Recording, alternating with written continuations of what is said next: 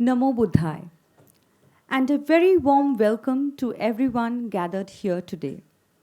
It is an honor to welcome you all to this special gathering of the third edition of the International Conference of Young Buddhist Scholars.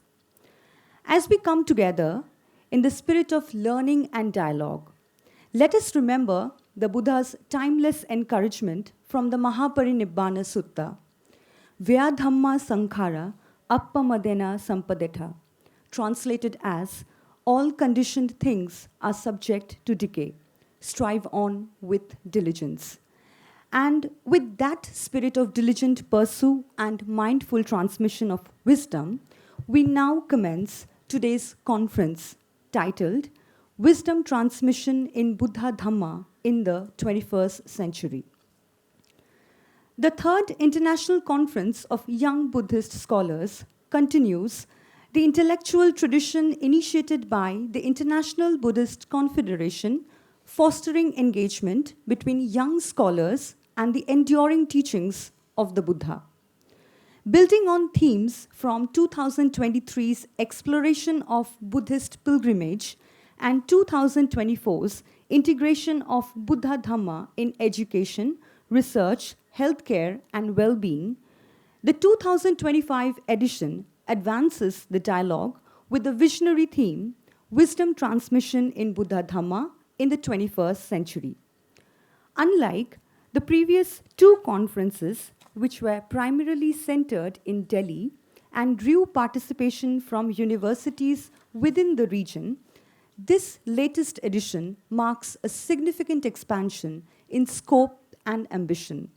It has evolved into a truly pan-India event, bringing together a diverse and distinguished group of scholars from universities across the country.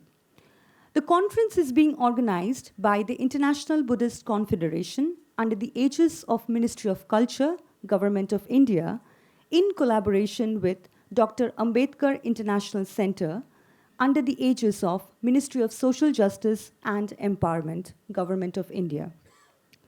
To formally commence the program, we begin with the sacred Mangala Charan.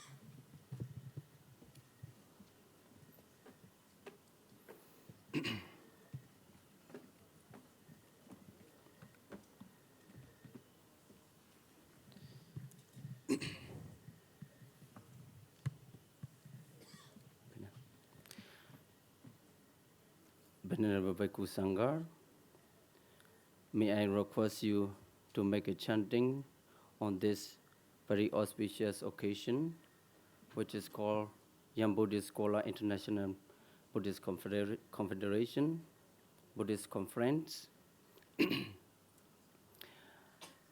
By starting Namo Tassa 3 times and the virtues of the Buddha, the virtues of the Dhamma, and the virtues of the Sangha, and Yanodi Nimitan 3 verses, Vadu Sabha Mangalam 3 verses, and Savidiyo verses. So let's get started our chanting by starting Namo Tassa 3 times. Namo Tassa Bhagavato Arahato Samma Sambuddhassa. Namo Tassa Bhagavato Arahato Samma Sambuddhassa. Namo Tassa Bhagavato Arahato Samma Sambuddhassa. Iti piso Bhagava Arahan Samma Sambuddho Vijacharana Sampanno Sugado Loka Vidu Anuttara Purisa Dhamma Sarati Saddha Deva Manosanam Buddho Bhagava Swakhato Bhagavata Dhammo Sandetiko Akaliko Ehipasiko opaneko Bachata warita bawenyui Sobri bano bhagavato savaka sangho Ujabri bano bhagavato savaka sangho Nyayapati bano bhagavato savaka sangho Samichapati bano bhagavato savaka sangho Yadidan Chatari Purisa Yugani Atha Purisa Bogala Esa Bhagavato Savaka Sangho Ahu Neyo Bahu Neyo Daki Neyo Angeli Karaniyo Anaudaram Punya Ketsan Lokasa Evam Buddha Saradana Dhamma Sangesa Bhagawa Bayawa Sambi Tadawa Loma Haso Nahe Sadi Yandoni Meida Awa Mangalancha Yocha Manabo Sakunasa Sado Babagaho Dosubina Agandam Buddha Nubawe Na Vinasa Mendo Yandoni Meida Awa Mangalancha Yocha Manabo Sakunasa Sado Babagaho Dosubina Agandam Dhamma Nubawe Na Vinasa Mendo Yanoni Meida wa Mengalenja Yocha Manabo Sakunasa Sado Babago Dosubina Aganda Sangha Nubawe Na Vinasa Mendo Bawadu Saba Mangala Rakhandu Saba Devada Saba Buddha Nubawe Na Sarasuke Bawandude Bawadu Saba Mangala Rakhandu Saba Devada Sabba Dhammanu Bhavena Sarasuke Bondude Bhavadu Sabba Mangalan Rakhandu Sabba Devada Sabba Sanghanu Bhavena Sarasuke Bondude Sabbidiyo Vivajandu Sogo Rogo Vinasadu Made Bondondaraya Sukidiga Yugo Bhava Abhivarana Silesa Nicha Oja Basayi No Chadaro Dhamma Vadhantu Ayu Vano Sukham Balam Sadhu Sadhu Sadhu.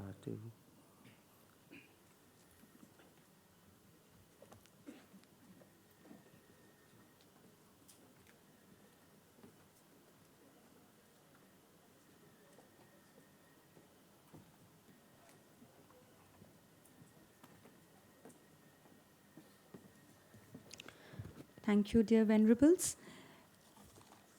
May I now request our dignitaries to kindly grace the stage. First, our chief guest for today, Professor Rana Pratap Singh, Honorable Vice Chancellor, Gautam Buddha University. Please. Shatse Khensur Jangchup Choydan Rinpoche, Secretary General, IBC. Professor Karam Tej Singh Sarao, eminent historian. Shri Abhijit Haldar, Director General, IBC, and Shri Akash Patil, Director, Dr. Ambedkar International Center and Dr. Ambedkar National Memorial.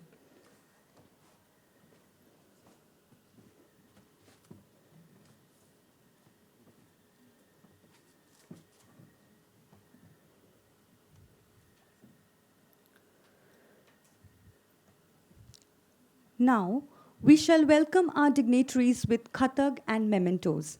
I request Shatse Khensur Jangchup Choydan Rinpoche, Secretary General, IBC, to felicitate our chief guest, Professor Rana Pratap Singh, Honorable Vice Chancellor, Gautam Buddha University.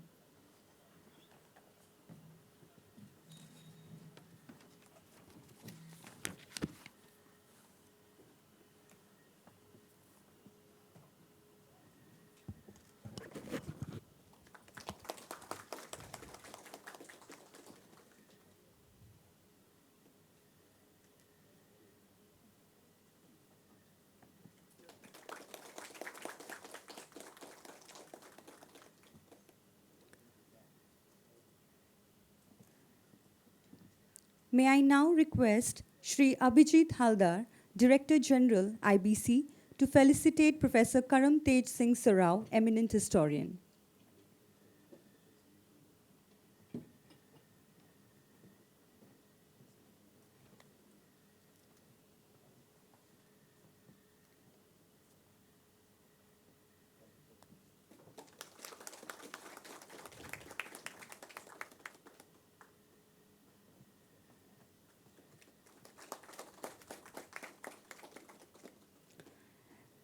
May I now request Shri Akash Patil, Director, Dr. Ambedkar International Center and Dr. Ambedkar National Memorial, to felicitate our special presenter, Shri Yeshi Dawa, Senior Researcher, 108 Peace Institute.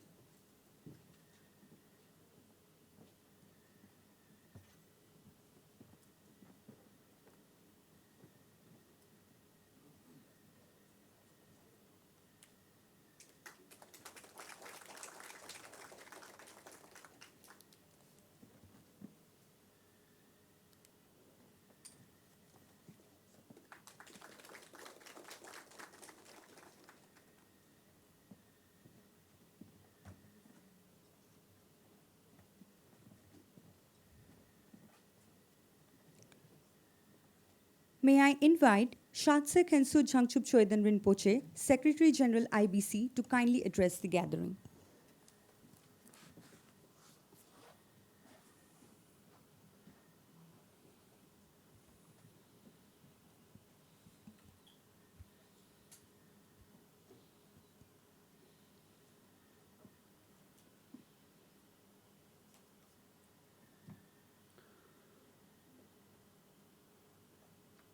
अहो बुद्ध अहो धर्मस्य देशिना शुद्ध तत्वार्थ शुद्ध धार्थ बोधि चित्त नमोस्तुते धर्म निरात्मय संभूत बोधि बुद्धि प्रपूरक निर्विकल्प निरालंब बोधि चित्त नमोस्तुते समंत भद्र सर्व सत्वार्थ बोधि चित्त प्रवर्तक बोधिचर्य महावज्र बोधि चित्त नमोस्तुते चिथम तथागतम शुद्धम काय वाक चित्त वज्रधृक बुद्ध बोधि प्रदाता च बोधि चित्त नमोस्तुते.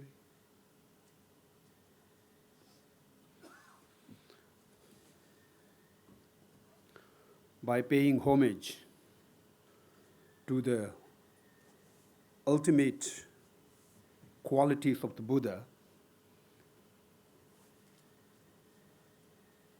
I'm happy to present the welcome speech on this very special occasion of the Third International Conference on Young Buddhist Scholars. IBC feels deeply blessed and privileged to have such a kind of event organized here with the collaboration of our host, DAIC. So first of all, I would like to welcome our chief guest, Professor Rana Pratap Singh Ji, the Honorable Vice Chancellor of the Gautam Buddha University. Thank you very much for allocating your valuable time and being present in this August gathering here. Then I would like to also welcome our keynote speaker, Professor K.T.S. Rao, kind of a renowned historian, for his presence and his acceptance to deliver a keynote speech on this very special occasion. And then I would also like to welcome my colleague, the Director General of the IBC, Mr. Haldarji, and then also, of course, I don't need to welcome Colonel Akash Patilji to his premises, but it's a kind of a formality that I should perform, and I'm happy to do that. So thank you very much for being present in this gathering. And we have moderators, we have speakers. I welcome all of you in this very special gathering. We have been continuously organizing this event, and we look forward to organize continuously in future. And this is one of the very important events that we are organizing for a couple of years. And we believe very strongly that youths are the future of everything. Everything that exists in the world, youth are the future. So there is no exception for the Dharma propagation, that youth can be an exception there. Youth are the future of Dharma propagation. So to have a kind of a strong and powerful Dharma propagation, we need to engage the youth community. And I'm very happy we have a quite sizable gathering of youth scholars here, and we look forward to engage more and more youth scholars so that Dharma propagation will gain strength and power in coming years.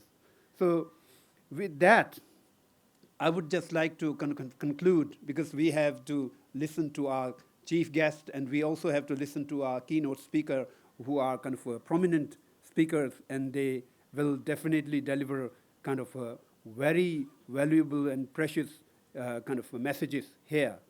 So with that, I conclude. Thank you very much.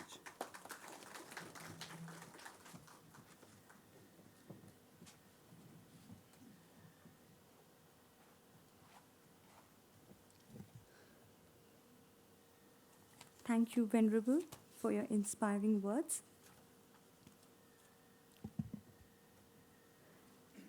May I now request Shri Yeshi Dawa, Senior Researcher at 108 Peace Institute, for a special presentation that reflects the evolving landscape of Buddhist scholarship.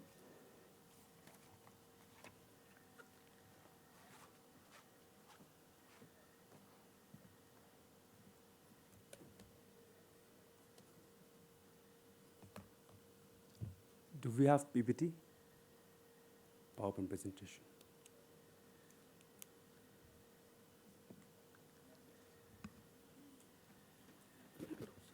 Yeah, no, I can use this one, right? Yeah, this one.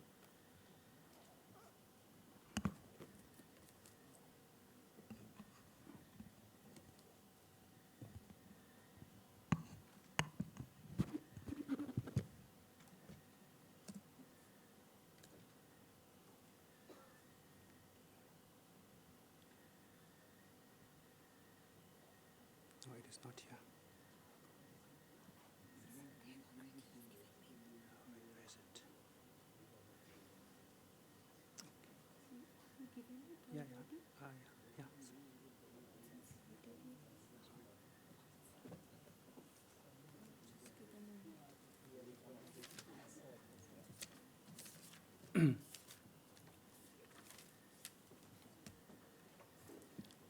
yeah. I'll just start.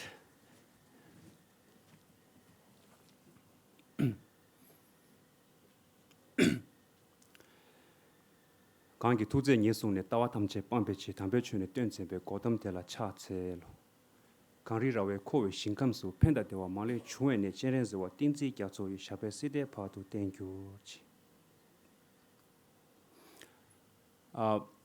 First of all, a very good morning to you all.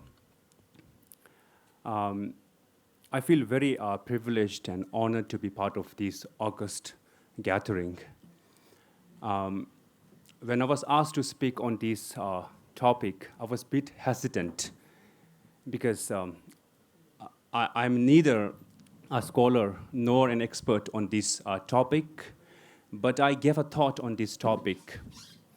When we talk about wisdom transmission of Buddha in 21st century, it is actually all about relevance, the relevance of the wisdom of Buddha. So as a Buddhist, I had the privilege of learning Buddhism right from the childhood, back in school days, and I was exposed to the teachings of Buddha. And when I started practicing the teachings of Buddha, particularly how to train your mind, how to tame your mind, it really helps a lot. That gives really strength to cope up with challenges that are arising in our day-to-day life. So today I'll just talk about the wisdom transmission in Buddha Dhamma in the 21st century. From my understanding, the way I understand His Holiness the 14th Dalai Lama's teachings, and there are so many Buddhist scholars around the world and who have been giving lots of talks on Buddha Dhamma. And one of the interesting talks that I always find is Dr. Geshe Thupten Jimbala, who is a principal translator to His Holiness the 14th Dalai Lama. So today, whatever I speak here is actually adapted from the talks of Dr. Geshe Thupten Jimbala and Dr. Alexander Berzin, and my personal experience as a Buddhist and how it really shaped my understanding of the reality and the challenges that we face today. So I actually prepared a PowerPoint presentation today, so I'll just go without a PowerPoint presentation. So first, when we talk about Buddhism in 21st century, we have to think about its relevance.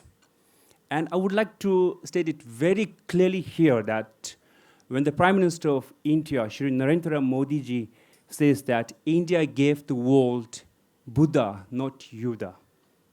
So it has a very powerful message. If you look at today's world, the world is in a very chaos state. We can see wars happening between different nation states, and at the individual level, all are actually caused by so many problems.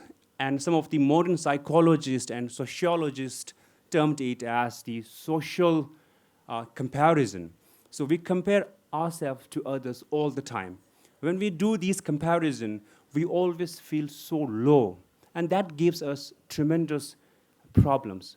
So His Holiness the 14th Dalai Lama actually talks about very basic entities like compassion, love, kindness. Now, as a Buddhist, someone who is not so well versed in the Buddhist philosophy, but I can proudly say that if we talk about Buddhism, it is actually all about compassion. Okay. So it would be better? I'm so sorry for the inconvenience caused. This one? Yeah, this one. Is it coming there? Yeah.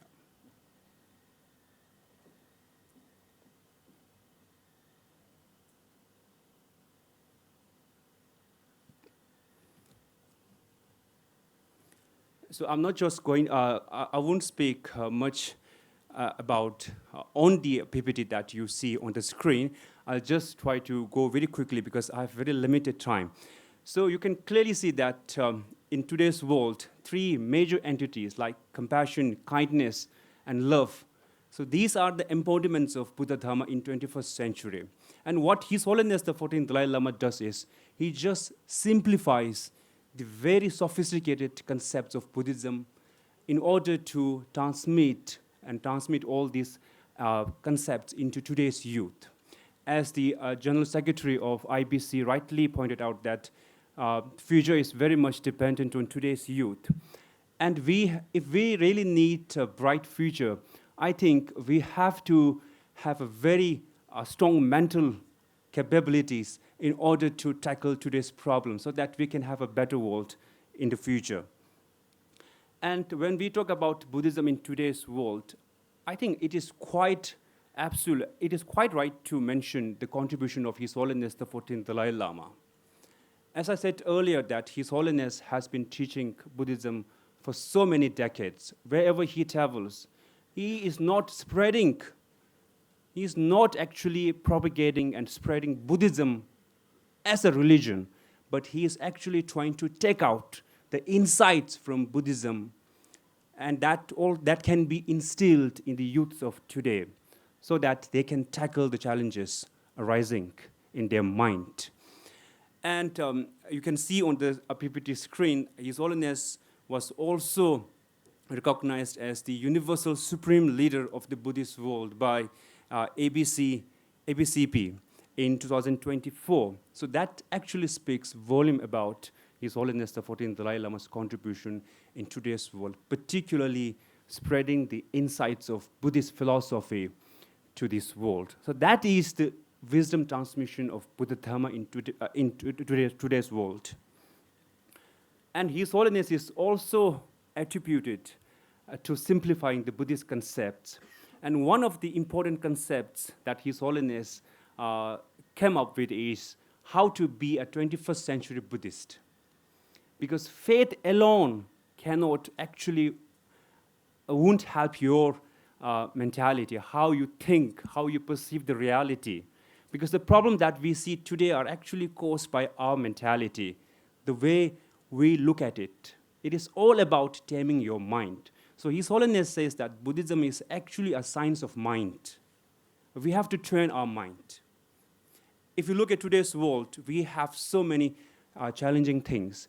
In that chaotic world, it is very difficult to find peace of mind.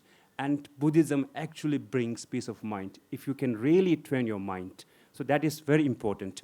And His Holiness has also categorized Buddhism into three parts. The first one is Buddhist science, Buddhist philosophy, and the Buddhist religion. And His Holiness always says that my religion is kindness. And if we talk about all the tenets of religions in the world, they are actually talking about kindness. So that is the basic tenet of every religion, and we have to cultivate it. So there's a very popular saying in Tibetan, so that is "Shene Tebotoba," to obtain knowledge on the basis of understanding. And His Holiness says that faith alone won't be able to solve all the mental problems. And I'm very confident because in my day-to-day life, I always recite 8 verses of training mind, how to train your mind, and that really helps me a lot. And it has benefits in my life. That's why I always believe in Buddhist philosophy and Buddhist way of life, and that really reduces my stress. That really gives me, I think, I should say, happiness. I feel, if you look around me, I feel I'm always smiling because that is my nature, and that is actually came from how I practice Buddhism. And one interesting example that I would like to share here is most of you are from Delhi. We commute in metro, right? Whenever I travel in metro, whenever I go through security check, I always see security guard there, right? But I would always greet all the security guards in the metro. I'm also trying to spread my smile to them because they are working tirelessly. And if I give them smile, they would feel happy. So this is a basic way of thinking, like how an individual can make difference. I'm sure we may not be in a position to help so many things, but at least we have this basic inheritance ability, that is to smile and help others. So this is how I actually developed my sense of Buddhism. And the training mind is very, very important. The Buddhism is actually all about training mind. If you can't train your mind, then I think you will face so many problems. And I'm not in a position to tell you what to do. Most of you are highly learned. But I have this understanding that if you practice Buddhism and you become different from the rest, how you look at each other, how you think about the world, how you think about your community, your home, that really gives satisfaction and happiness. So that's why Buddhism talks about mind. And to train mind, it is very important to cultivate compassion. And compassion is way to tame your mind. And His Holiness always says that compassion is like a water. Religion is like a tea. We can live without tea, but we can't live without water. That is an absolute knowledge. So we have to cultivate compassion. And there's a big difference between compassion and empathy. Empathy is more or less like connecting yourself to others' suffering. And you may not do anything. You just feel it. You just feel solidarity with others. Whereas if you look at compassion, compassion is all about action-oriented. And you go there and help. And that is not an easy job. And it needs lots of practices. So compassion plays a very important role in taming your mind. And this is my personal experience. I was born in Tibet. I left Tibet at the age of 8. And my journey into India took almost 2 months on feet. I even had to eat the carcass of yak on way when we were short of food. Then I was sent to Tibetan home school in Missouri. I didn't have money there. My mom passed away in 2012. I'm a lone soldier in India, but I'm still very happy because I understand how to cope up challenges. Because in my school days, there's a term in sociology which is called social deprivation. You don't have so many things that other kids have. And I feel so jealous of them. And I feel so unhappy when I see others having lots of money, they have something to eat, and I didn't have anything to do with money. But I survived that social deprivation problem. because that also helps me to train my mind. When I look back, actually it really shaped my understanding of today's world, and it also shaped, and it has strengthened my mind to tackle challenges that lay ahead. Now, I'll just conclude by paying little focus on this part, the future of wisdom transmission in Buddhism. So, His Holiness the 14th Dalai Lama always recites this quotation, this wisdom from Shantideva. As long as space endures, as long as sentient beings remains, until then may I too remain and dispel the miseries of the world. And the very transmission, the very wisdom transmission of Buddha Dhamma in 21st century is actually about relevance. 2,500 plus years ago, Buddha taught us about how to cease suffering. And even if you look at today, even after 2,500 plus years, we still have the same suffering. And it shows how relevant is Buddhism in today's world. And in Tibetan Buddhism, we have this unique system called reincarnation. And His Holiness the 14th Dalai Lama is the 14th Dalai Lama in the lineage. And I spoke already about his contribution to the world in terms of spreading the insights of Buddhism. And today, whole world actually looks up to His Holiness the Dalai Lama. And Western scholars like Dr. Alexander Berzin attributes the rise of Buddhism in 21st century to His Holiness the 14th Dalai Lama, which is quite true. But what about the future?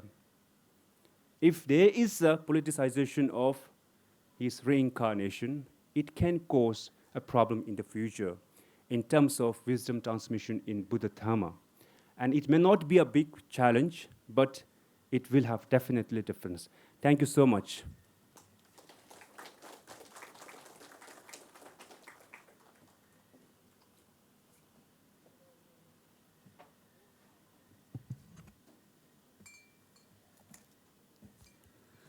Thank you, sir.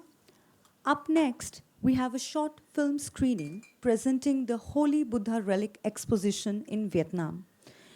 In a significant cultural and spiritual milestone, the Holy Buddha Relic from India was on a 1-month tour from May 2nd, 2025 to June 2nd, 2025 across 9 provinces and cities in Vietnam. More than 17.8 million Buddhist devotees were blessed with the rare opportunity to witness the holy relics in person, fostering deeper faith and accumulating merit.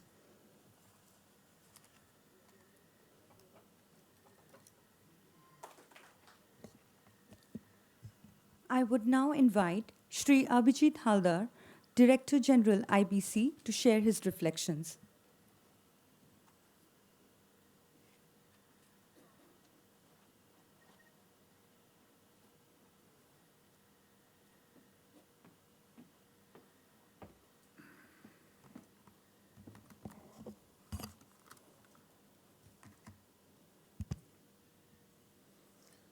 Good morning, Namo Buddhaya to all of you, and welcome to this third session of International Conference of Young Buddhist Scholars. I must mention that when we started this conference, the first one, I was very apprehensive about the kind of response that we will be getting as far as the conference is concerned. But we were so elated and so happy pleasantly happy to have an overwhelming response from the youth all across, which prompted us to go for the second conference, and now we are in the third phase, the third conference. And we're very glad to have among us venerable monks and nuns from different universities.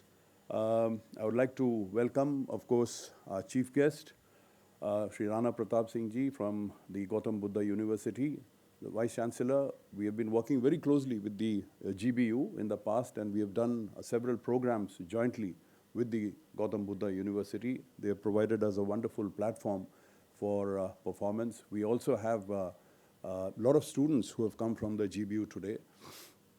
Have the honor of course, welcoming Professor K.T.S. Sarao. He is a doyen as far as knowledge and wisdom on Buddhism is concerned. He's traveled the world. Many of his students are today heading various institutions in different parts of the world.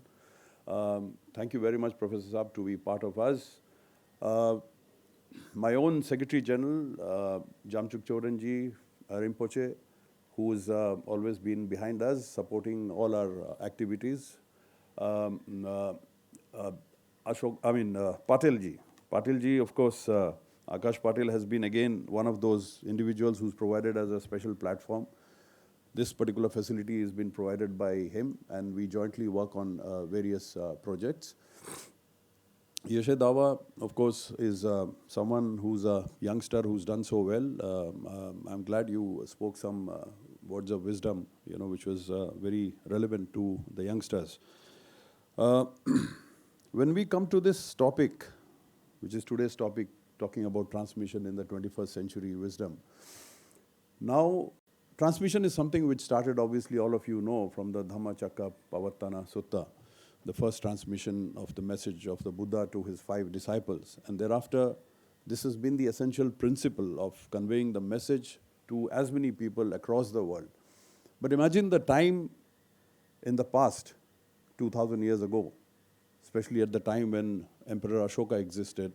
He's the one who's responsible for spreading the message quite intensely across the world, including in Southeast Asian countries. That is the reason we see many of you from those countries present here. But imagine how difficult it must have been to travel in those days without any transportation, without any car, train, aircraft. And one had to travel for months through treacherous territories, mountains, rivers, forests, facing dangerous animals, facing dangerous weather conditions, facing dacoits. And in a book written by a psychiatrist, which I read, where he mentions about the mindset of a Buddhist monk from that time, who would travel for 4 months, 5 months, 6 months. He says that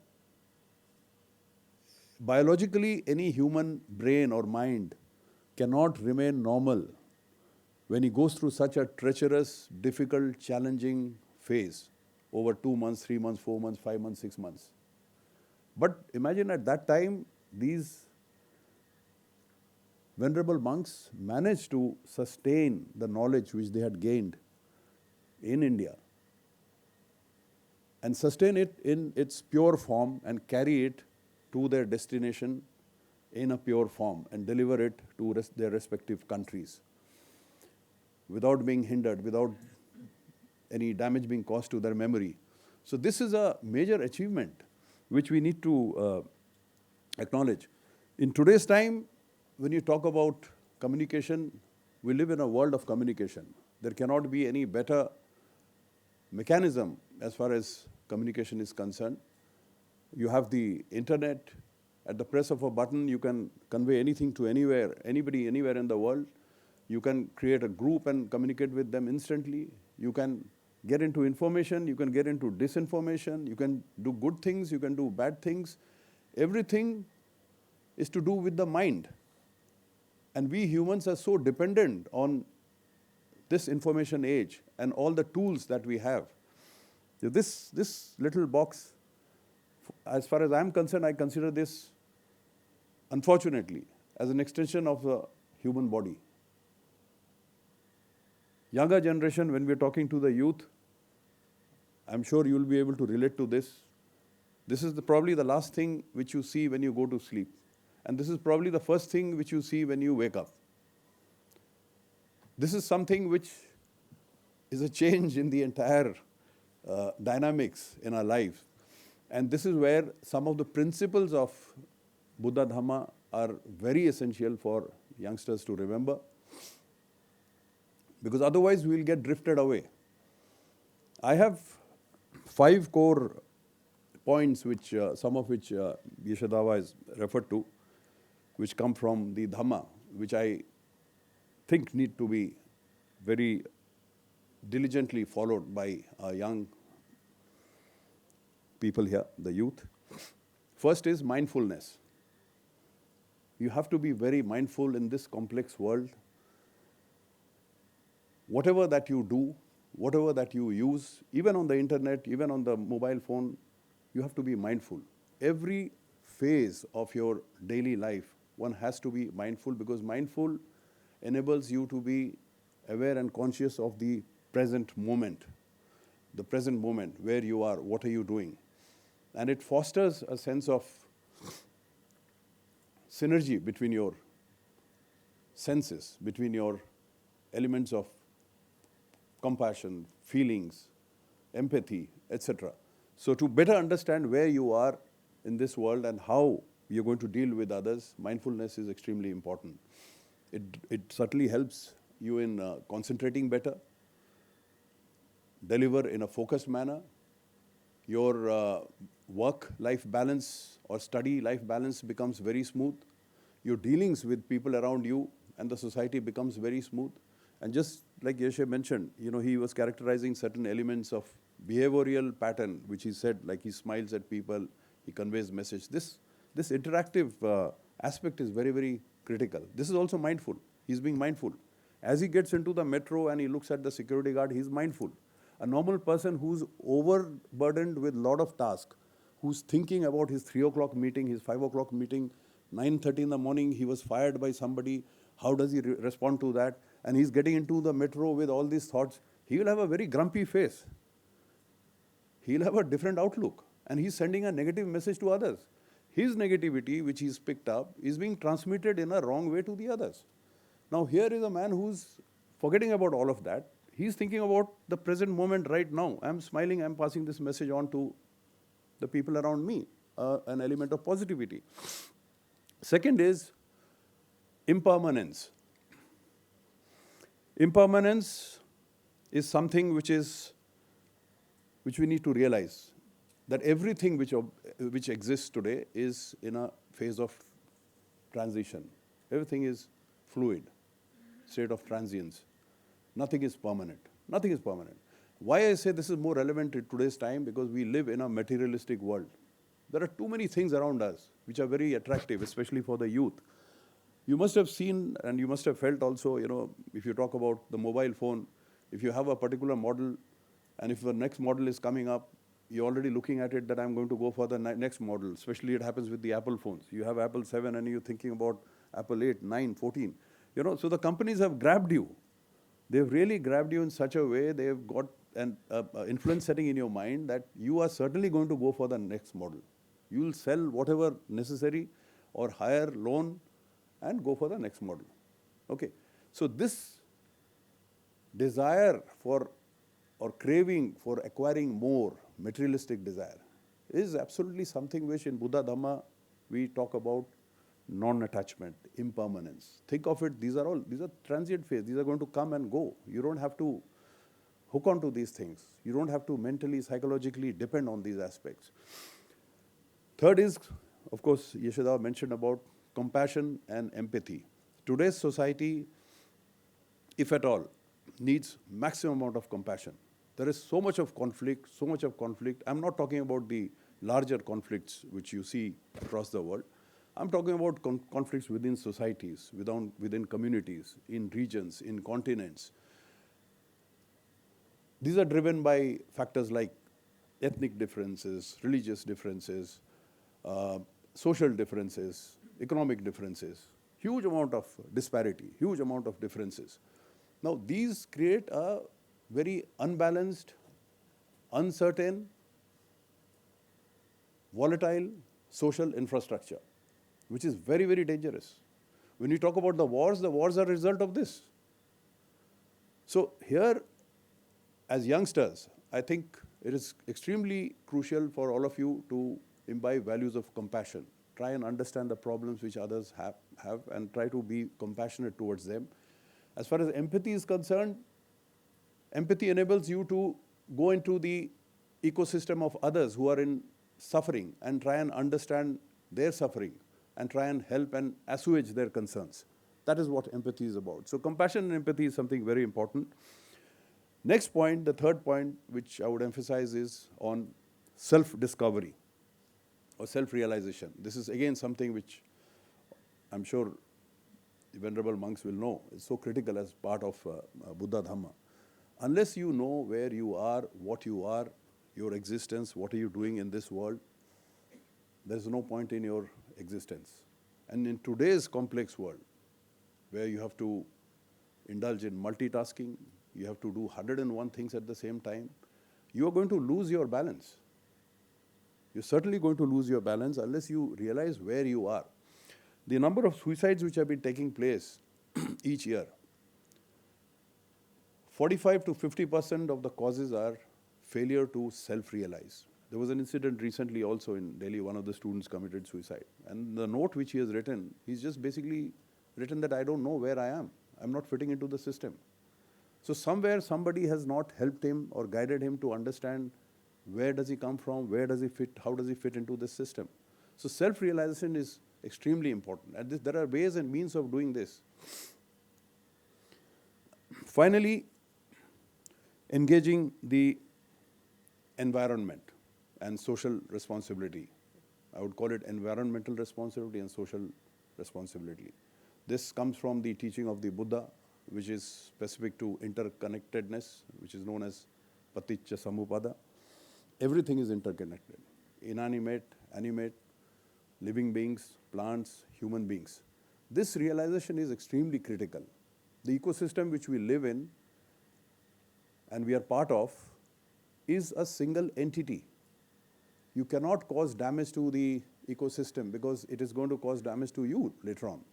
And imagine 2,500 years ago, the Buddha who existed actually said that the nature will give you back what you give to the nature. And he said it at a time when there was no climate change, no topics like carbon footprint. There were no big conferences to discuss how to do away with pollution. He said it then, and it is more relevant today. So these are some of the points which I wanted to highlight.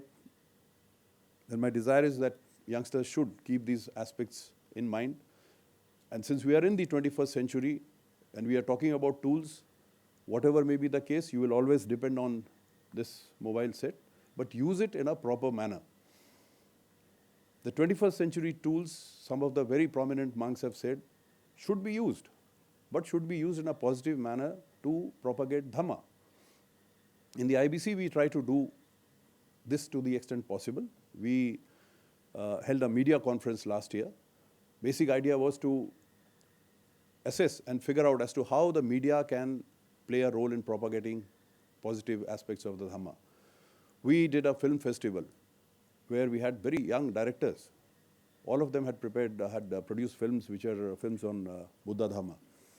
And this is again an endeavor where we try to find out how film can propagate among the youth positive aspects of Buddha Dhamma. We even used the artificial intelligence platform. There is something called AI, norbu.ai. If you have access to it, you could just Google and check out norbu.ai. Now that's a Malaysian entrepreneur who approached us saying that, I'm going to have this platform where any question anybody has about his own life or the society or community or anything, he can punch in the question and the reply will be on the basis of the teachings of the Buddha. And it's in different languages. So we have been doing our best to use all the modern tools to propagate or to send out the message of the Buddha. But I would request all of you to look at it in a positive manner and be part of our endeavor. This youth conference is in a different format from the previous two ones because here we try to include people from different parts of the country. Normally we would target only people in the Delhi NCR zone. If all goes well, probably the next conference we will try to include young scholars from neighboring countries. Could be from Nepal, Bhutan, Sri Lanka, Myanmar. And if that goes well, further step would be to have international scholars. So we'll have an international youth conference with all your support and blessing. Thank you very much. Namo Buddhaya.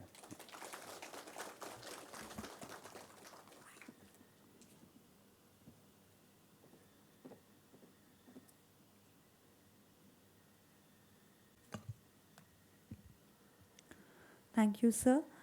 It is our privilege to invite our keynote speaker, Professor Karam Tej Singh Sarao, an eminent historian whose scholarship continues to be a torchbearer in the path of Buddhist studies.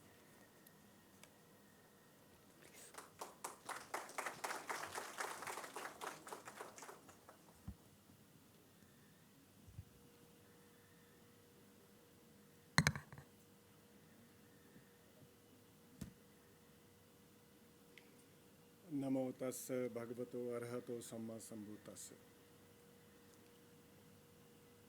Most Venerable Shatse Khensur Jangchuk Choiden Rinpoche, General Secretary General of IBC, Dr. Abhijit Haldar, Director General of Indian Buddhist Confederation, Professor Rana Pratap Singh, Honorable Vice Chancellor of Gautam Buddha University, Colonel Akash Patel, my friend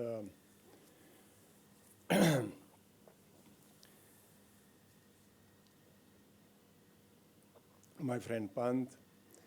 I'm really grateful and humbled by the invitation of the IBC to be the keynote speaker here. I would like to congratulate the IBC, especially the Director General, Dr. Haldar, Geshe-la Choiden Rinpoche, and specifically Professor Pant for now using the term Buddha Dhamma or Buddha Dharma instead of Buddhism. So as we use in Indian languages, Buddha Dharma or Buddha Dharma, not Buddhavad. So we are still in the process of decolonizing the kind of terrible terms that were used by our colonial masters and the way they put us into boxes and then put labels on them. So this is a wonderful thing that IBC has done. I have been in this business of studying and teaching Buddhism for over 50 years now. This thought never came into my mind. So this is a wonderful thing that now we no longer really use Buddhism. We use the word Dharma or Dhamma, Buddha Dhamma. Fantastic thing that IBC has done. My personal gratitude to them for doing this. Another thing that the IBC has done in the recent couple of weeks is bringing back the relic jewels of Piprahava. Those of you who know the story how Colonel Pepe,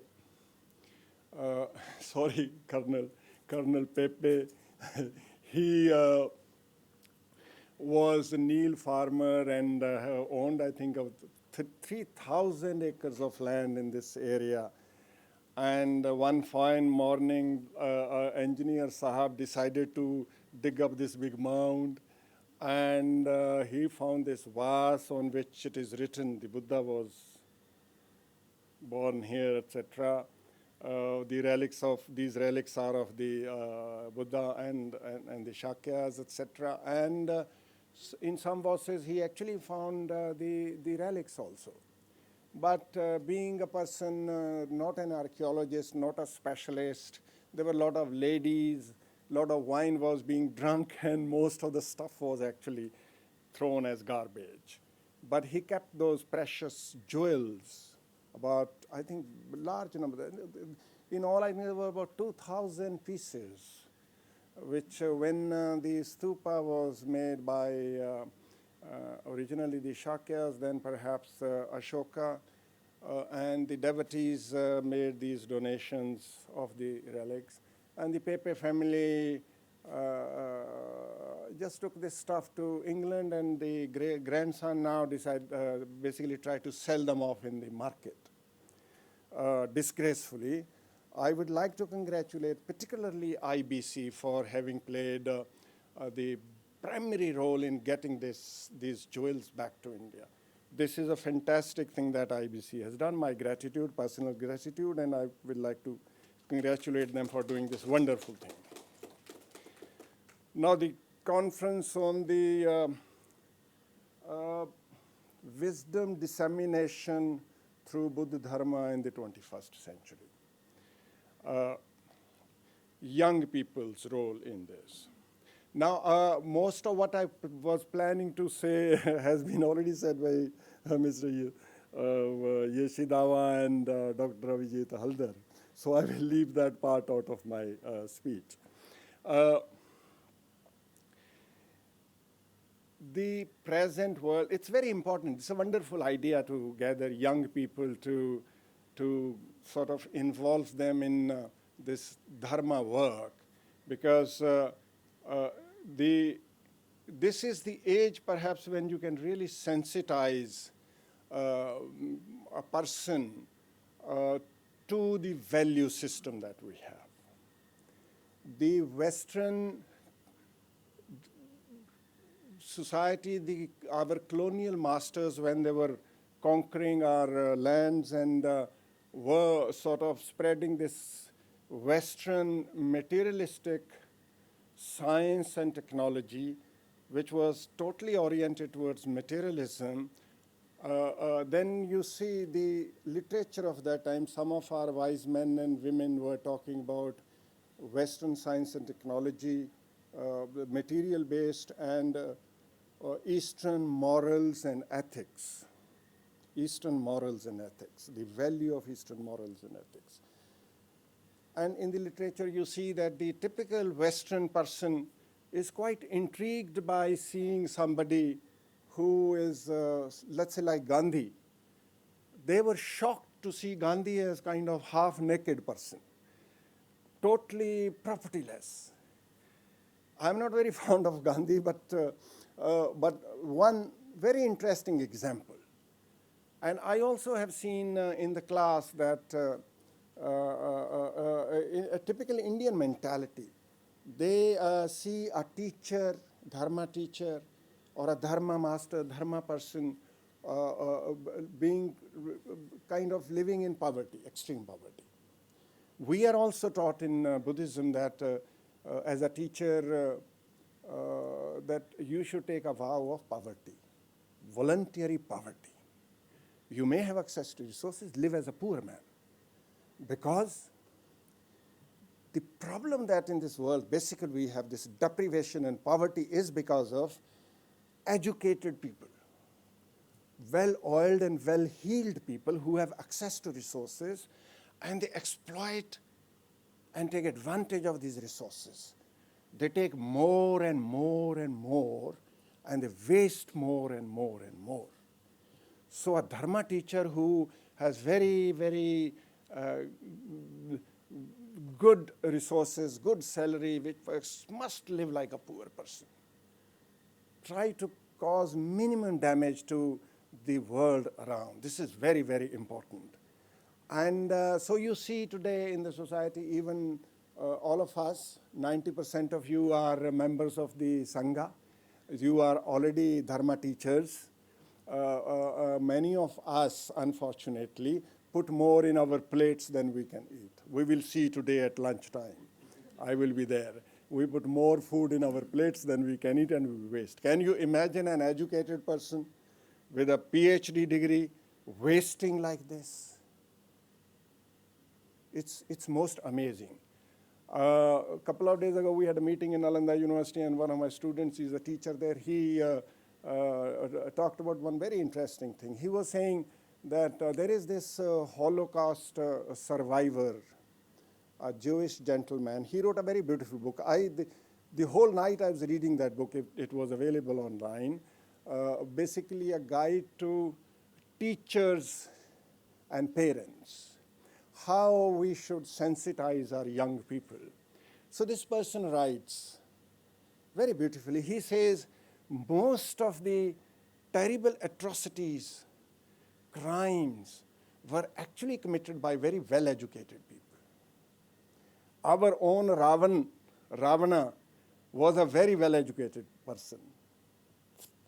3 Vedas, he knew all the 3 Vedas. First, he took panga with Lord Shiva. खूब चप्पल बप्पल लगाए उसको, समझाया. Even then he refused to mend his ways. Then he stole somebody's wife. Highly educated person. So this Jewish gentleman says, educated people, the world actually is a sad, terrible place because of these educated people who are not sensitized. They have not been sensitized to this dharma that we have. We are so lucky to have this dharma. Look at today's world. 93% of the world resources are owned only by 2% people. And the Buddha says very beautiful thing in the Aganya Sutta. The Buddha says there was a time actually even Marxism agrees with that. And we have this tradition, of course, in all our shastras, to take the Brahmanical shastras or the Buddha Dhamma shastras, the Tripitak. The Buddha says in the Aganya Sutta of the Digha Nikaya, for example, he says, initially everything was good. Everybody was equal. Everybody had equal access to Mother Nature, equal access.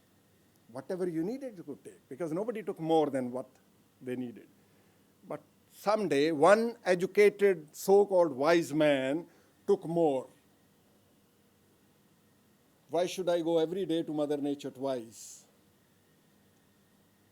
Why not gather food for 1 week at home? Why should I have to go every day? Others also then started doing this, but then maybe 5%, 10% of the people started doing this, and they took away everything from Mother Nature. Mother Nature could not recuperate, could not recover. And now this 10% people have then occupied everything, all the resources. Others 90%, these 90% have no access to this.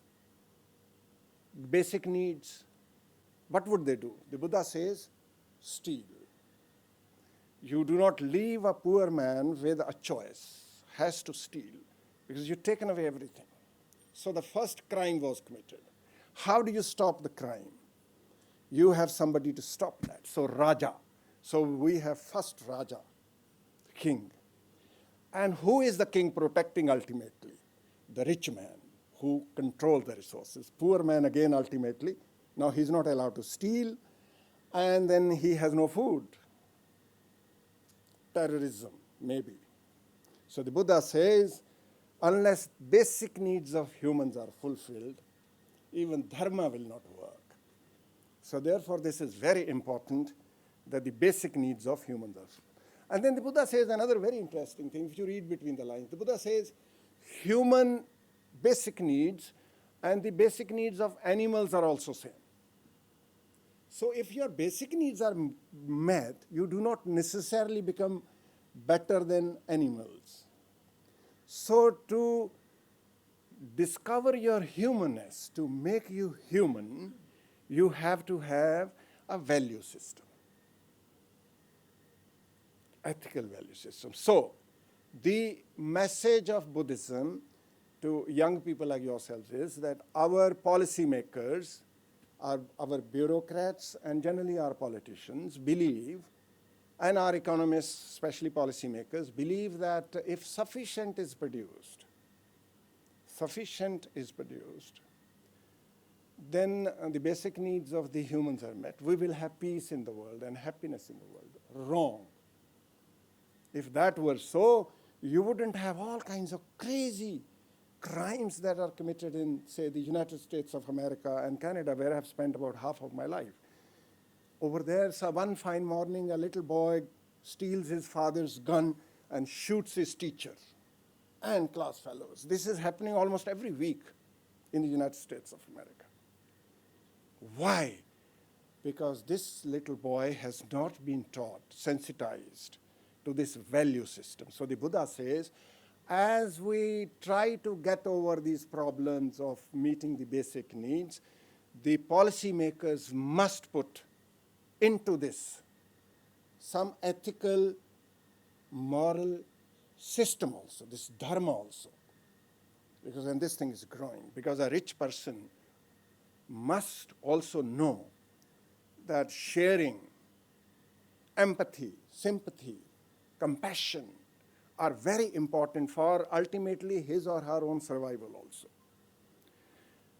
One couple, Meadows and Meadows, they have been working for about 35 years now. They wrote a book also called Limits to Growth.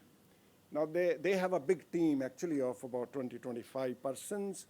And they say that looking at all the variables and constants, especially things like non-renewable resources will get depleted someday. New inventions will be made to fix some of the problems that we have. We will have more industrial production and more pollution. We will have more possibly food production. World population will continue to grow at least for another maybe 40 years, another 40 years. And it may be too late by then. And so they say that if the world continues like this, we do not do something about it, the world will definitely collapse within this century, completely collapse. So we are, according to them, clearly headed towards a doomsday, which the Buddha called agati gaman, moving totally in the different direction, completely in the opposite direction. Also, a lot of work has been done on these things. There are a lot of, after all, the world has so far survived because we had our heroes like Lord Buddha. After all, if 90-95% of the people in the world are very selfish, very greedy, very egotistic, but then there we have some wise men and women because of whom the world has survived. And so a lot of people are also working on this. It's not that nobody is paying attention to this. So, so from Buddhist perspective, we generally ask the question, what actually is good for man? What should be done? And what is bad?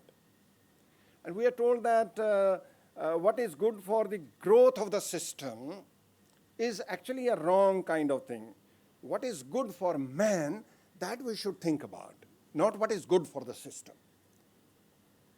For example, in Nalanda University, they have introduced masters in economics. I and the vice chancellor, my friend Professor Chaturvedi, is a man of economics, and we had a long kind of debate. And I was telling him that economics teaches you to maximize profit, how to squeeze profit. And in Buddhism, you know, from Buddhist perspective, this is immoral. This is immoral. And of course, those of you who are familiar with Professor Amartya Sen's PhD thesis, he worked on this topic as to how famines take place. Can you believe there was no scarcity of food in the world even at that time when he was doing PhD? When millions of people were dying of starvation, we actually had more food than humans needed. It is all these businessmen, these politicians, all these people who manage policymakers, they created scarcity in certain areas so that they could get better price. United States of America was dumping tons, millions of tons of wheat in the sea to give better price to the farmers. So it's not only Mr. Trump who is talking the way he is talking. There are other people who had the same kind of ideas. Because this is a kind of thing, this is very Western, materialistic thing, which they have sort of injected into our also, and we are basically, we are very good at learning this kind of stuff. So it has happened. I remember as a little boy, when people in Kalahandi were dying of starvation, people were selling their daughters for few rupees. Somebody bought a girl from Kalahandi for, I think, 50 rupees, brought this little girl to one of the offices of one newspaper, and then there was a lot of noise, the people are dying. So, and in my own place, Punjab, thousands and thousands of tons of wheat was just lying there in open spaces, because in Punjab, the farmers put so much pressure on the government buys all the wheat and all the rice, and then it is put in those big grounds, and they just put tarpaulin on top of it, and the wind is blowing, tarpaulin is also, you know, just has holes all over, then you have rats, and it is raining, and wheat is rotting, and it was close to my school, it used to smell like hell. Literally thousands and thousands of tons of wheat was being wasted in Punjab by the government itself, and the same government basically obviously knew that people are dying of starvation and there is so much food that's being wasted. Why? Because this ethical, moral thing, this dharma thing, people are not sensitive, they are not sensitized. That is what needs to be done by young men and women to sensitize to this kind of thing. Why it is happening? How can it happen?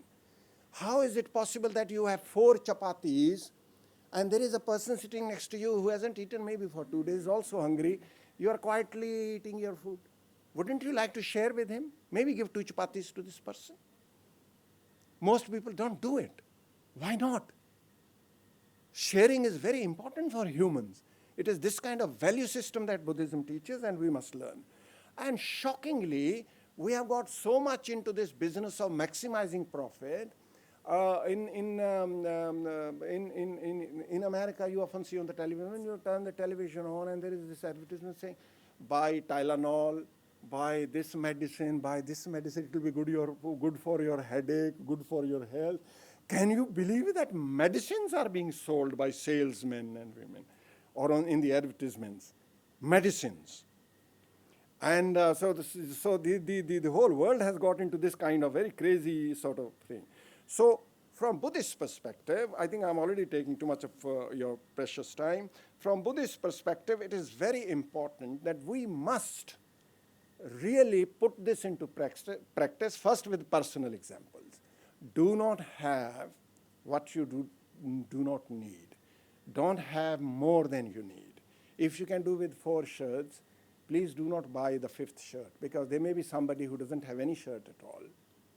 And maybe do not eat too much food. At least for God's sake, do not waste too much food. You put so much food in your plates, you waste. By the way, some people have done some good work on marriages in the Delhi region. Can you believe this? 70% or more of the food is wasted in a typical marriage in Delhi. Can you believe that? 70%. Well-heeled, well-oiled, well-educated people do that. I remember some years ago, my vice chancellor invited us to a kind of private party of heads of department. He was planning to introduce 4-year bachelor's degree course, and he asked every head of the department, please come to the stage and say, I sport. Okay. And I didn't. He was a little unhappy with me. And then we had dinner. Vice Chancellor himself put much more food than he could eat. I said, but Daksa, what are you doing? What is this? And what is this? Dean. And director. You put more food. You wasted. He said, Tera khana hai kya? Have you paid for this? I said, you are worse than I thought. This reaction is even worse, makes it worse for you. And he was very angry with me. Of course, I had a couple of terrible years after that. Anyway, so what I'm saying is, this is very important. We must, as Dharma teachers, those of you who really sincerely believe in it, Buddha Dhamma, must voluntarily live simple, poor life. We must be santushti with minimum, frugality of consumption, avoid wastefulness. I have already talked about it. The Buddha gives a lot of examples of Udumbara Khadika. How one person was going through the forest and saw a beautiful tree with a lot of fruit, kept on shaking it till half a quintal of fruit fell down, then ate few and then left. Buddha says, see, he needed only few, destroyed so much. Why did he do it? Mindfulness, as Professor Abhijit Haldarji was saying, mindfulness, very important. You should remember what you're doing. You should know what you're doing. You live most of our lives mindlessly. It's very important. So, liberality, tyag, very important. Generosity, dan, if you have extra, somebody might need it. Make a small donation. If you're getting big, fat salary, maybe sponsor somebody's education, poor person. Wonderful thing. Do that. Restraint, sharing, of course, as I talked about. These are very important, these things. So it's very important. So I could go on and on. Ultimately, only I will end by saying that the pratitya smutpad, interdependence, very beautiful principle of Buddhism. The Buddha says that everything, from Buddhist perspective, everything, water, air, humans, animals, trees, forests, everything is interconnected. you do something wrong somewhere, a problem, and it will get back to you. So ultimately, your bad karma will catch you sooner or later. Only problem is, it may be too late, unfortunately. So therefore, Dharma brothers and sisters, follow the Dharma. Thank you so much.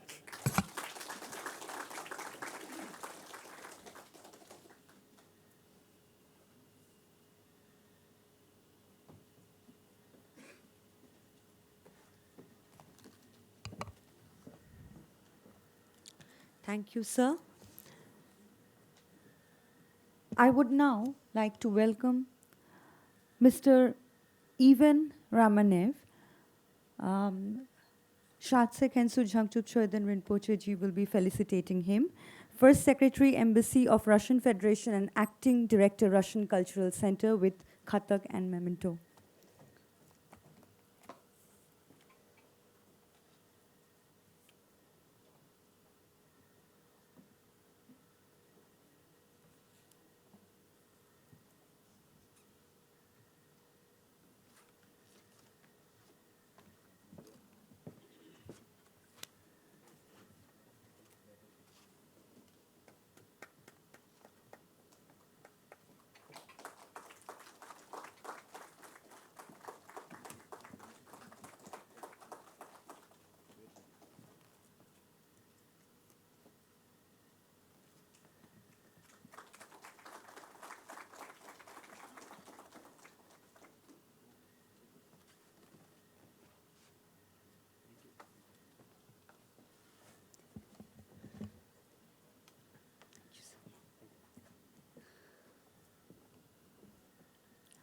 I would now invite Dr. Chintala Sivasai, HOD School of Buddhist Studies and Civilization, to introduce our chief guest, the Honorable Vice Chancellor of Gautam Buddha University, Professor Rana Pratap Singh.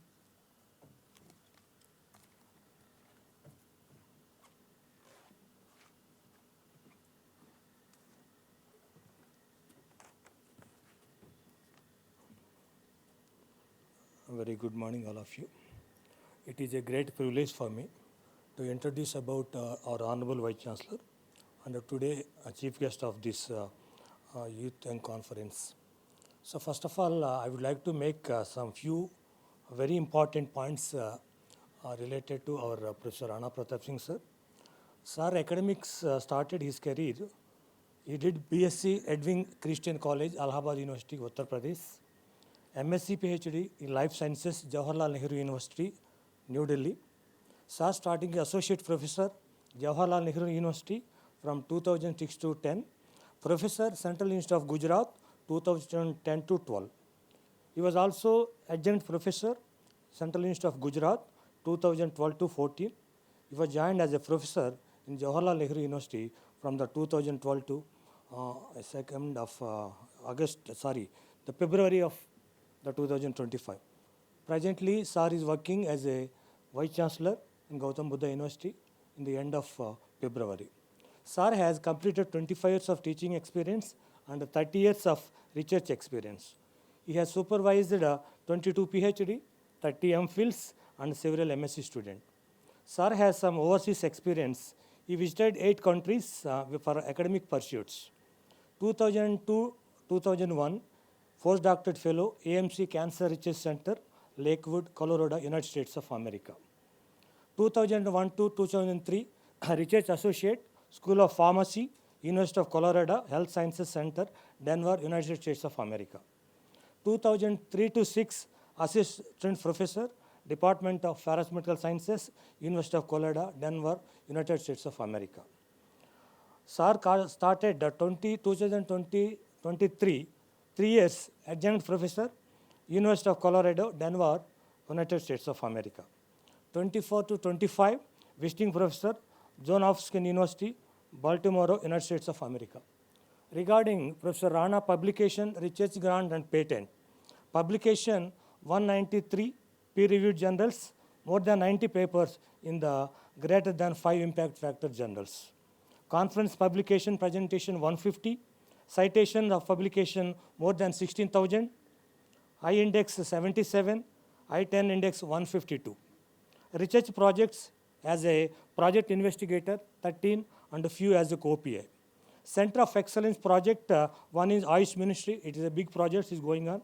National Facilitator, project one, Director of Distance and Science and Technology.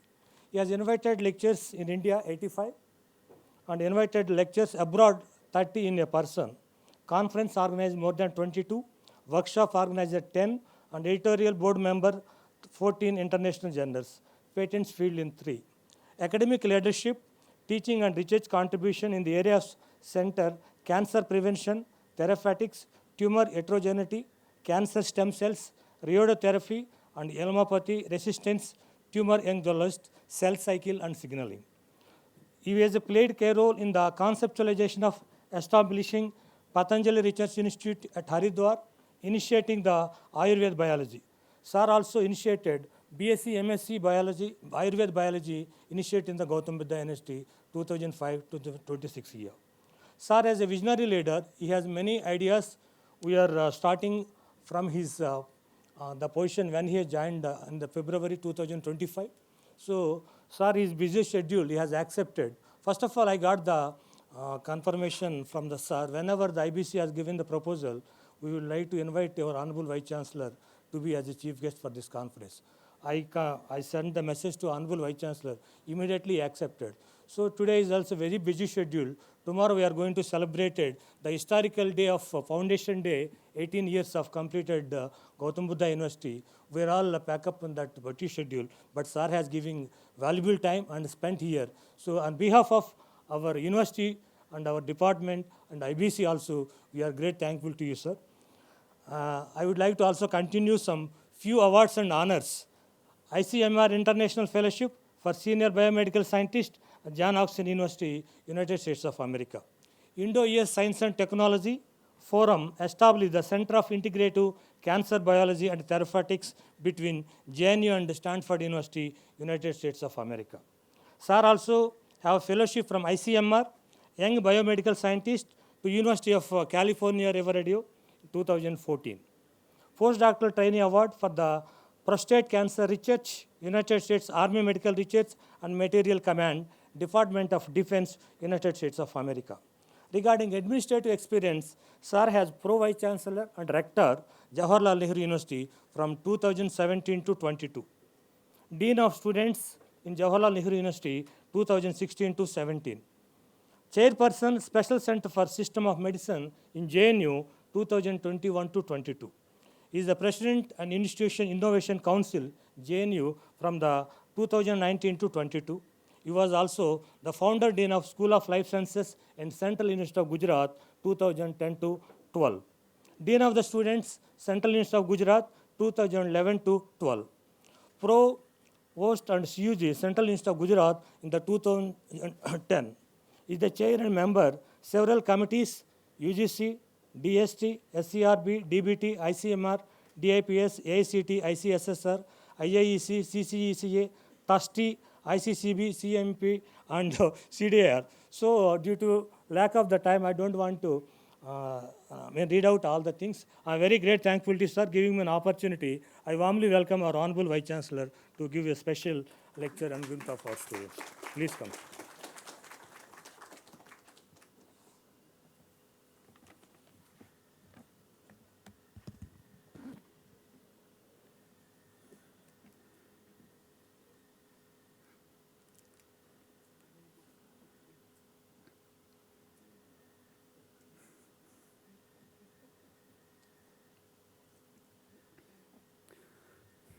Namo Buddhaya. So my namaste to all the distinguished guests and personalities over here, and all the venerable members of the Sangha. Venerable Rinpoche Ji, Secretary General, IBC, Professor Sarao, the keynote speaker of today's event, Sri Abhijit Haldar Ji, Sri Yasi Dewan Ji, Sri Patil Ji, and all the distinguished guests, ladies and gentlemen. I am deeply honored to be here before you on the occasion of this third international conference of young Buddhist scholars. As you just heard, I am only 5 months old with respect to the learning and teaching of Buddha Dhamma compared to Professor Saraf. He had 50 years of experience. So now you can understand my knowledge in this area. I just introduced, basically I am a scientist and more specific biological scientist. And I have been given this opportunity to look after the Gautam Buddha University. I read few things in past few days once I had this opportunity to come here. And I have noted it down. I'll just mention few things what we heard from our experts today. The immediate reference was the need versus greed versus misuse. And these three words, they are very much relevant to each and every person, not only person, but to the system. And by analogy, if you go beyond the system, this is also going to be relevant in that situation as well. We also heard about the growth and development. The sustainable development, we are hearing this concept from several years.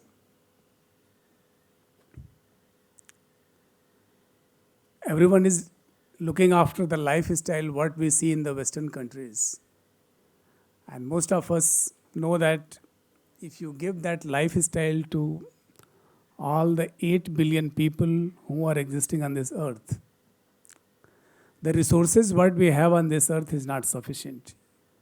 You require more earth in number to provide that kind of luxury.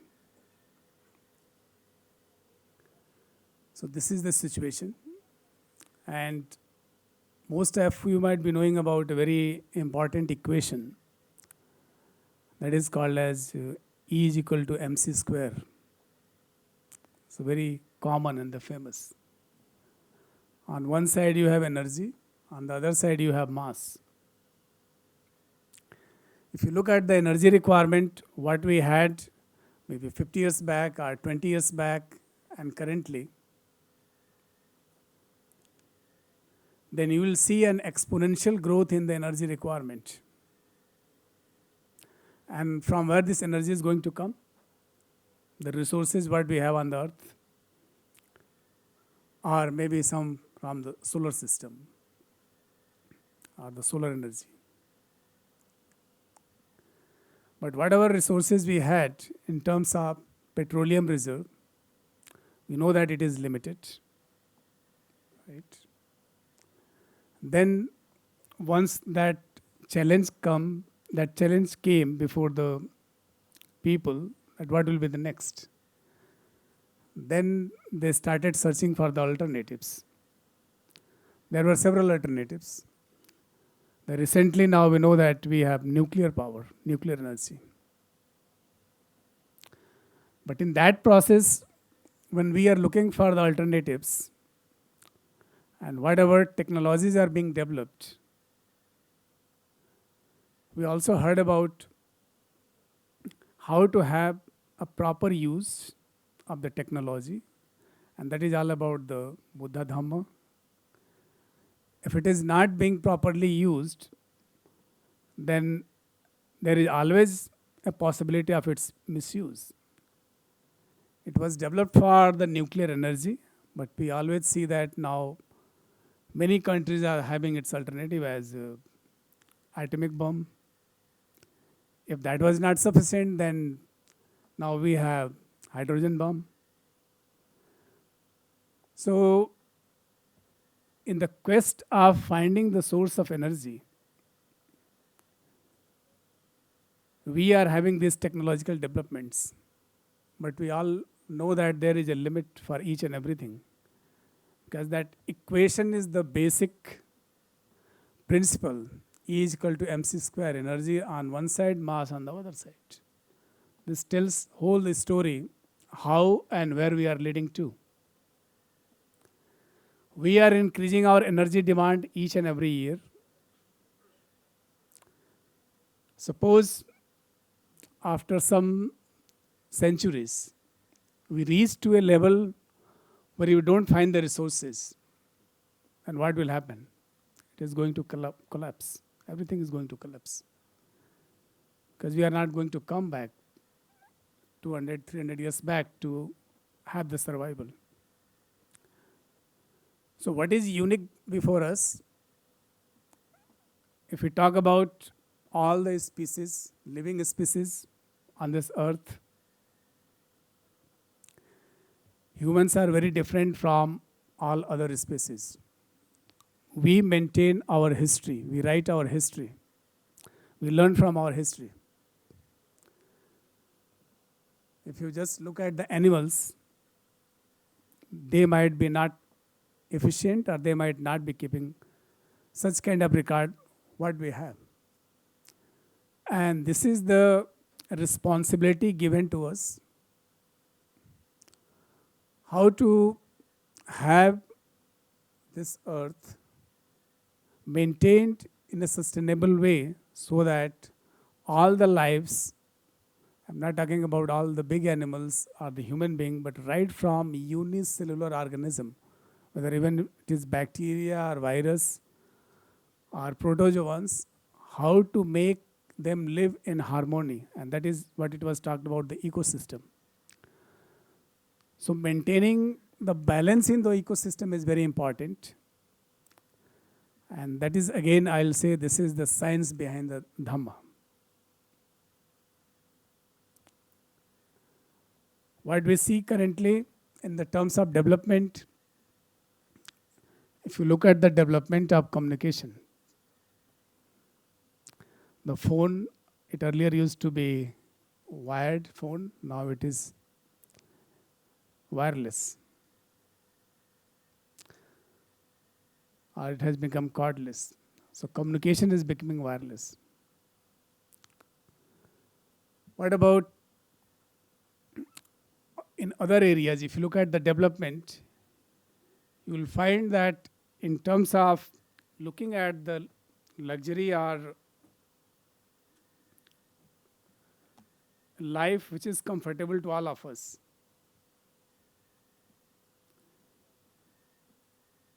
if you talk about labor, nowadays everyone is looking for less effort. So labor is getting effortless. I'll just give you one example. Recently in my campus only, there were a few students of civil engineering. They were sent to a company for the internship. And after 1 week, they came back. Then the university asked what has happened. Then they said that, sir, हमको दिन भर सुबह से शाम तक वहाँ पे खड़ा रहना पड़ता था फील्ड में, and this is very difficult for us to stay a whole day in the field. So now everyone is looking for effortless and the luxury, effortless life and luxury, but that is not going to be the solution for what we are looking at. So in terms of education, also we are seeing most of the time it is getting valueless education. This is what we discussed. If you look at our curriculum, what we do in terms of evaluation, we give the question paper, it's a textbook questions, do evaluate, grade them, and pass them.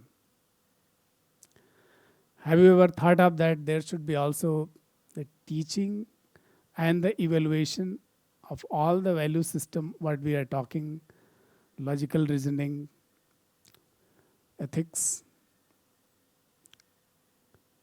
We don't have the courses to evaluate the students on that basis.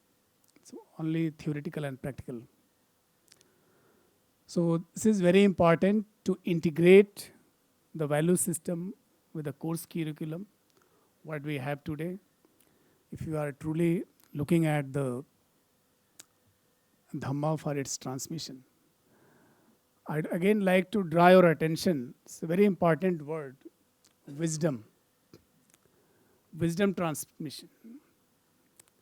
If it would have been a science conference, this would have been a knowledge transmission. So there is a big difference between the knowledge and the wisdom. So what I assume that all those, even I am criticizing the scientists, that they are just looking after the science and technology. They never pay attention towards all the wisdom what we are talking here. So all those students and researchers, they should also get exposed to such ideas that there should be a balance between the science and the humanities, what we are currently facing the problems in different aspects. So on one hand, we have the living standard, after which everyone is running behind. On the other hand, we have the standard of life. Living standard is going up, standard of life is going down. So how to keep a balance? Unless we have the value system, the ethics, morality, it is not going to happen. And these are all the teachings of the Buddha, what we had just heard through our speakers.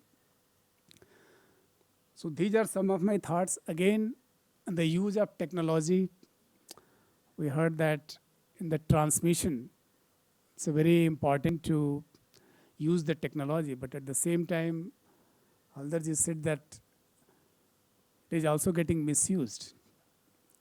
So how to remain focused?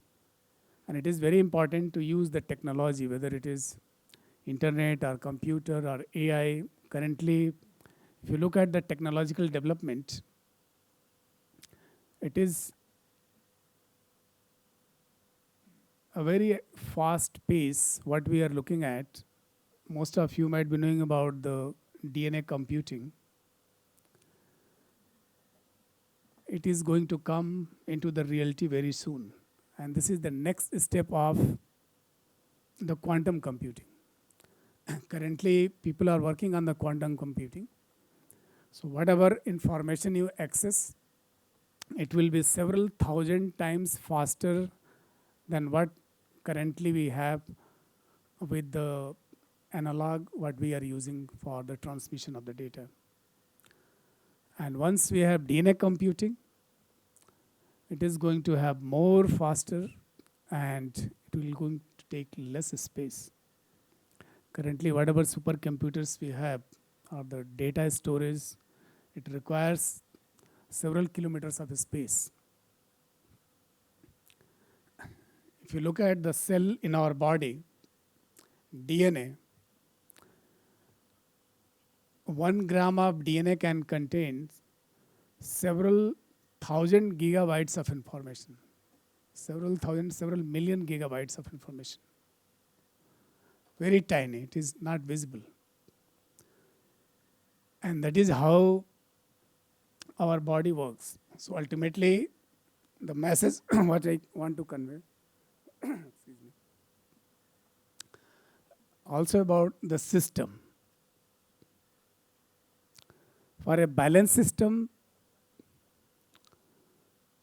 the hierarchy and equilibrium is very important. If any cell in our body we are always talking about the growth and development. If any of our cell in the body, if it is not going to obey the growth and development, which is required for an healthy body, it is going to be an abnormal growth. And that is what we say, the cancer. So now you can assume that if the growth and development is not controlled, not regulated, how it is going to destroy the same body where it is growing. And by analogy, you can have this example for each and every system. It is going to be same. So these are some of my thoughts related to the transmission of wisdom. And this is very important topic. The youth, today as we know that they are the torch bearers and they have a lot of potential, lot of energy, lot of thoughts. They should come forward and see how the teachings of Buddha should be integrated in a course curriculum as well as what I said. Not it should be just taught separately as a Buddhist studies and civilization or culture, but how it could be integrated. There should be debate and discussions on that as well, because ultimately everyone wants to live a happy life, healthy life. That is ultimate goal, how to remain happy. So these are very important to look into all these aspects, and I am sure that with your effort and energy, this will happen. So with brief note, I thank you again. Namo Buddhaya.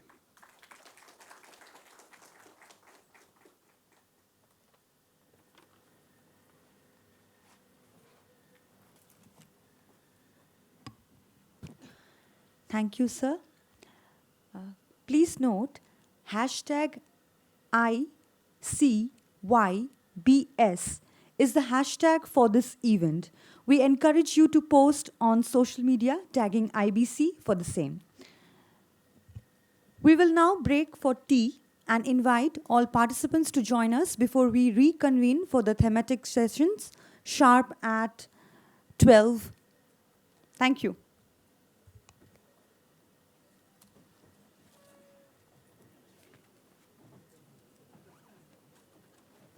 It once. To take their seats on the stage.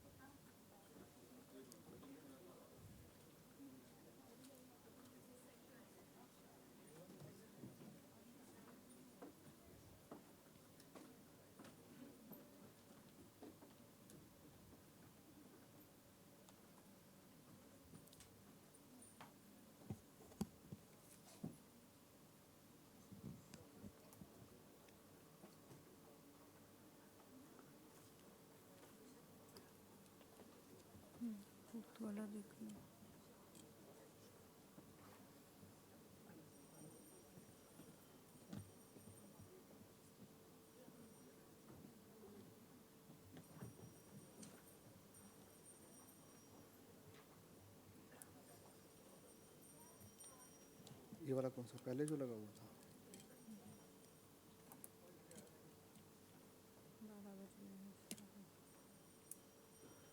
पहला किसका चाहिए?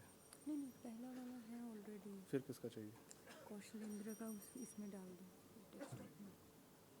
कौशलेंद्र का just cut it and put it in the text. और बाकी ये पड़ा हुआ है, ठीक है? इन बुद्धिस्ट स्कॉलर खोल दो अगर खोलना है। We will now begin with panel 1, Buddha Dhamma, Dissemination and Social Transformation. I would like to welcome the moderator for the session, Dr. Bhuvan Jha, Associate Professor, Department of History, University of Delhi. The speakers are Venerable Sundara from Myanmar, Dr. Abhishek Ranjan, India, Venerable Mom Savon, Cambodia, Dr. Kaushalendra Singh, India, and Mrs. WALP Dilhara, Sri Lanka.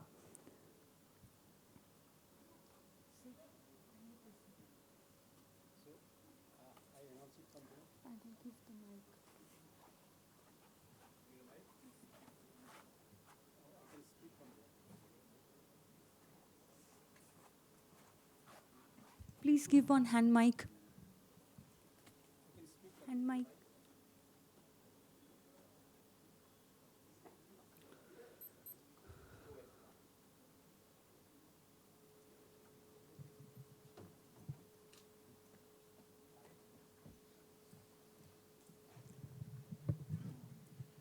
Thank you, Vaishali. This is an extremely important session. We have 5 esteemed research scholars who would be speaking here. They are all young and full of energy and are researching on Buddhist studies. So let us welcome all of them with a round of applause.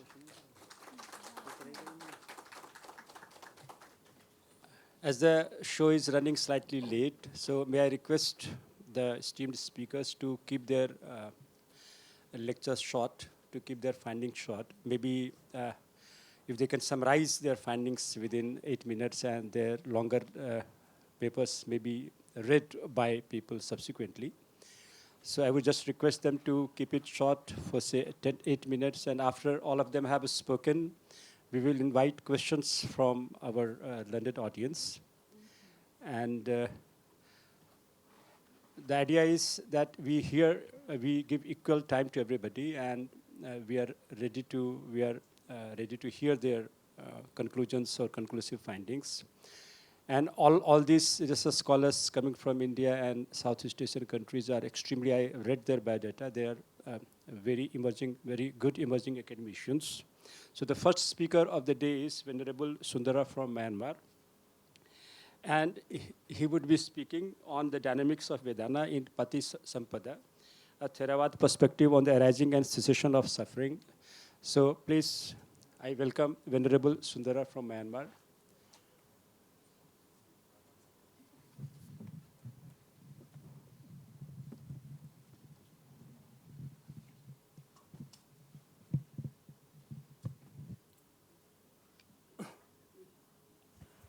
Kindly put the PPT on the screen.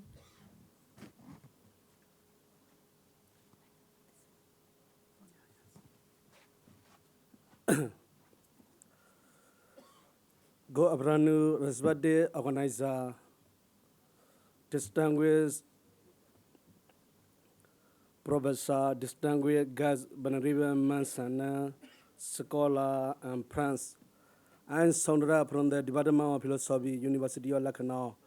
Today, I will be presenting on the topic the dynamics of Vedana in Buddha Dhamma Theravada perspective on arising and cessation of suffering.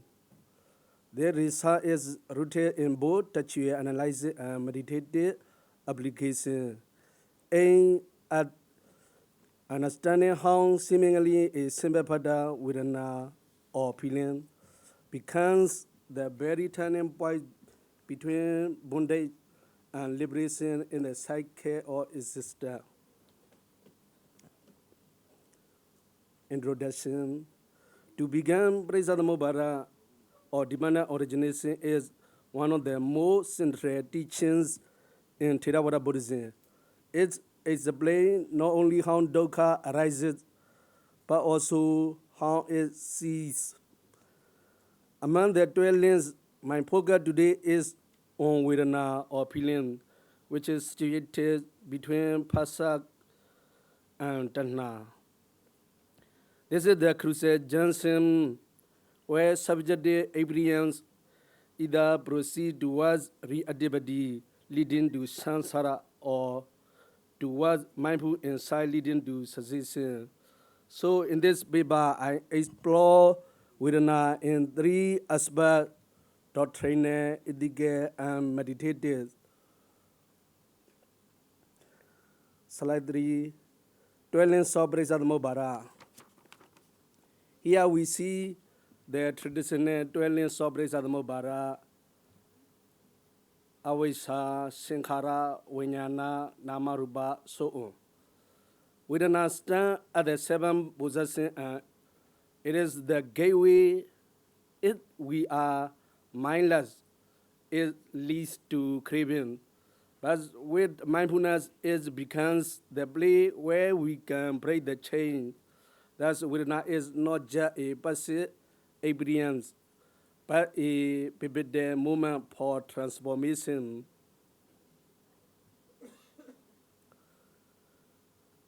Slide number 4, Vedana in canonical context. The canonical text describes Vedana as the feeling down, pleasant, unpleasant, or neutral that arises with every sensory contact. Sankhya references include Manidhana Sauda, soul, harm, Vedana, conditions, craving. Sasaka Sauda, souls, harm, feelings arise through six senses. Pasamulaka Sauda, which conduct as condition, feeling arises with feeling, craving arises. So Vedana is both a psychological experience and an ethical opportunity.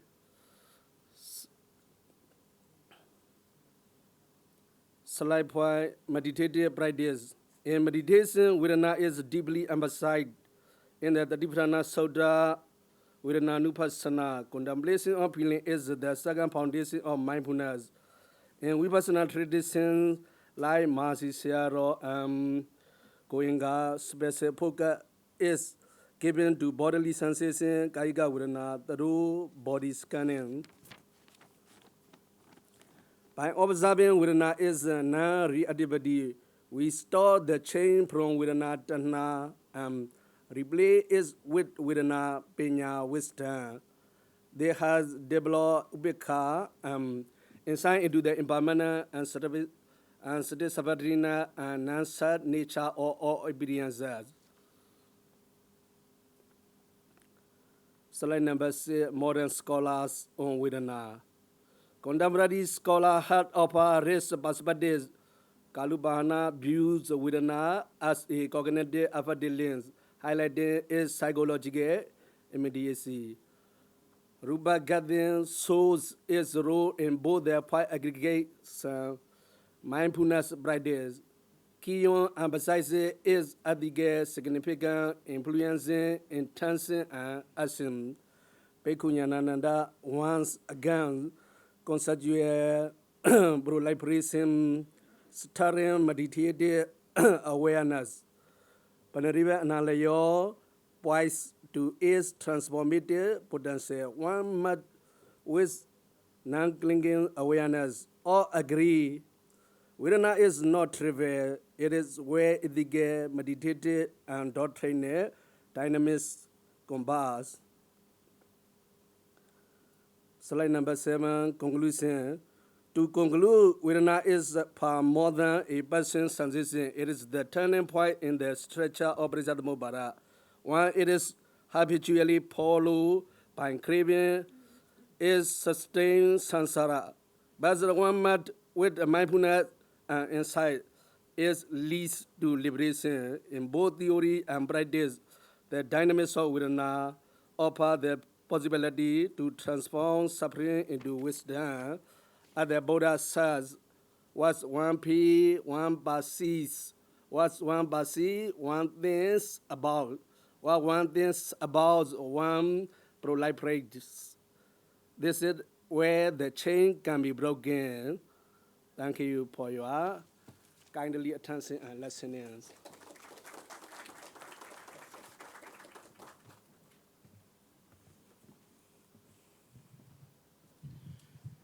Thank you, Venerable Sundara, and for your wonderful PPT and presentation.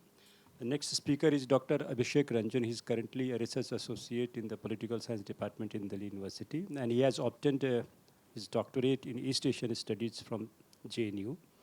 He would be enlightening us on the revival of Buddhism in South Korea. Dr. Ranjan. Yeah.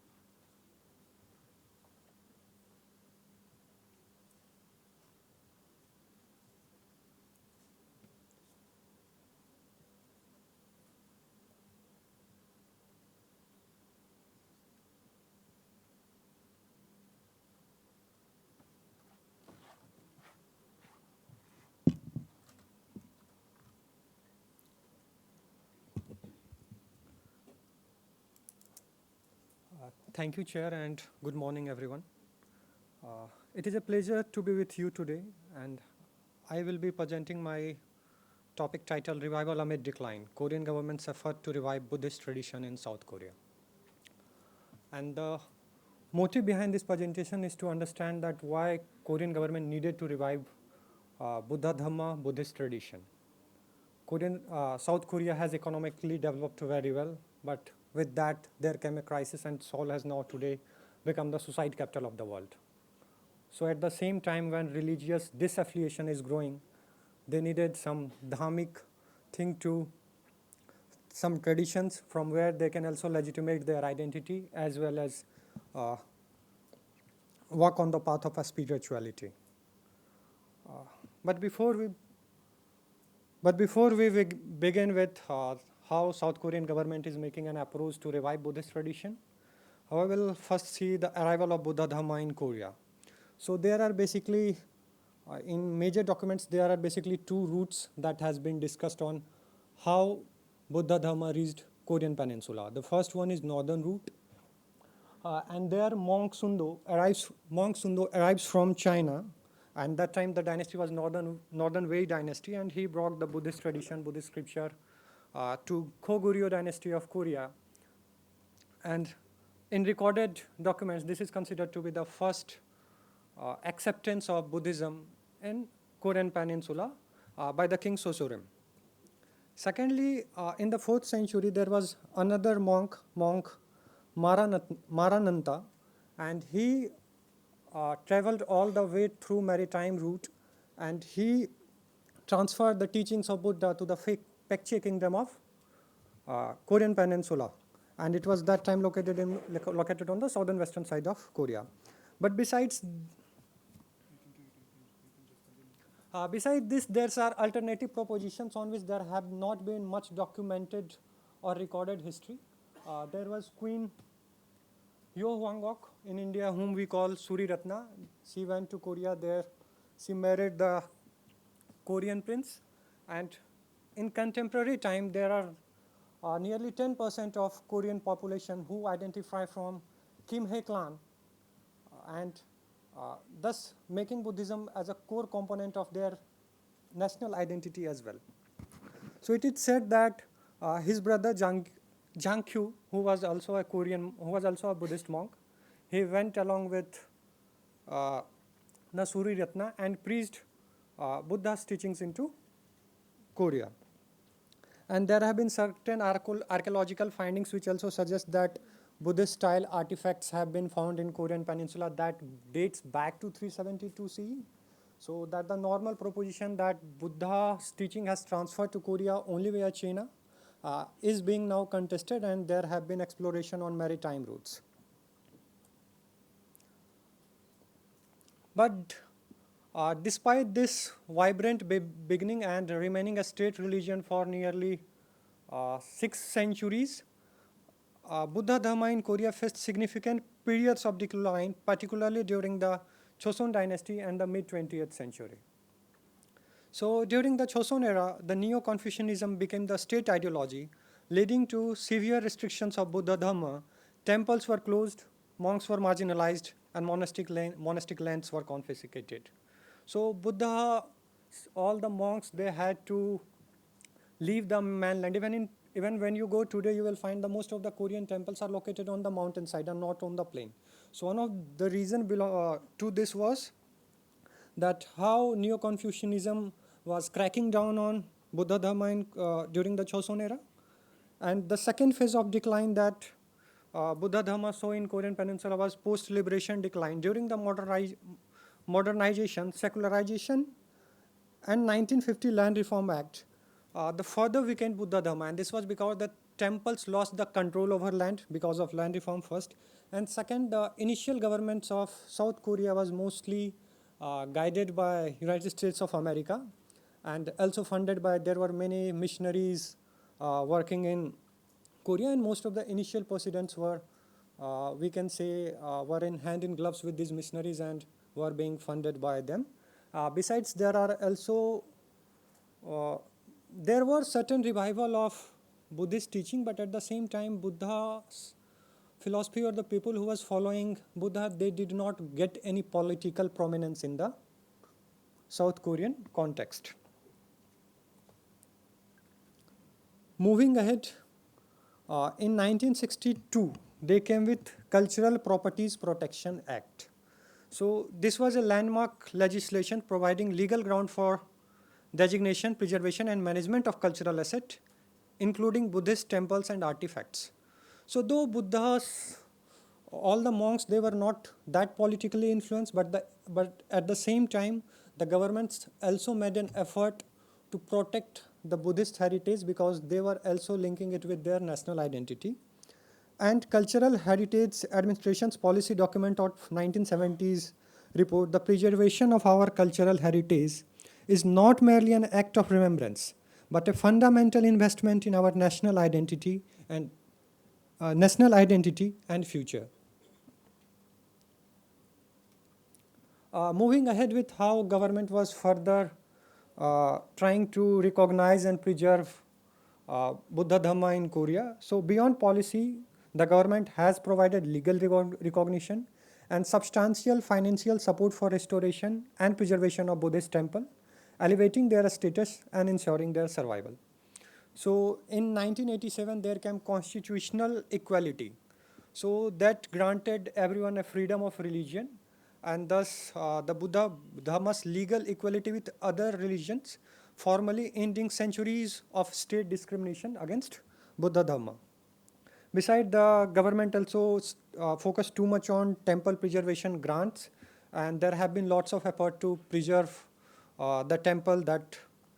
So during the Korean War, there were many temples that also got destroyed, but these grants are now being given to Korea's the Buddhist people to protect their heritage.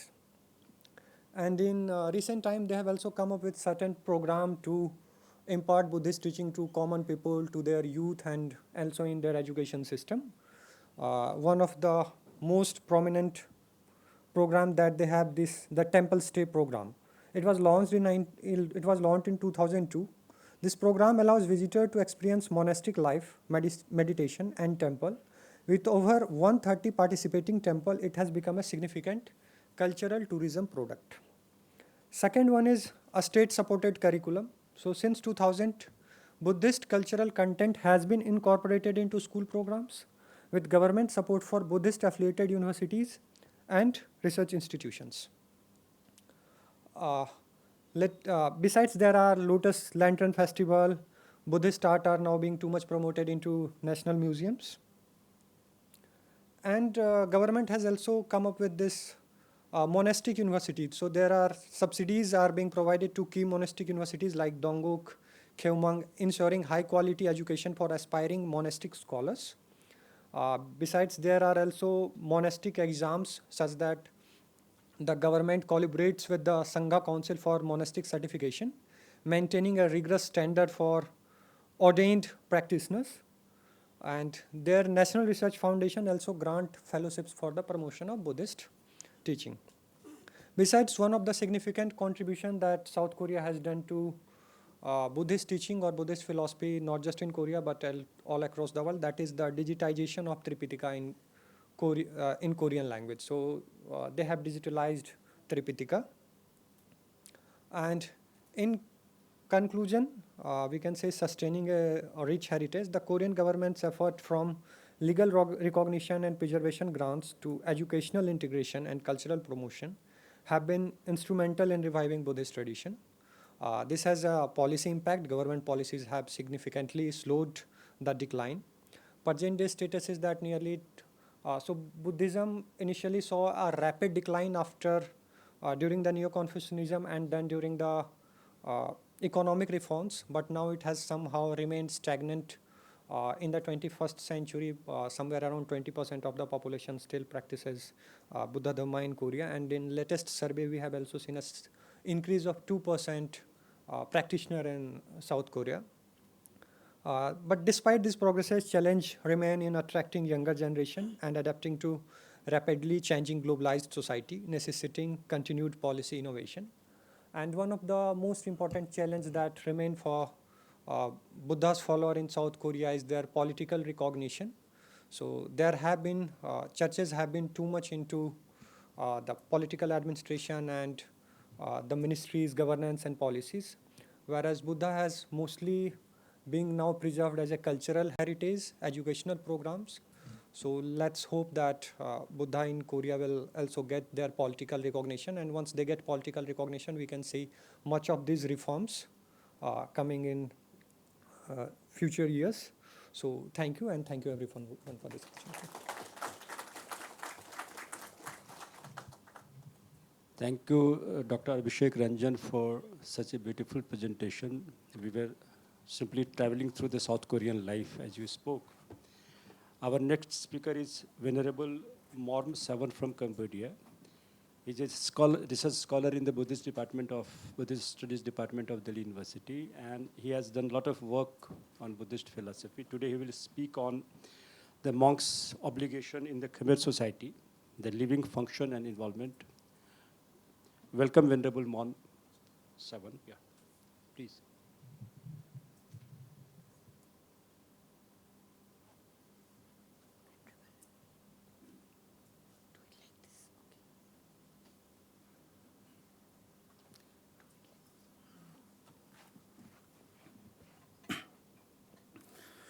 Good afternoon, all professor and the most venerable general director and all their friends.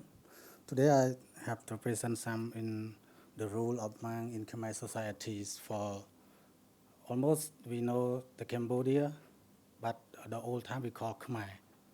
But now we so have a suffering. But we don't want to war, we just only want to peace for our countries. But we got the war.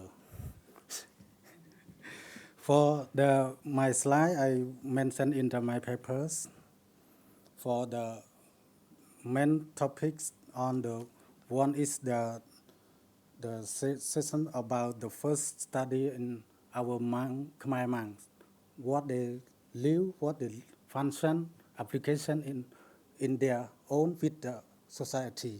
And second, the lives of them, daily life for the communicate and connect to society for promote the Buddhist philosophy and daily lives. And I separate two sections. One section for the historical theory, and second is the practical theories for the say something about the past of the Cambodia monk and the present time, like in so for the pictures like the first picture for the like Dhammayatra for the harmful and carry out of the world in because our country the pathway so many wars with the civil war and live with the suffering, but to try to promote and to post our country don't want to war. And second is the present time of Sude. When I stay in my home, I just come back. I enjoy with the Mahasankhanayaka for the walk on the street for the peace, not peace only Cambodia country, all the world, peace. We don't want to fighting each other. We just live together, and because all of us, I will speak last time, like we are human beings in the world. We the same. We just you are born in the like you were born in India, born in Pakistan, and just you are freedom for belief. But everything we need, food, living together. So we don't want to war. We just need to peace. After that, we try. I just say in my country this many times got the war already. Now we don't want to more. We just keep and take care all of the human being happy. And this daily life of the monk in my country and my city.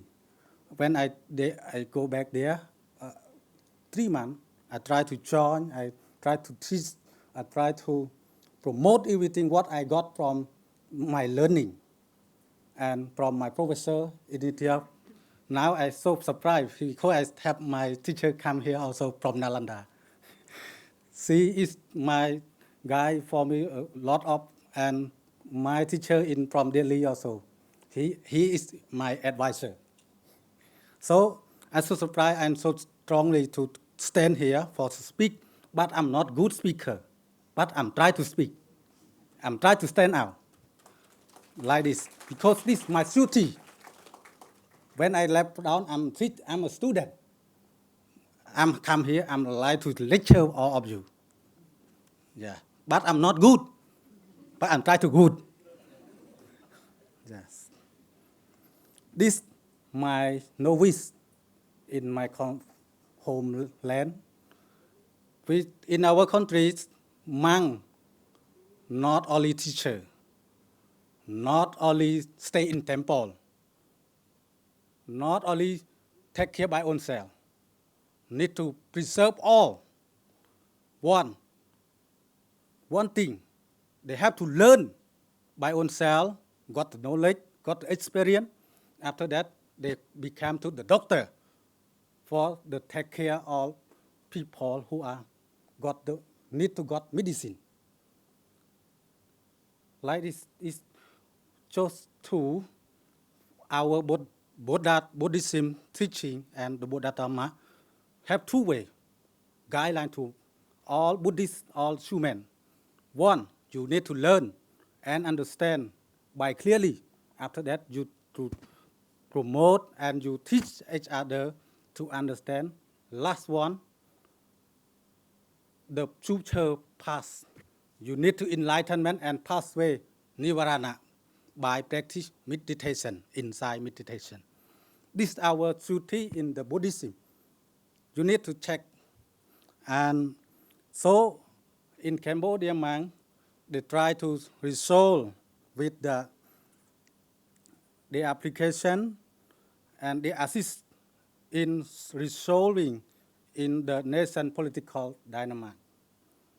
They not just only keep, I concentrate my mind, calmful. No, you need to show what is happening now for the world and bring out what we can help them and preserve to all of them.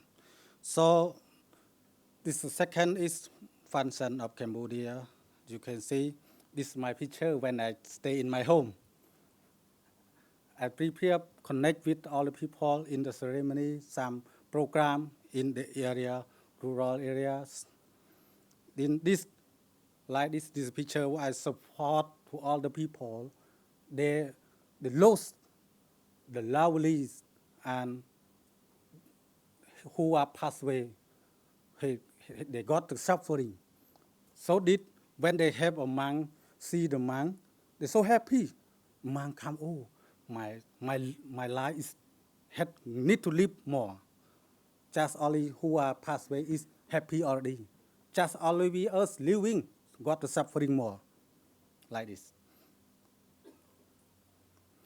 This rural of the present, and when I last on the February, I got volunteer with the doctor from USA to reserve to the people in the who are the poor man, poor people in the rural for the take care the medicine for them free, not take money and anything. And so most of them so happy when the first time all doctor from USA they don't want to give monk in join with them.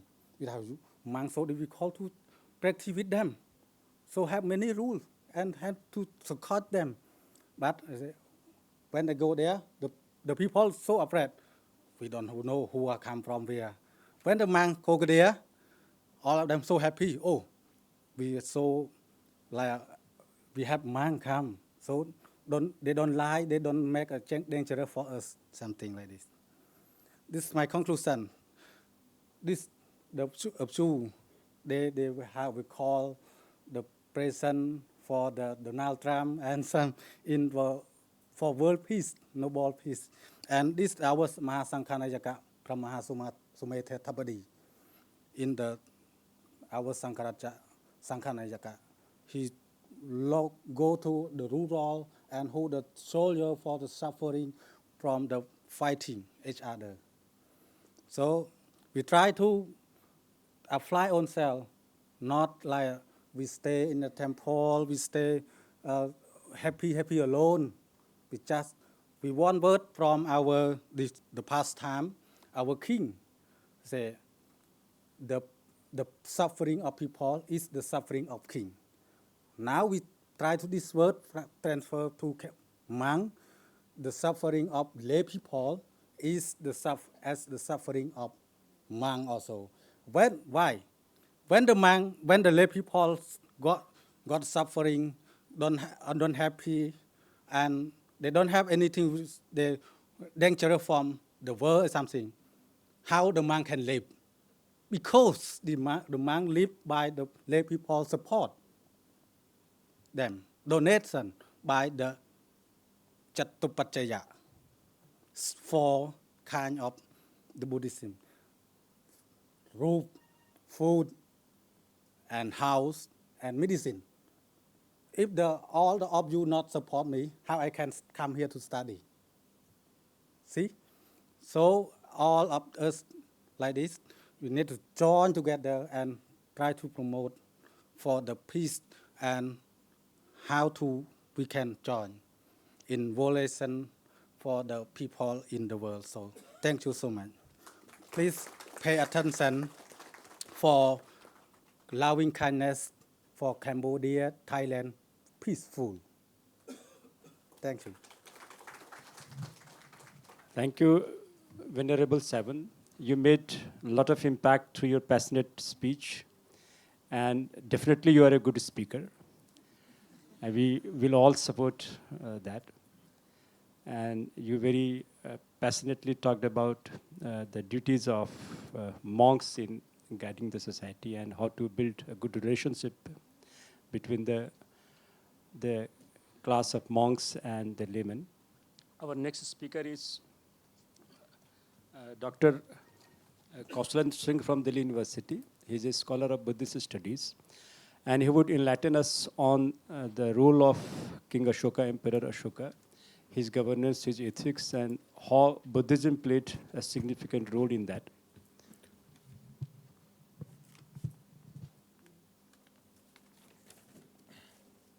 Namo Buddhaya. Venerable nuns, venerable monks, venerable gathering here, respected chair, and I would like to thank IBC for giving me such an opportunity to present my thoughts on this paper, what I'm going to present here, Ashok's Governance and Culture's Transformation. I have a humble request. Can you turn off the AC? It is too cold. Oh, thank you so much. Thank you.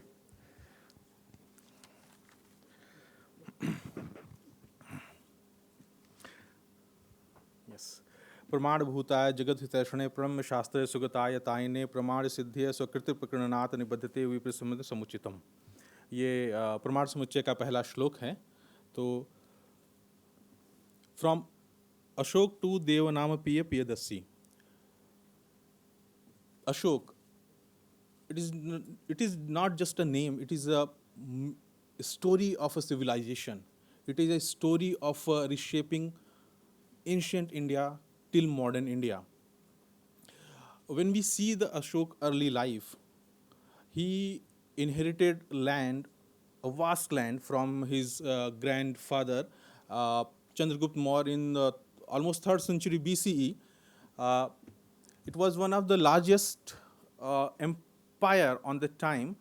In early life, Ashok was like some other kings who used to rule by the military power, to conquer some other places. But after the Kaling War, here I have pointed out the turning point, Kaling War. The Kaling War, this war was not just merely a war. It decided the fate of Indian civilization abroad India. It decided the fate of re-emergence or spread of Buddhist thought, theory and practice outside of India. So let's deep dive. I will not say deep dive because we are running out of time here if I say so. So I'm going to be very compact on this topic. After the Kaling War was happened around 261 BCE. And from so many new researchers, it has established that while declaring war against Kaling, Ashok was a practicing Buddhist and he was practicing Buddhist tradition very much. So after the war, when he saw the destruction of people, like it is believed so more than 100,000 were killed, butchered, families were torn apart, villages were destroyed.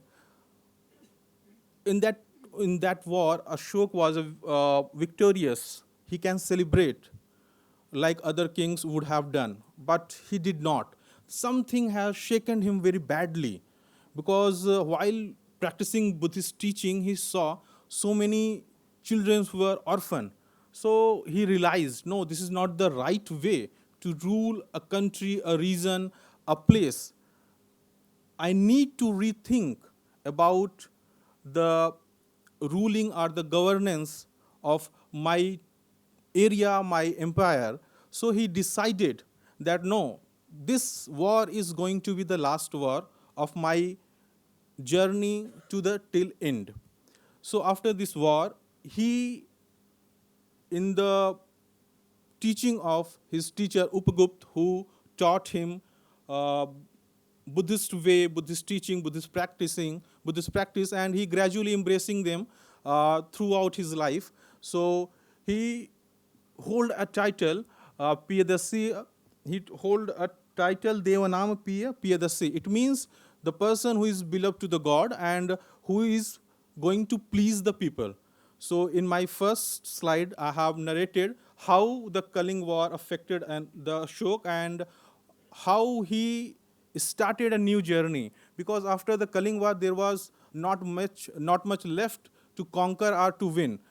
He wanted to win the heart of people. He wanted to win moral victory each and everyone. Because as the time of Buddha, we know that when Asit Kaldev gave his Akashwani, Abhishwani to the Shuddhodhan, he is going to be the emperor of emperor, kings of kings. So on the same way, Ashok also thought, this land will be perished someday. My empire will be destroyed by some other invader or conqueror. But the Dhamma, which Buddha taught, it is not going to be destroyed by someone, some conqueror. So I need to pursue on that way. It will help the millions of people to the millennia from this generation to the last till the human society is existing on the planet.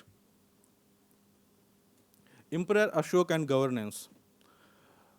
Kaling War has moved him or turned him or transformed him in a person who has brought every teaching of Buddhist tradition in his governance. He started few things that was never happened earlier in the human society or in any kings has done that before. Dham as the basis of rule. In his kingship, he said Dhamma is going to be the foundation of every rule and regulation. Dhamma, it means not a new religion. It means some concepts, some aspects of moral teaching of Buddha that is going to be helpful for the society from strongest to the weaker section. So Dhamma became the basis of governance or kingship in that era. He done a tremendous thing in administrative reforms. First, he, as Rock Edict 12 said and mentioned that he appointed some special officers. Those were like Amatya. Amatya, Dham Amatya, they were specialized in the moral teachings of Buddha, and they were appointed to resolve the conflicts among the society, and they were responsible to see how the governing bodies are functioning, they are morally functioning well or not. So if they find any problem there, they do the rectifies things and they solve the problem. And he, the capital punishment, the major reform what he did in the, it was in the courtroom, I'll say in justice system, capital punishment was almost banned, and the harshness and the cruelty was banned. The torture was banned, and he tried to shift the cruelty with fairness and to a moderate kind of punishment that can transform the other man. And this way he tried, and through his pillars and edicts, he tried to communicate with the every people of his empire in their own languages, so the people can directly access. Nowadays we have in government system to a public policy that we can easily access in our own languages. So he did the same at like 200 years back. Tried to establish some pillars and edicts that was in the local languages, so people can understand the policies and the dham of the Ashok. Public welfare, he was the, I'll say, public welfare of a king in India, in a Bharatvarsh, is not a new thing. It is in DNA of every Indian or every Bharatiya ruler who ruled in India. But he went some extra mile to establish public welfare, like in edicts said in pillar number 17 and rock number 12 has mentioned the hospitals, not for human, for animals and birds. He planted herbs across his empire, not only his empire, but he tried to do the same thing for the other kingdom too. And there was so many sarai, what we call nowadays sarai, but there was rest home were established across the road. When someone was traveling, the plants were well established both sides of the road. So Ashok did something extraordinary for their people, for the others on that time. Ashok and the cultural transformation. This thing not only transformed the ancient Bharatvarsh, but it built the modern India, what we are seeing today. Shift in values. Ashok realized this thing, the conqueror and the money or the power is going to be perish one day. So I need not to value those things as I value to the moral character, wisdom, and non-violence of the person. And every day social life changed. When your king or emperor changed and transformed him in a very good way. Good way, it means like you are not going to harm anyone unnecessary. You are not going to heckle, you are not going to steal the property of someone. And he tried to minimize the animal sacrifices throughout his empire. He tried, and he did hunting On those days, hunting was a necessary method to learn the Shastra Vidya. So he tried to discourage these things too. And in everyday change, he did so things, symbols of transformation. When I say the transformation of culture, it not means only by the ethics. It means by the art and architecture that was built during that era. The Ashok did the things that are nowadays we can proudly say, like a lion, the capital pillar of Sarnath, that is symbol of India, the national flag, the tricolor, we find Ashok Chakra in that. These were, the symbols were made during Ashok time, and the famous Sanchi Stoop, Sarnath Stoop, Bodh Gaya monasteries, these were the cultural heritage that we can proud of today, that almost 2200 years, that man saw a glimpse of future and tried to build a nation, so everyone can be proud of that thing. Ashok and the spread of Buddha tradition. It is a very beautiful thing here, that entire subcontinent was ruled by a person, but he was not satisfied that what is going to be the end of this this empire? Who is going to be the next flag bearer of the Dhamma? So he tried to do some extraordinary things.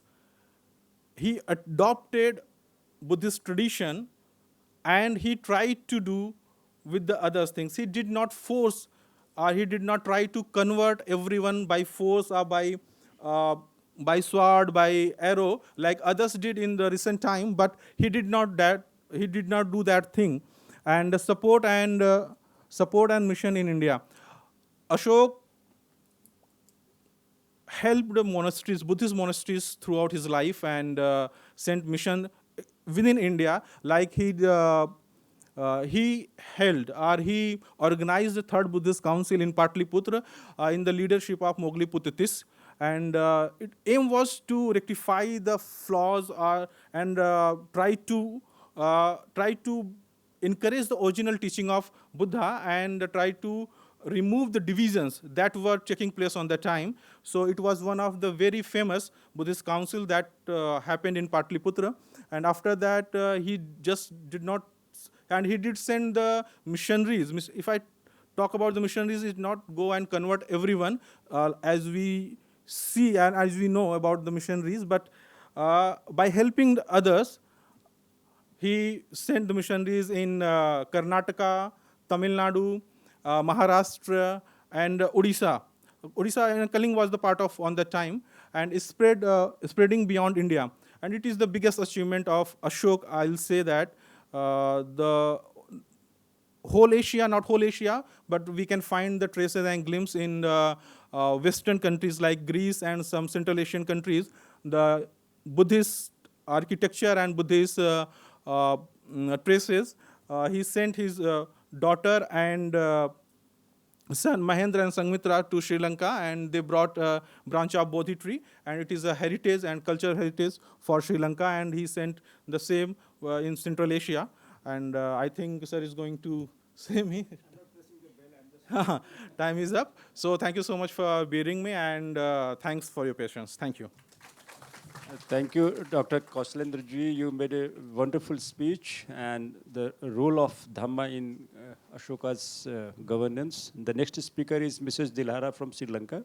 She is a lecturer there and is currently a research scholar in Nalanda University. She will enlighten us on Ashoka's son Mahendra and the right chronology and how Mahendra acted as a bridge between India and Sri Lanka. Thank you so much. Please, yeah.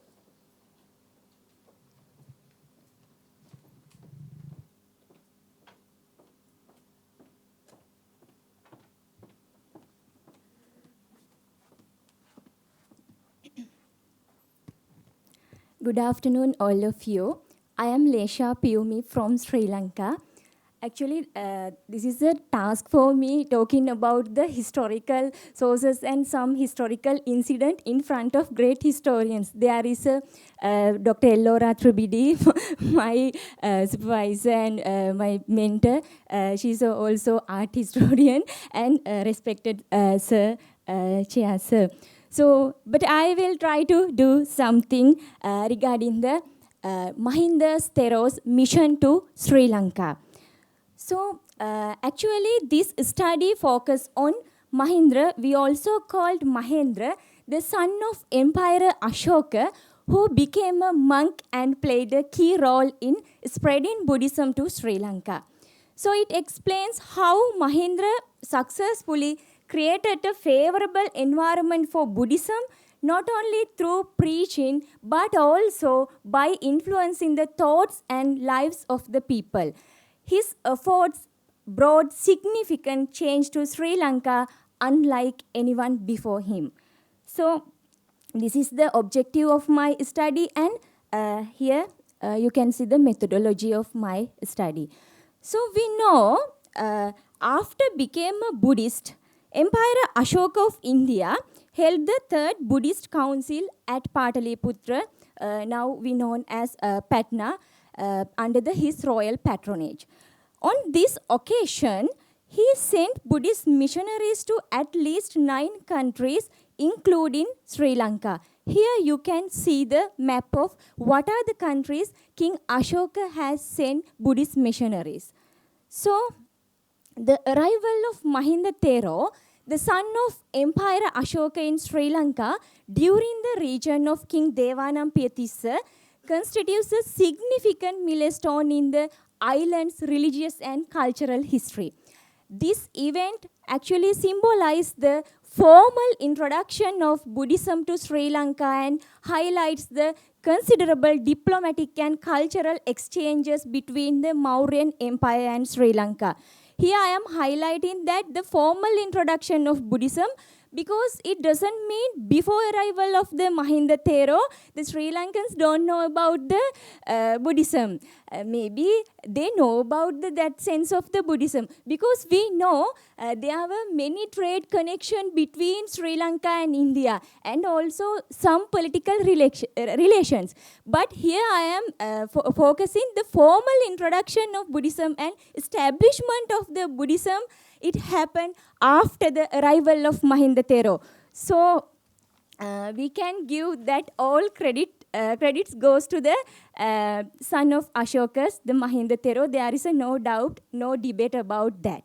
So, and I also like to pay your attention for a very special thing, because actually I want to say and indicate that the arrival of Mahinda Theros to Sri Lanka, it was not a miracle. It was well planned and organized thing. Because we have evidences. If we are going through the Pali Chronicles, such as Mahavamsa and Deepavamsa, very clearly it mentioned King Devanampaya Tissa sent royal ambassadors to King Dharmashoka before arrival of the Mahinda Thero. So the mission left from the Jambukola Pattana. Nowadays we are calling Jambukola Pattana near to Jaffna, and arrived at Pataliputra via Bengal. This is the route.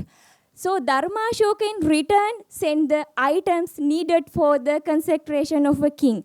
Actually at that time, the king Tissa accepted these things from the Ashoka, and then he again did the consecration, and he tried to use Devanampaya, that name. Also he talked about it. So this is very crucial incident. Then we know the Pali Chronicles recorded that the arrival of the Mahinda Thero to Sri Lanka. So the very first meeting of Mahinda and King Devanampaya Tissa held the Misaka Pabbata. We called it nowadays Mihintale. It is very nearest place to, at that time, capital of the Sri Lanka, Anuradhapura. So we are going through these incidents. We know it was very organized thing. It was not a miracle. So Mahinda Thero's doctrine teachings which commenced with the Chullahatti Padopama Sutra catalyzed a comprehensive transformation in the Sri Lanka. Another thing, actually, before preaching that sutra, actually the king and Mahinda Thera had a discussion. First, Mahinda Thera asked some questions from the Devanampiya Tissa because he wanted to know about the capacity and understanding of the Tissa. Sometimes, actually, that incident may be can be regarded as the first recorded intelligent test in the history of Sri Lanka. So it is another special thing. Then, if we are go through the Sinhala Bodhivamsa, we can identify it very clearly. Mahinda Thero has preached 15 sutras within 13 days of his visit. And most of these sermons dealt with the transformation of life, the dreadful nature of the samsara, and the noble life needed to escape from the samsara and to attain nibbana. So, after that things, actually one day, this incident mentioned in the Mahavamsa, one day, Devanampiya Tissa asked Thera Mahinda, has the tree of Buddhism been shown on the island? Then Mahinda Thero replied, through the tree has been shown, but its roots have only spread while a man of this land will study Vinaya and teach the Vinaya. Then what happened? King Devanampiya Tissa established the old boundaries. So, if we are go through again that chronicles, we can very clearly identify the King Devanampiya Tissa took many steps to establish Buddhism in Sri Lanka according to the advice of Mahinda Thero.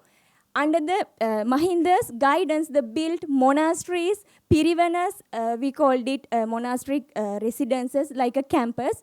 So, and other bathing tanks, rock cells, many things happened. Important construction included the Mahavihara, Tuparamaya, Chaitya Vihara, Issara Samana and Vesagiri.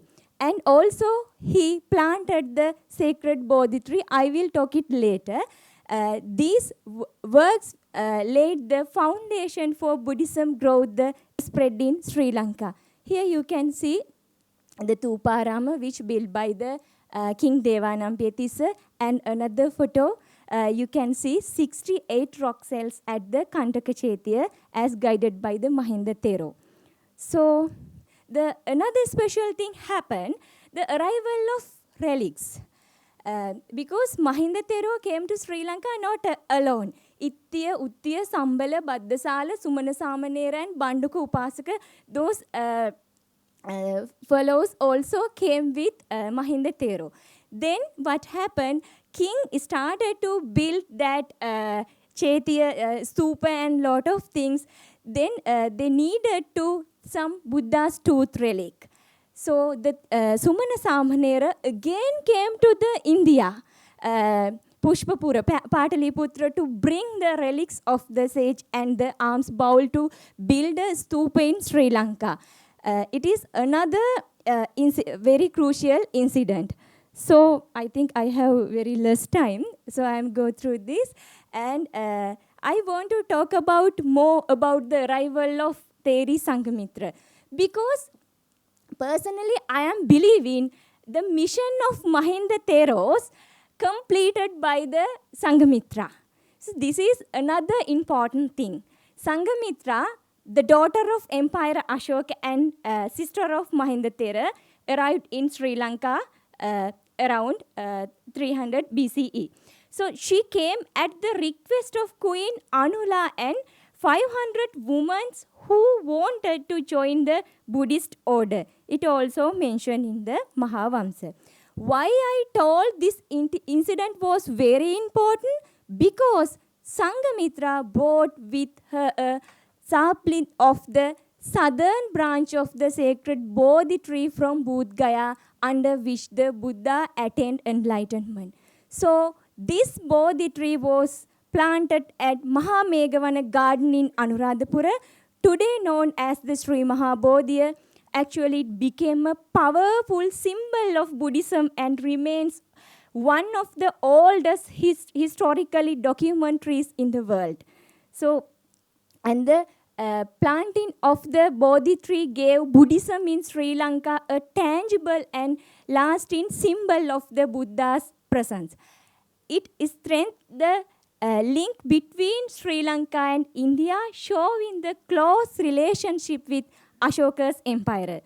And the tree also became a sacred site of worship, shaping some rituals, festivals, and cultural traditions. Nowadays, also these things happening. So it was a very special incident. She was accompanied by craftsmen, attendants, and devotees to help with religious and cultural duties.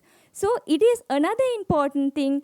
Sanghamitta also came with that kind of persons, craftsmen, attendants, and devotees. That's why I told that Mahinda Thero's arrival, it was very organized thing. And this shows the mission was both spiritual and practical, ensuring a strong foundation for the new order of nuns. So as a conclusion, through Mahinda's efforts, may relics of the Buddha reached Sri Lanka from India, strengthening ties between the two countries. The arrival of Bodhi tree branch, Buddha's relics, and an alms bowl not only symbolized the establishment of Buddhism on the island, but also inspired the new converts. These relics were seen as the Buddha's living presence, and their enchantment marks his spiritual residence in Sri Lanka. The holy city of Anuradhapura was originally planted and laid out by Mahinda, because at that time he had that Ashoka's empire. Ashoka's, he know about how build that kind of stupas. He had that knowledge. Then within Mahinda Thero's knowledge and guidance, King Devanampiyatissa established those all things. So he introduced art, architecture, and monasteries, and is regarded as the father of Sinhala literature. Because the planting of Bodhi trees is not a one incident. Behind that incident, it developed another literature, culture, rituals, and many things. So together with his sister Sanghamitta, who founded the order of nuns, Mahinda established Buddhism in Sri Lanka. So I wanted to say his enduring legacy is recognized both as a spiritual figure and as a catalyst for civilizational connectivity, which ensured the Buddhism in Sri Lanka, even as it experienced decline in its indigenous content of India. So this is some of references regarding my study, and thank you all of you. Thank you, Mrs. Dilhara, for beautifully telling us the story of how Buddhism came to Sri Lanka. And now I would invite questions for the 5 speakers of the day. The questions should be brief, should be pointed, and I would request the speakers to note down the questions, and then they can answer one by one. So you can take this mic for those who wish to ask questions. There is another mic.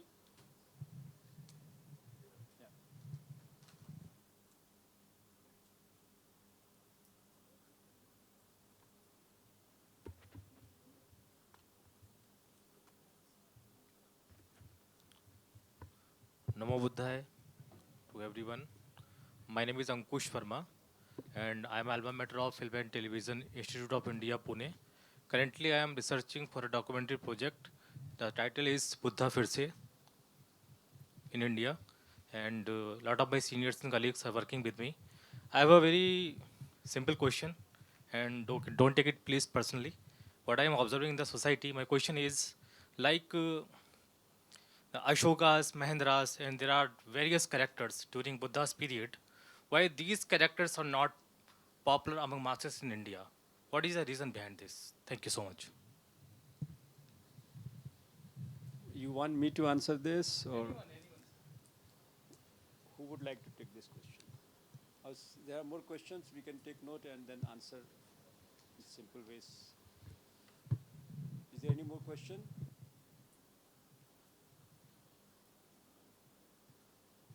Okay, we try to conceptualize what the gentleman has just asked. See, history keeps on revisiting us.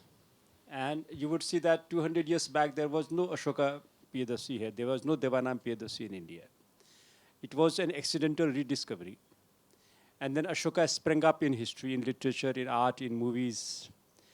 And contrary to your views, I would say that Ashoka is one of the most celebrated emperors in India. If you go to the Hindi literature, you find a lot of mention about Mahendra and Sanghmitra and Ashok.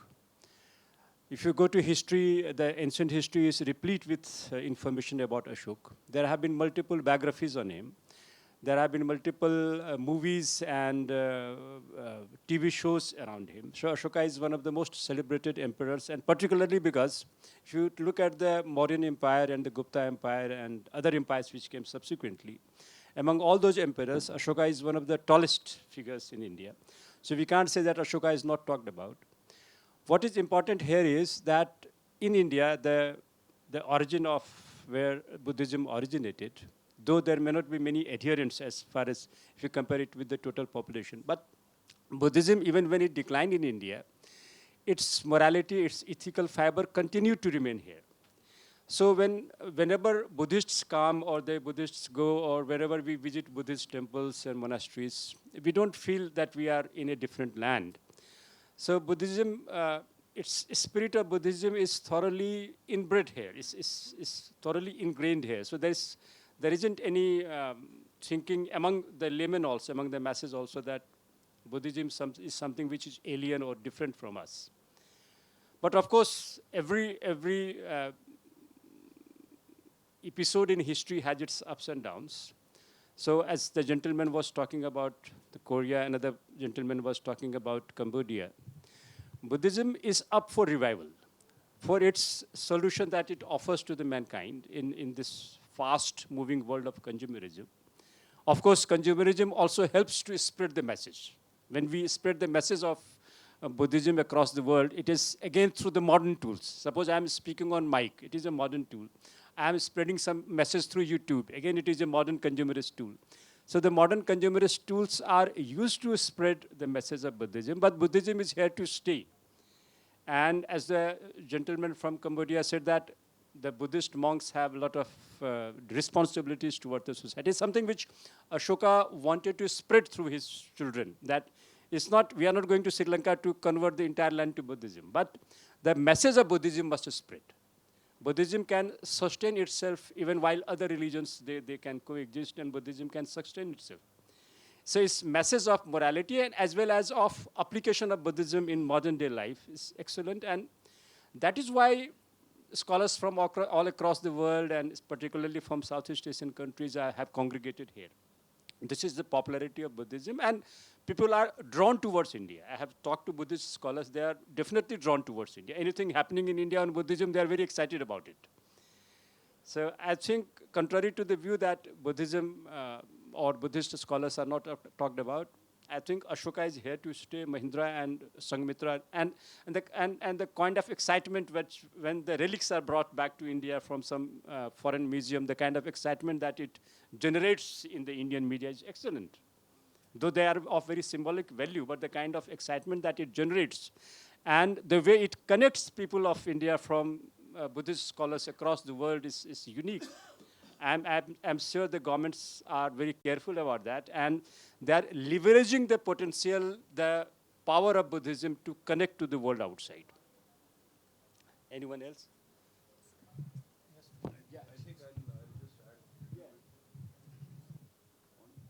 I'll add a little bit to this. I mean, of course, you are all academics, From our point of view, as far as IBC is concerned, since Dilara brought up this subject from Sri Lanka and Dr. Jha mentioned about it, we feel that, there is a significant awareness about Ashoka's activities even outside India. I'll tell you two instances. One is that there was an Ashokan pillar which was established in Sri Lanka very recently. And we as IBC participated in that venture. And our Rinpoche ji was there, in fact, at the opening of that particular Ashokan pillar. Now, this is a very unique thing to have a Ashokan pillar there. It took about 7 months for them to prepare. And then there was a very important delegation from Thailand, headed by a prominent Sangha head, who came and visited India, and they met both our ministers, our Minister of Culture and Kiran Rijiju ji. Very interestingly, they gifted both of them a beautiful golden Ashokan pillar. And both the ministers were quite surprised. Normally, it's a Buddha statue which is gifted. And here we had a beautiful Ashokan pillar, massive. These are unique things which we noticed. So I just thought I'll bring it to the attention of all of you. Thank you, sir. This was a very important information. Any other question that you may like to ask to the speakers of the day? So, yeah, any comment or suggestion, because these guys have worked very hard for their papers. Okay, I think everybody is satisfied with what has been said today. And you want me to speak from there a bit, or we just wind up? Yeah, we'll just wind up. Okay.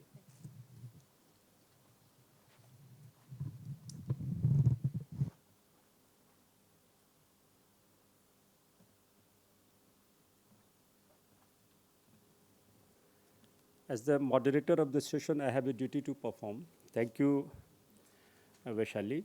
And I was very excited about hearing these significant lectures today. And when I was informed about this Young Buddhist Scholars Conference, I was very, very happy because, see, these are the ages, the age in which you learn and then you perfect your opinion. So bringing together young scholars of Buddhism across the world on a common platform in New Delhi is a way forward. And this is the age in which you try researching on themes which can be of useful to us. If you look at the speakers, the wide spectrum of topics that they spoke on, from Buddhist philosophy to its implications in countries like Cambodia, India, South Korea and Sri Lanka, and how the messages have spread is quite significant. And as the central theme of the Buddhist conference is also about the transmission of wisdom embedded in Buddhism. Wisdom cannot operate alone unless that wisdom is fruitful for the society. It moves the society. It molds the society in ways which move towards non-violence and peaceful coexistence. That is very important. And that is why when the gentleman said कि बौद्ध धर्म जग गया है हिंदुस्तान में या दुनिया में कहीं भी, तो implication is very simple, that as the world moves more and more towards modernization, urbanization, technology, and as the fraternity gets fractured, human and human relationships gets tainted, there is distrust, mistrust. So it is here that Buddhism comes to our aid. It is not just a philosophy of solitude, it is a philosophy of action. How through Buddhism we can transform individuals, societies, the governance. And world over, there is growing recognition of the power and impact of Buddhism, its philosophy. The more we move forward in life, in chronology, the more we have to move backward to look for the ideas which are relevant to us. I think Buddhism has a powerful role to play in the world today. It was not so important maybe decades back or during the time that Buddha emerged. It is more important now. So all of us should try to endeavor or put endeavor to spread the message of Buddhism and how its implications, how it can be applied fruitfully to our lives. The 5 speakers who spoke today, I'm sure they will take the research forward. Research is an unending mission. The more you research, the more you transform yourself. The more you transform, the greater the researcher you are. It is not just an academic activity. It is also about changing yourself. The more you change, the more you live in the life of the Buddha, the Buddhist philosophy, the better would be your research. Better, passionate would be the outcome of your research. The world of research is endless. The effort to bridge gaps is also endless. Hopefully, we will move forward. Thank you so much, the organizers, for bringing me here. Thank you so much.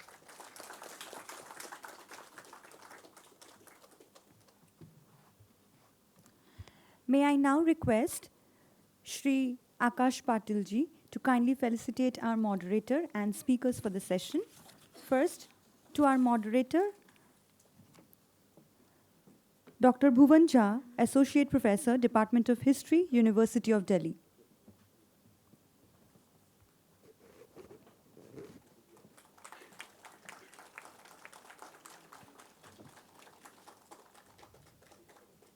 Now to our speakers, Venerable Sundara from Myanmar.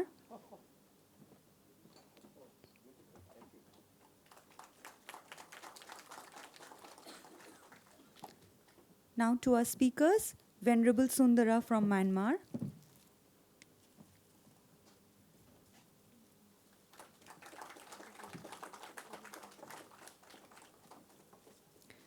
Dr. Abhishek Ranjan, India.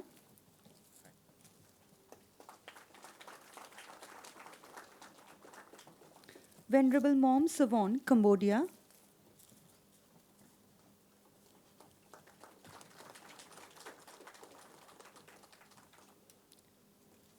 Dr. Kaushlendra Singh, India.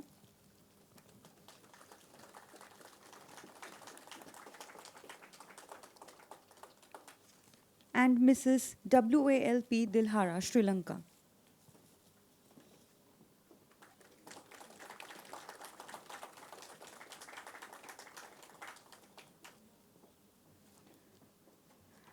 I request our speakers and moderator to come together for a group photo.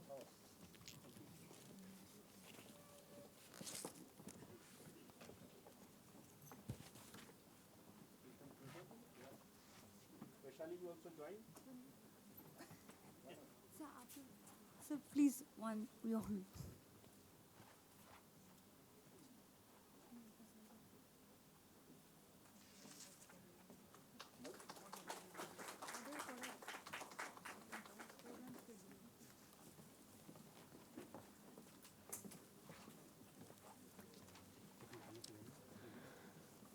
Thank you, dear speakers and our moderator. We will now move on.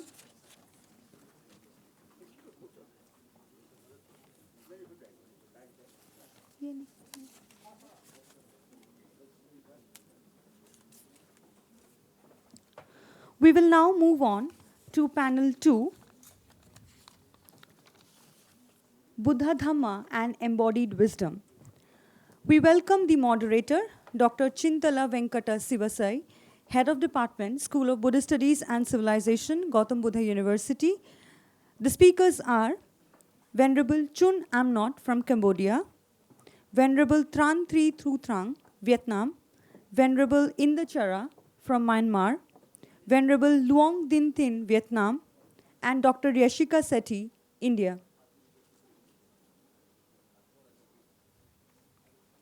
I request the moderator and speakers of panel 2 to kindly take their places on stage as we commence this session.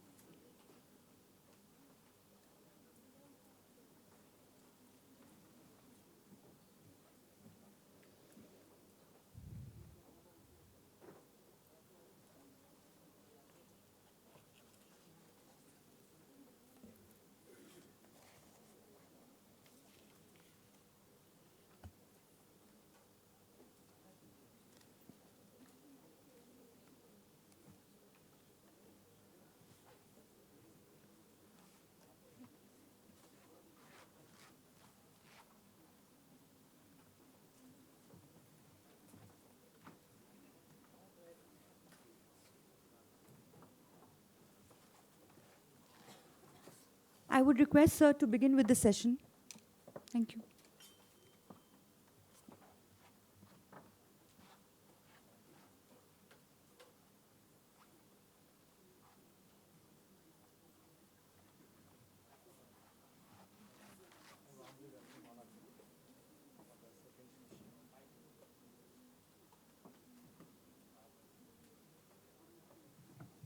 I warmly welcome all of you. This is the second session on the Buddha Dhamma and wisdom, embodied wisdom.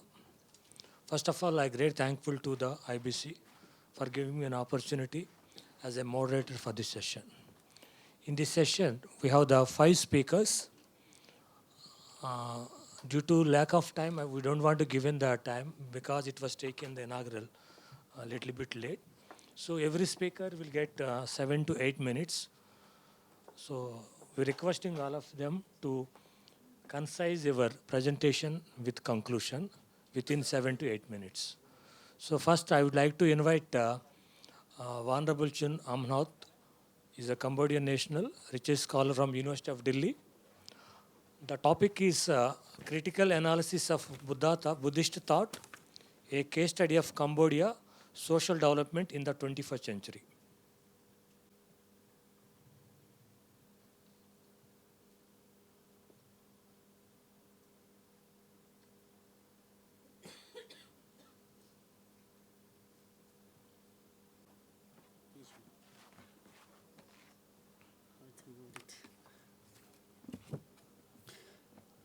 Hello. Good afternoon, everybody. First, I would like to thank you for the organizer who gives me opportunity for this my presentation on the Buddhist society development in 21st century. So, secondly, I would like to warmly welcome and greeting to the senior, the scholar, professor, doctor, and friend, Dhamma friend, venerable monk, and nuns almost here.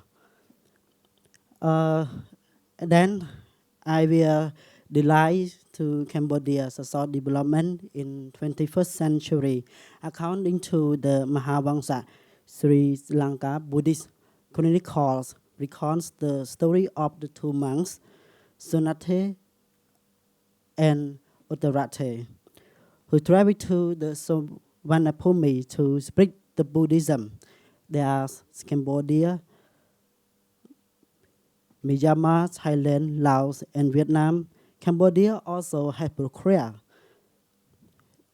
beliefs in Buddhism since 13th century till the present as the Buddhism state. Buddhism is Cambodia was a part of the Khmer living system in which people cannot divorce because the Cambodian monastics were providing the physical and mental development in Cambodian society.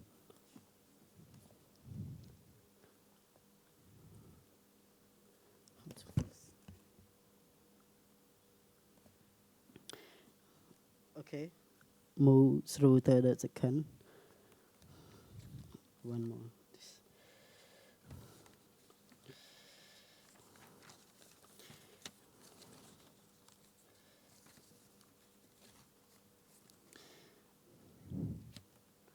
And for this, the picture of the king, Jevaraman VII, who is the transfer for himself and his kingdom from the Hinduism to Buddhism. And so Buddhism has been existed in Cambodia since the 5th century AD. At last, some document even suggest that it had dominated the country of the 3rd century BC, with more than 95% of the citizens following the Theravada Buddhism. Cambodia is almost the greatest capital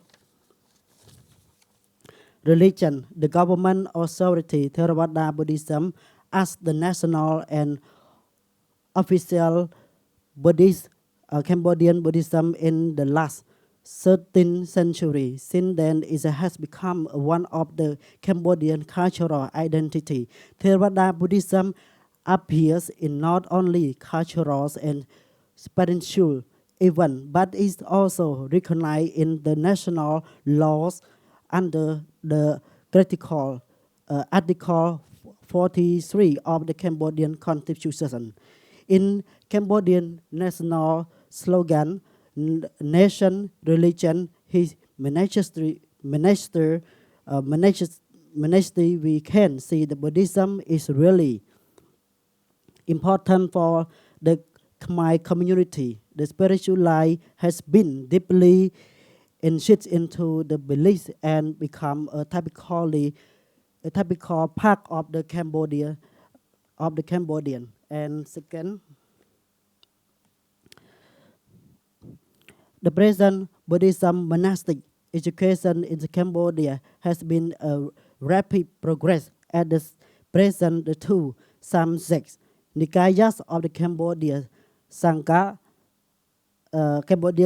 has been reestablished. In fact, the present Dhammayutta Nikaya was officially revived by the royal decree issued by H.H. Norodom Sihanouk. In 1991, when Buddhism was reestablished in 1979, only Mahanikayas, the major subsect of the two, was reestablished. Now, Buddhism has regained its lost position and popularity, with the number of the monastery and monks exceed the period to 1975. Buddhism again followed by the high percentage of Cambodian population, and now Buddhist monastery and monk has been amongst the services to people and the nation as a whole. Buddhist monastic education has also been reestablished and replenished far and wide. With the strenuous patronage of the king and the government, it has significantly been in the great process, taking the third period from the re-establishment into consideration.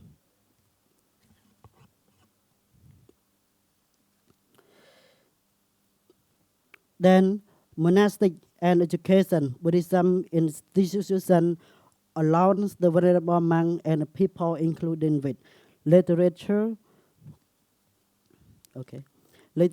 culture, philosophy, history, and geography, civilization, culture, and arts, national and international tradition, Dhamma, insistent, disciplinary morality, mathematics, technology, and society. In this case, we can see that Sangha has the influence to the Buddhist people for improving and moving the Buddhism in their beliefs.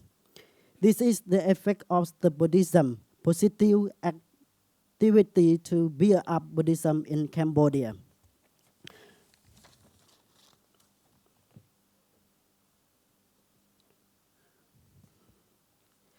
Through my conclusion, Cambodia Buddhism in 21st century, it has promoted the education, culture, civilization of Cambodia in participating with monastic activity in the Buddhist institution and public affairs through help and reduce the people from the ignorance come to the awareness by the Buddha teaching.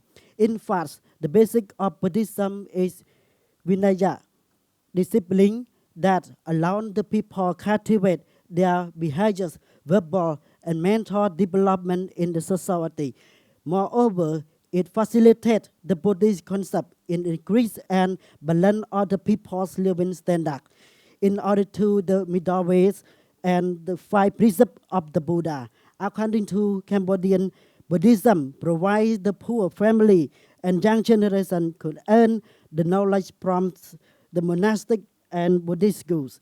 And it also lists the Venerable Monk and Cambodian people have strong beliefs in Buddhism. More than 95% of Cambodia population in the country. And we have recognized Buddhism with both a religion of the state. Thank you so much. Thank you, Honorable Chino Amanath. He nicely presented how the Cambodian monastery is contributing for the spiritual, philosophical, and the principle of virtue in a great manner. So the Cambodian society, how the people are making the spiritual allies as well as the philosophical aspects implemented in their present society. Thank you, Bhante. Now I would like to invite speaker, Honorable Tran Tu Trang from Vietnamese National. He is a research scholar in University of Delhi. The topic is the 5 khandhas, a Buddhist concepts and importance in a well-being society.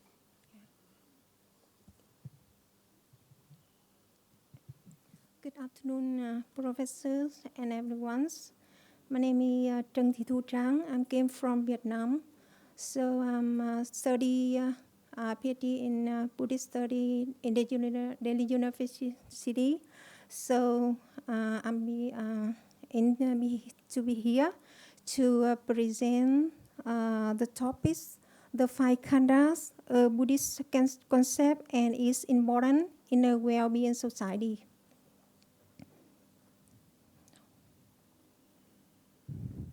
Yeah, this is this content in my topics. So I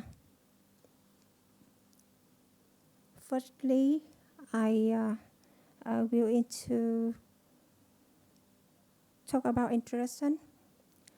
Buddhism is a religion that emerged in India, expressing the cultural and philosophical feature of the Indian society at that time, in which two perspectives represent the trend of intellectual scholar and philosopher, though other Buddhist point of view on human and Buddhist cosmology.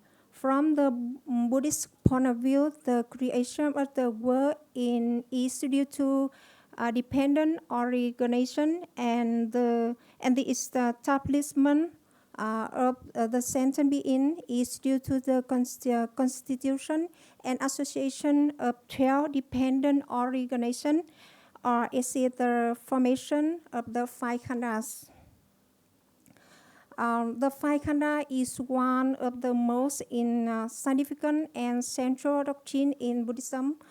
It can be said that all the human being exist or operate according to the discipline of the 5 khandhas. So what are the 5 khandhas? 5 khandhas include rupa, mean form. The 5 khandhas include form, physical feelings, perception, mental formation, and consciousness. Continue. The 5 aggregates a Buddhist concept and is important in a well-being society. The term aggregates in Pali is khandha and in Sanskrit is skandha. Khandha means heap, group, aggregate, or collection that is dependent arising. 5 aggregates constitute a human or a sentient being. In the Samyutta Nikaya, the Buddha described thus all form, feeling, perception, mental formation, and consciousness. From the past, present, and future, pioneer, growth or subtle, poor or supply, internal or external, all of them belong to Rupa Khandha, Vedana Khandha, Sanya Khandha, Sankhara Khandha, Vijnana Khandha, respectively. Rupa Khandha is a group, the physical form that belong to physical world, including 11 kinds of things. 5 organ senses, 5 objects of the five organ senses, and the last one in visible means rupa. The physical form were created by four elements, namely earth, water, fire, and wind. For example, our physical body were constituted by four elements such as earth, water, wind, fire, or breath belong to the element of wind. Our temperature belong to the element of fire. Our bone or flesh belong to the element of earth. Our blood belong to the element of water, and so on. Vedana Khanda is a group of feeling that derive from a sensation when sensory contact with objects outside. There are three kinds of Vedana, namely unpleasant feeling, pleasant feeling, and neutral feeling. Sanjaya Khanda is a group that is perception arising from the organs in contact with their objects. For example, when watching the certain scenes is very impressive. Sometime later, we can still imagine that scene in our mind. That's possibility is perception. Buddha told us any kind of perception, whatever, whether past, future, or present, internal or external, gross or subtle, infernal or supernal, far or near, this is the perception aggregate. Sankanya Khanda is group of mental formation. Sankara is deciding for the will. It has the ability to derive and lead to mind in the direction of good or evil. Vijnana Khanda is group of consciousness. It is the ability to know clearly, distinguishing on state of phenomena and the universe. Consciousness perceives the presence of the object, reflects the real world, knows the presence of things through the six senses. When the six senses faculty come to contact with the six senses, there will be six consciousness according to their contact between senses and objects. On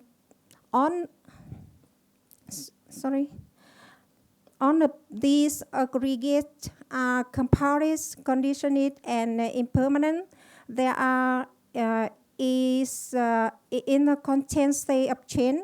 That is to say, arising and passing away. So that there is nothing in the nature of the stable. Actually, there is no entity existing independently. A human being is also like this. A human being were constituted by these five group of five khandas. The five khanda perception, the constitute a human being as well as the universe, from physical form to human physiology. Noting the permanent and unchangeable, thus practitioner must constantly examine and recognize this if they want to live the well-being life for both themselves and society. We cannot do experience sadness or suffering because we are aware to how temporary everything is. Practitioner must constantly reflect on the following. As the Buddha taught, feeling is non-self, perception is non-self, mental formation are non-self, consciousness is non-self. What in non-self should be seen as is really is with correct wisdom thoughts. This is not mine. This I'm not. This is not myself.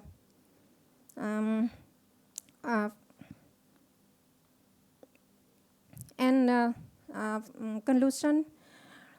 In short, the bow is the press analysis of the five aggregates. to practice the five aggregates. One must contemplate is origination and cessation. For example, whether the mental formation come from, does it due to ignorance? How does the mental formation cease? That's when ignorance ceases. Similarly, also solving in according with the aspect of the origination and cessation.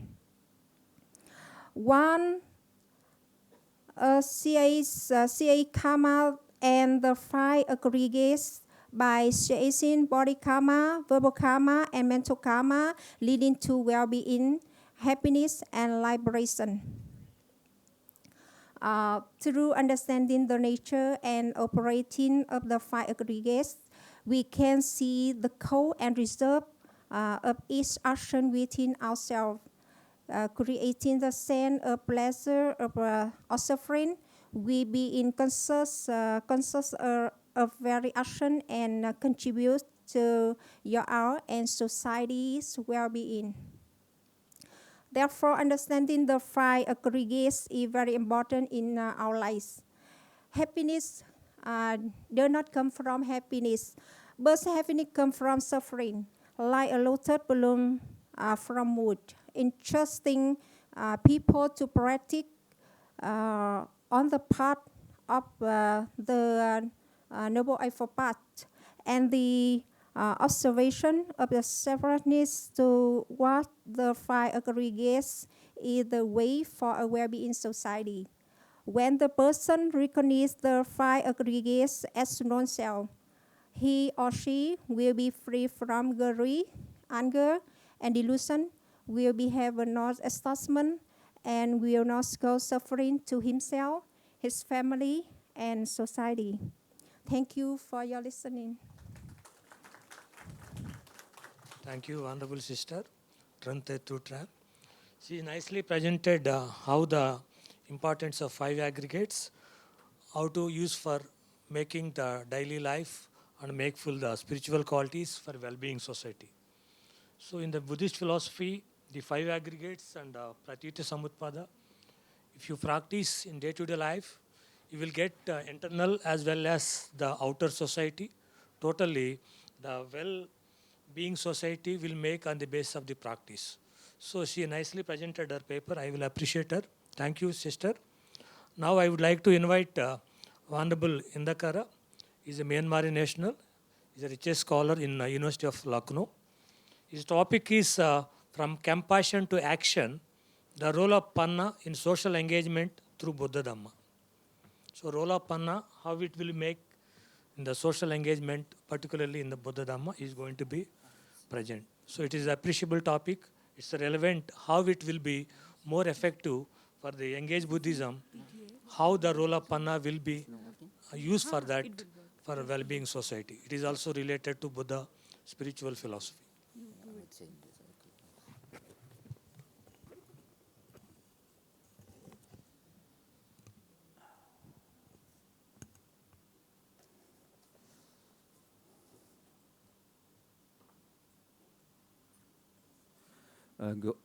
Good afternoon, respected professor, teachers, Venerable Sanghas and nuns, ladies and gentlemen.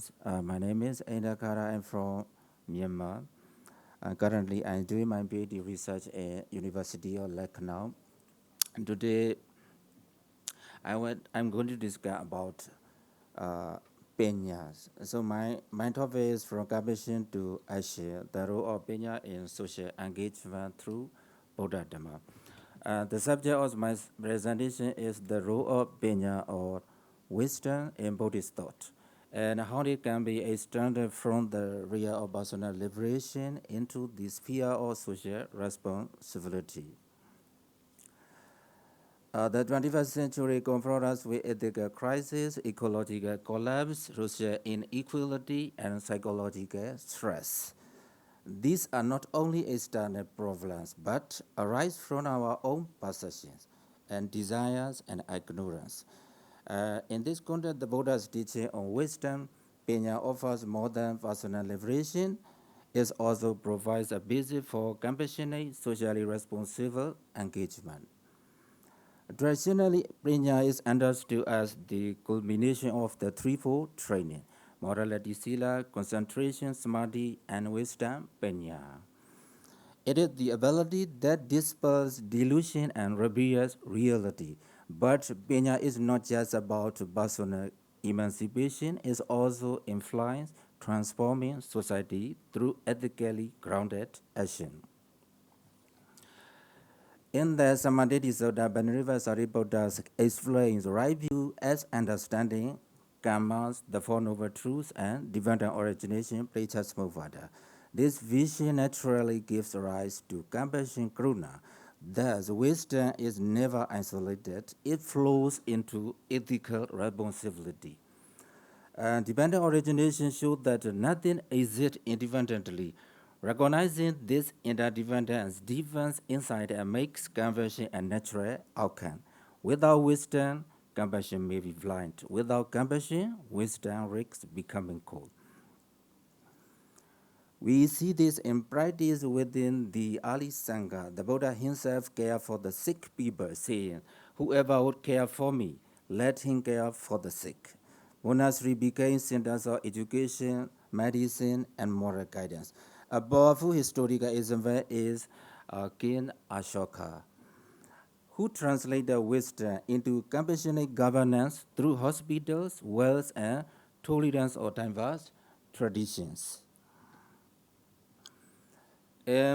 Mahayana tradition expands this link through the union of panya, wisdom, and upayas, skillful means. The bodhisattva idea embodies this integration, seeing emptiness through wisdom and acting with limitless compassion for all beings. Thich Nhat teaching or intervene, the master Thich Nhat said that harming the environment or other is, in fact, harming ourselves. And how do we bring penya into contemporary society?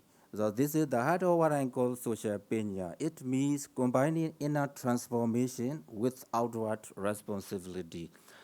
Social penya means wisdom that recognizes interdependence, compassion that motivates ethical action, and skillful means that apply Buddhist insight to concrete social problems. Here, let me highlight three areas. The first is economic justice. The Singalo Wada Soda, the Buddha outlines duties between parents and children, teachers and students, and rulers and subjects, and employers and workers. So this text shows that lay ethic is grounded in interdependence and responsibility. Modern movements echo this. The Savotia's Shamadana movement in Sri Lanka, founded by A.T. Riyatane, has applied Buddhist principles in rural development, emphasizing self-reliance, generosity, and community building. In Taiwan, the Tzu Chi Foundation mobilized resources for disaster relief and healthcare, guided by compassion, informed by wisdom. In Myanmar, the most vulnerable Sitaku Siano established numerous hospitals, especially eye clinics for the public health. As no cost, everything is free. And what does project donation as well for public uses? No money, everything is free. The second one is environmental ethics. The Anguttara Nikayas record the Buddha's warning that ecological decline leads to social and moral decline. Today, Buddhist environmentalists such as Jonamasi speak of the work that recognizes urgent a shift from consumerism to sustainability. So, and another one, Thai monks have performed symbolic tree ordinations. The rabbin rose around trees to protect forest. So these embody wisdom applies to ecological crisis. And the one a peaceful building and conflict resolution. And in the Dhammapada, the Buddha said, hatred is never appeased by hatred, but by non-hatred alone. Modern Buddhist edifices have taken this seriously. The international network called Engaged Buddhists, founded by Sulak Siwaska, promote interfaith dialogue and grassroots peace work. In Cambodia, Buddhist monk trained as meditators have resolved land disputes and revealed tribes in war-torn communities. These examples show how wisdom can address systemic violence through compassion and reconciliation. But here, applying Buddhist wisdom in this modern world is not simple. We have some challenges, so there's some difficulties. The first is political co-option. So sometimes Buddhist value can be adopted by political agendas, as history shows. So we can see in the history. Social Penya requires constant attention to ensure that action generally reduce suffering rather than fostering sectarianism. Another one is activist burnout. Activists may also face burnout if compassion is not balanced with equanimity. So Zen Master Thich Nhat Hanh said, being free is the foundation of making peace. Mindfulness must sustain activism. And some argue that activism is made too much social involvement every day, every time is doing the social service, social involvement. So it's distinct from personal practice. However, the example of the Buddha and Ashoka showed that inner cultivation and social engagement can support one another. So Social Penya called us to hold these tensions carefully, grounding action in wisdom and maintaining the core aim of reducing suffering. To conclude, Penya is not only for private liberation, rooted in independent origination, it shows us the radical interdependence of all beings. From this arises karuna, compassionate action, that addresses suffering wherever is appear. Early Buddhism emphasized communal ethic and care. Mahayana reinforced the inseparability of wisdom and compassion through the Bodhisattva path. Today, we can draw on both traditions to shape what we call social penya, a framework for addressing global crises with insight, compassion, and skillful action. The Buddha's Dhammas were never meant only for solitary awakening. It is a vision for the awakening of humanity itself. Genuine wisdom must express itself in compassionate engagement with the condition of suffering in our world today. That's for today, my presentation. Thank you so much for everyone. Thank you, Honorable Monk. You have nicely presented important points. The role of Panna. Secondly, the 21st century, the environmental and psychological challenges, how they're facing the world. Thirdly, he has given the importance of threefold training, Sila, Samadhi, Panya. At the same time, social Panna, how it will be useful, combine the personal growth as well as group accountability. So if you follow the Buddhist philosophy, Buddhist ethics in practical way, you can sort out the many social issues, psychological issues, as well as environmental issues. So the application, particularly the applied Buddhist ethics, is more relevant. So whatever the solution, whatever the problems we are facing in the 21st century, we can get the solution apart from the practice of Buddhist ethics as well as the Buddhist principles. So you nicely presented as particularly the Sila, Samadhi and Panna. So I will give the brief remarks at the time of conclusion, the embodied wisdom. Okay, thank you, Bhante. Now I would like to invite next speaker, Venerable Luong Dien Thi, Vietnamese national. He's a PhD scholar from our university. So his topic is Buddha Dhamma and embodied wisdom, its application in modern life based on Baddha Karata Sutta. Right? So please go proceed, Bhante. He's a nice scholar, we know that. He had finished MA MPhil from our university. So I will see that how the relevance of the theme, the Buddha Dhamma and embodied wisdom, how it's relevant in the modern life. So we will see that. Please carry on. Thank you, sir. Thank you, Bhante. Namo Sakya Buddha. Good afternoon, on Professor, Scholar, and IBC Organizing Committee. Thank you for giving me the opportunity to share my research at this conference on the topic Buddha Dhamma, embodied wisdom, its application in modern life based on Bhadeka Sutta. When was the last time you feel truly peaceful, not while scrolling social media or worrying about deadline, but when you were complete present, such as watching a sunset or enjoy coffee without thinking about anything else? Why are these moments so rare? This question led me to the Bhadeka Sutta in Majjhima Nikaya, which can show exactly problem we face today, which we call present poverty. To answer the question, which looks at our daily reality. A typical day, 7 a.m. brushing teeth while checking message. 12 p.m. eating lunch while watching TikTok or Facebook. 10 p.m. lying in the bed, but my mind is still racing about tomorrow's work. I call this present poverty. We are physically here, but mentally everyone else. Our research shows people spend 47% of their working hour thinking about things unrelated to what they are doing. Keep finding a wandering mind is unhappy. We have everything, but we are losing ourselves.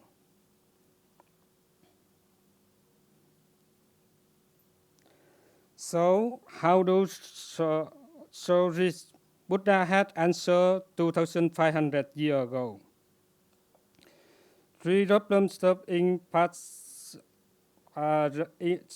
past, worrying about the future, and never truly present.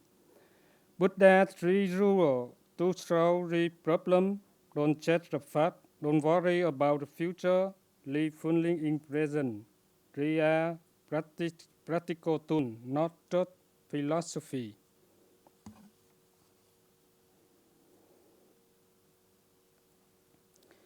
Now let's see how a ruler working in modern life. The first ruler deals with the past problem. Real example. My friend see our college photo and say, I was so happy then. Life is boring now. But he forget he was also stressed about exam and worry about the future back then. Buddha inside. The fact is just memory now happening right now. Practice. Thank you, past, for teaching me, but I live in the present. Moving to second rule, freeing ourselves from future and anxiety. When I syndrome, when I graduate, I will be happy. When I find love, I will complete. When I am rich, I will peaceful. The future not only exists in imagination, on action happen in the present. Practice, make plan, but don't upset our result. At night, ask, did I live well today? And the most important rule, how to truly in present. We are proud of multitasking, but science through brain can do many things at once. They just quickly, making us tired and less effective. Experiment. Focus only on your breathing for 1 minute. You will notice your mind jumping around, thinking about lunch, work, and commingness. This is normal, but it's how rarely we are truly present. Embody wisdom, not just understanding with your heart, but living with your whole being. The present moment is only play where life actually happen.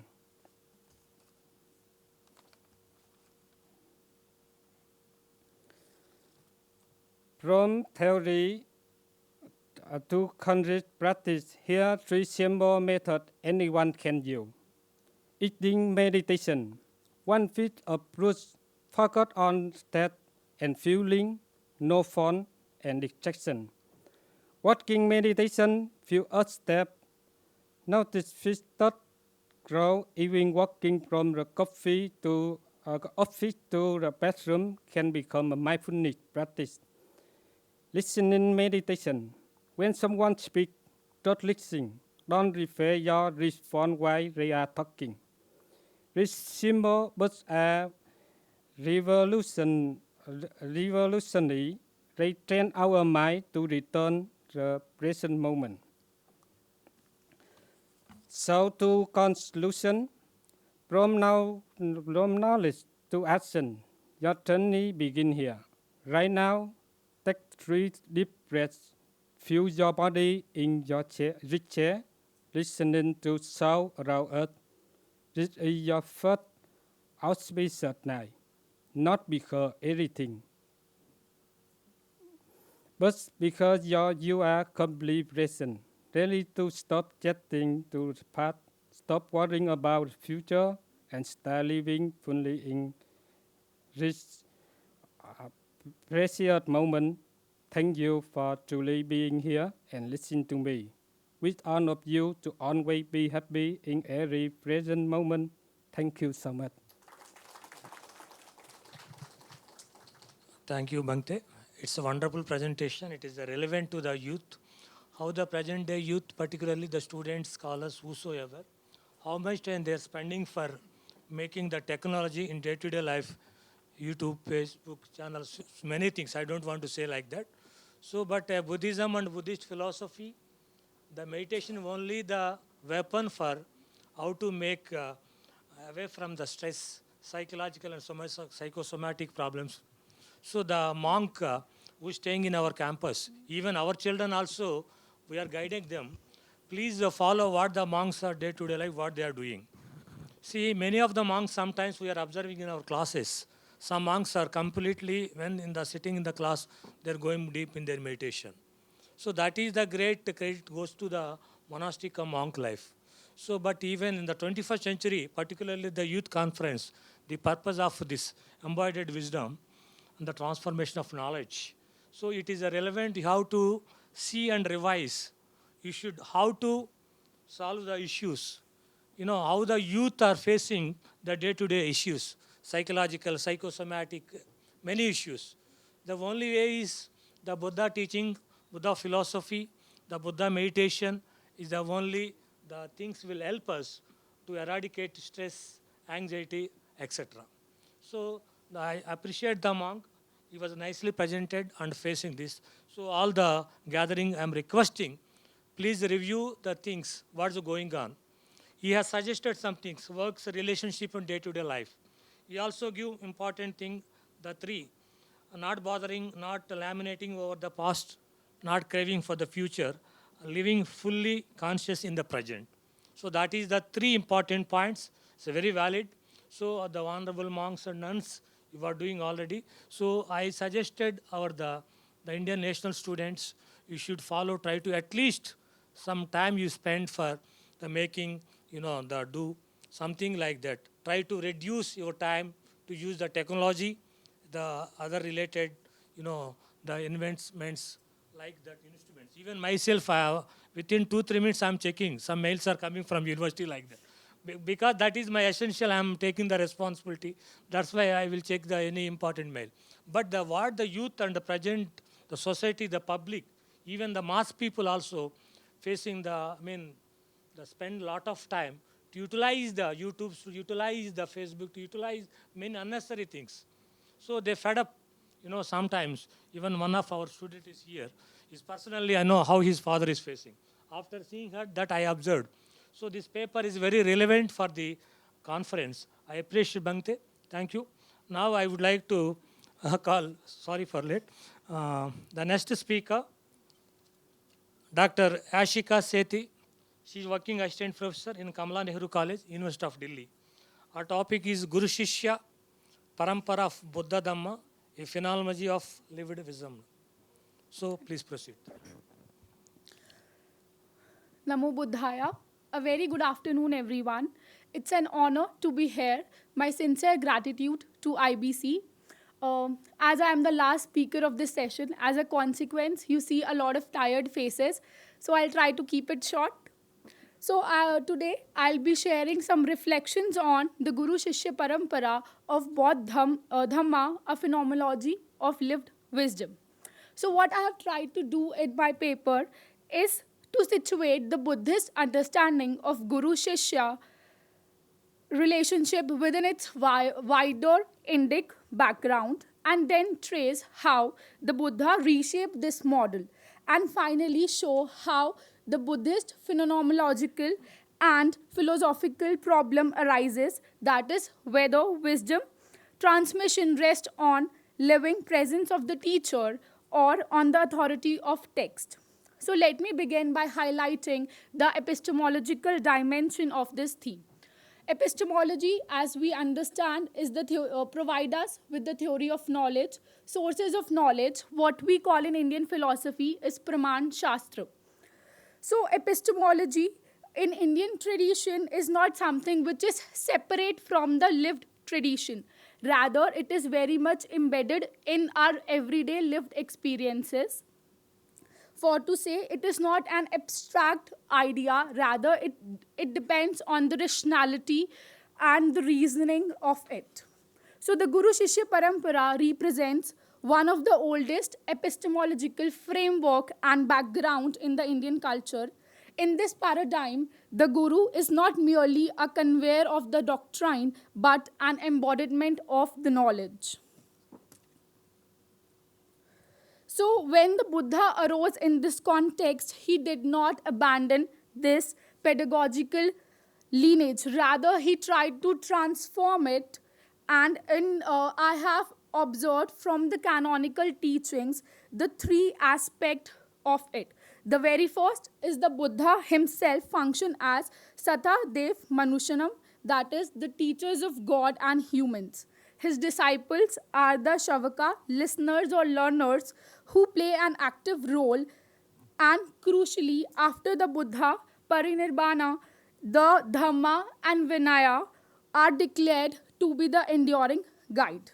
So again, here you see an epistemological problem arises here, that how do we see this transmission of knowledge or wisdom? Is it through the presence of a teacher or through the preserved textual corpus? So my argument today is that Buddhism resolves this tension not by choosing one over the other, but by integrating both within what I call phenomenology of lived wisdom. So to structure this argument, I have divided my paper into 4 subsections. So I'll quickly run you through those 4 subsections and then come on to my conclusion. The very first is the origination of Guru Shishya paradigm in Indian context.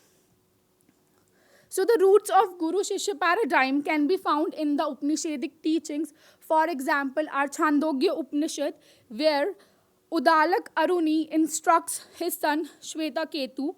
The teachings unfold not just as a propositions, but through the intimate questioning, symbolic analogies, and lived apprenticeship. Here, knowledge, again, you see, is not merely theoretical, but it is cultivated through the relationship between a guru and shishya. Similarly, we find same references in Mundakya Upanishad, where the seeker must approach a guru with a sacrificial firewood in hand as a gesture of humility. So again, we see in our Indian culture, guru as an exemplar, interpreter, and transmitter. While the disciple as well is not passive, but he is also actively engaged in this process. Coming back to Buddhist thought, the Pali Canon consistently depicts the Buddha in terms that resonate with the Guru ideal. He teaches through formal discourses, but equally through the lived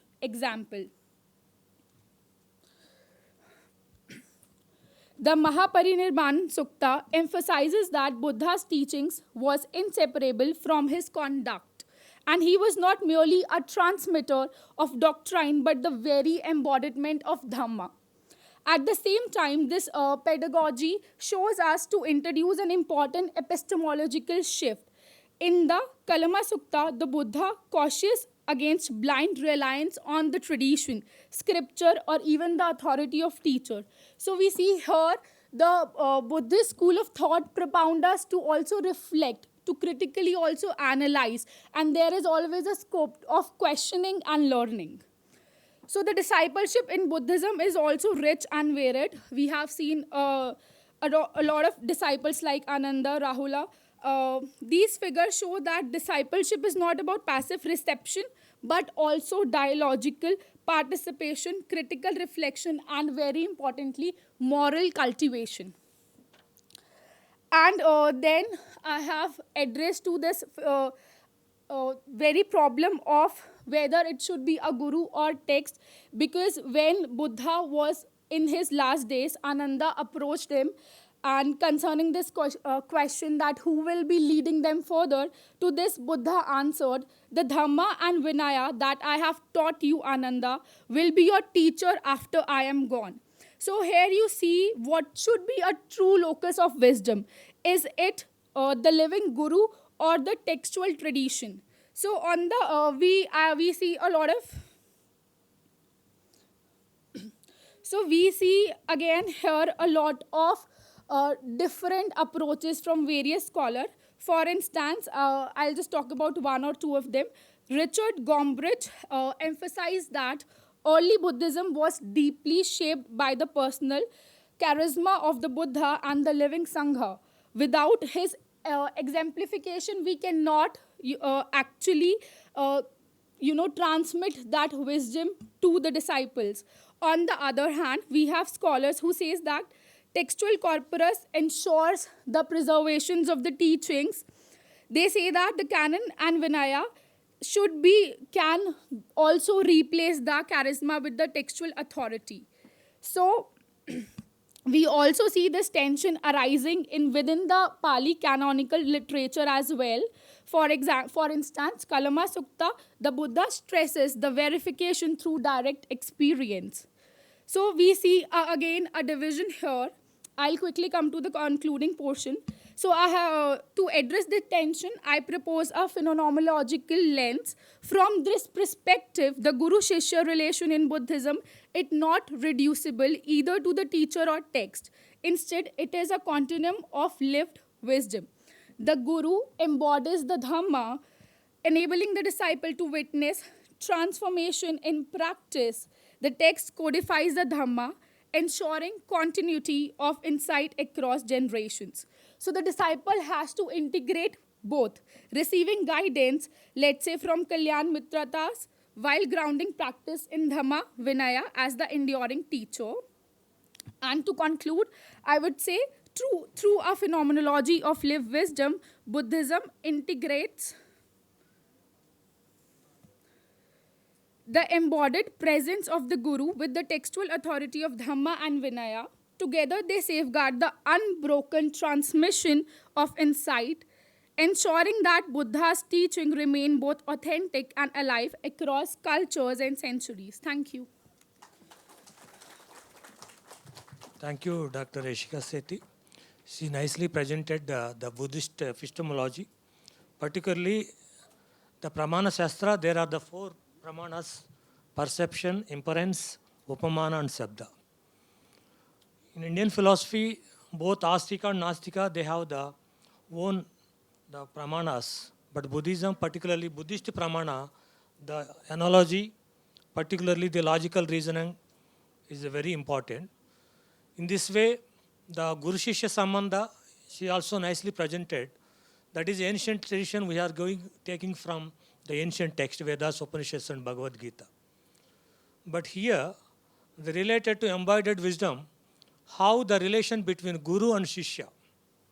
So, what the Buddha said, Guru is not a only teacher. He is a beyond the teaching, means the practical, the wisdom. the learning. Shishya, I will give the remarks at that time. So now we are offering for the question answers. First you can ask some questions, anyone? Yes. Please noted the speakers.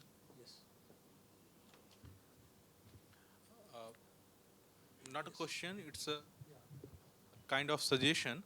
This is not any kalma sutta. Kalma is a very different word. There is a kalam sutta. Because kalma is a very different word. Thank you.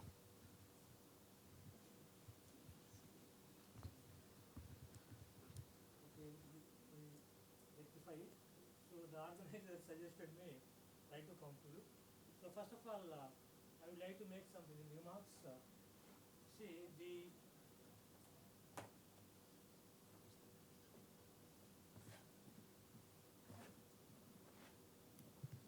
theme of this conference, that is Buddha Dhamma and embodied wisdom. So as a scholar, as a teachers, the senior teachers like Professor Pansar, all these are Bhaktis. So wisdom, it's not a, simple abstract. It is a lived reality. Panna, Sila, Samadhi, Panya. Wisdom is cultivated through Sila, that is ethical conduct, and Samadhi, mental discipline. So this is embodied wisdom, what I understood. Is it correct? Rectify me. The integration of understanding and action, mind and body, compassion and clarity. So this is the brief say word about the embodied wisdom. Regarding the Buddha Dhamma related to Buddhist philosophy, particularly Guru Shishya Sambandha, the relation between the Guru and Shishya, it has the old story, old history from the ancient, from the beginning, the before Buddhism, the Vedas, Upanishads and Bhagavad Gita also. So the Guru Shishya Sambandha Parampara, it is the models of knowledge transferred from Buddha Dhamma. So here, the Guru, the teaching between the Guru and teacher, the Guru and the student, it transforms experiential and compassionate knowledge. So transformation of wisdom in the first session. So finally, what is the role of Guru? What is the role of Shishya? It was some different in the olden days. In the middle century, are the different. In the present day, they are going to be changed according to the conditions, according to circumstances, according to the development.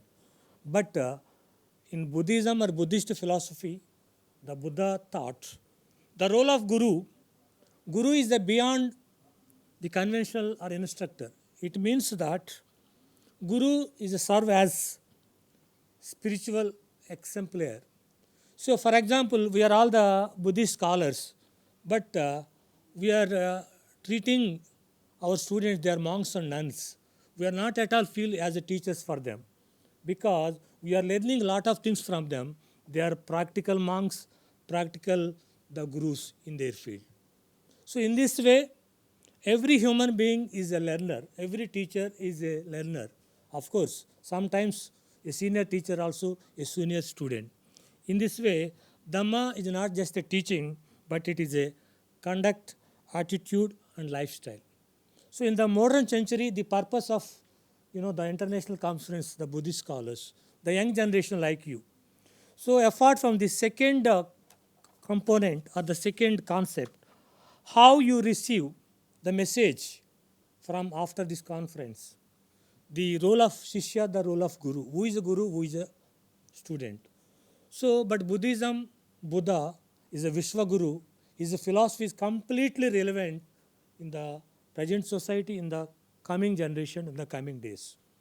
So, the Buddha, the what we call as pedagogy, Buddha ethics, Buddha philosophy is still relevant and forever. So, I would like to conclude that the Shishya, the Guru, the sincerity, diligence, sustaining the Dhamma, it will be given the wisdom for the future generation. So the idea is what we'd like to make it. Every human is a learner. Every human is a teacher. Sometimes he may become Guru, he may become Shishya. So learning is an unending process. The Buddha is also, giving that message to the world. We are still talk about even after 2560 years back after, we talk about the Buddhist thought, Buddhist ideas, and Buddhist pedagogy, Buddhist ethics, still relevant in the 21st century. In this way, the relevance, the Buddha Dhamma and embodied wisdom is still relevant. We have to make, we have to review, we have to think.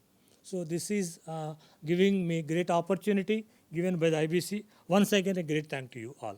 Thank you, one and all.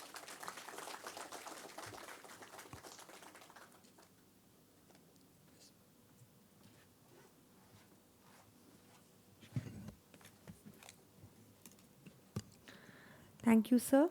May I now request Shatsek Hensur Jangchup Choydan Rinpoche to kindly felicitate our moderator and speakers for the session. First to our moderator, Dr. Chintala Venkata Sivasai, Head of Department, School of Buddhist Studies and Civilization, Gautam Buddha University.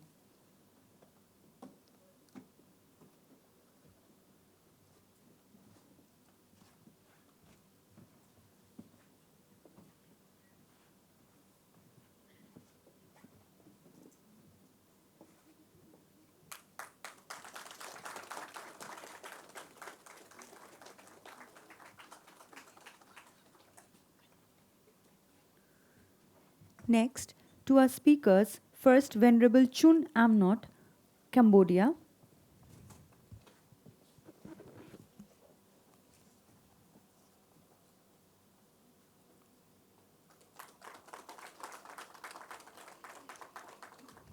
Venerable Tran Thi Thu Trang, Vietnam.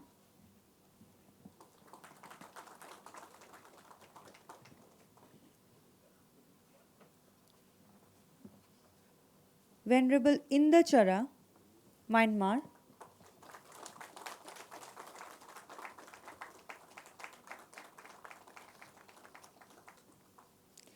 Venerable Luong Din Thin, Vietnam.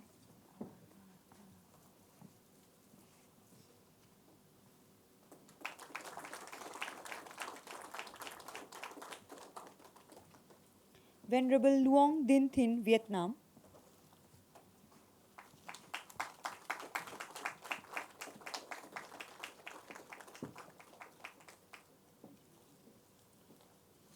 Dr. Yashika Sethi, India.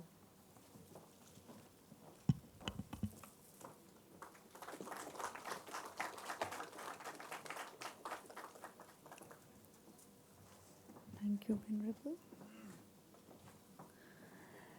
May I now request the speakers and the moderator of this session to come together for a group photograph.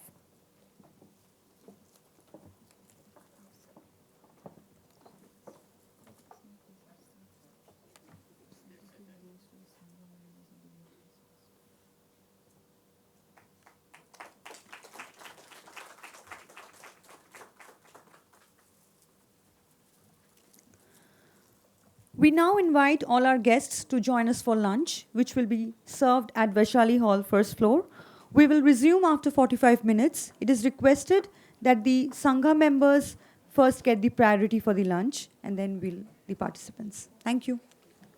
3, Buddha Dhamma and Technology and AI.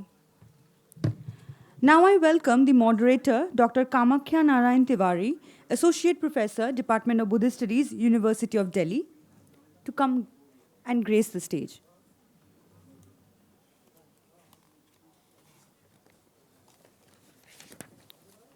The speakers for this session are Ms. Akansha Singh, India, Ms. Madhuri Krishna Kulwarkar, India, Venerable Yavata, Myanmar, and Mr. Narottam Kushwaha, India.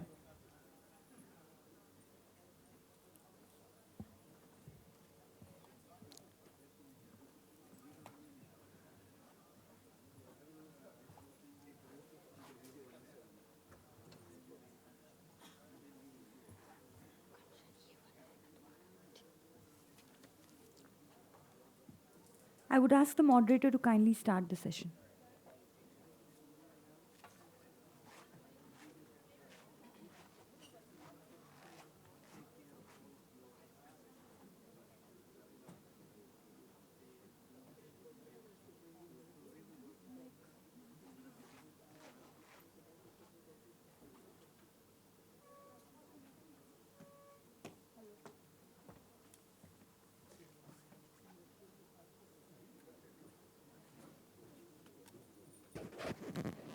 technical team. Technical team.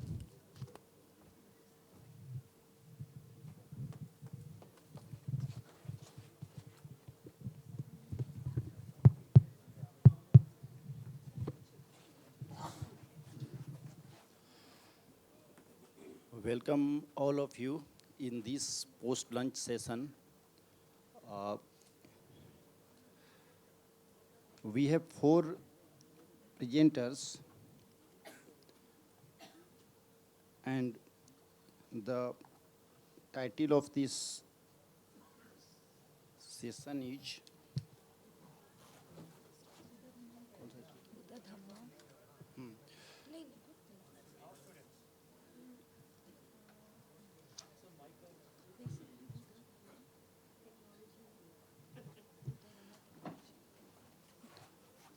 Buddha Dhamma, Technology and AI.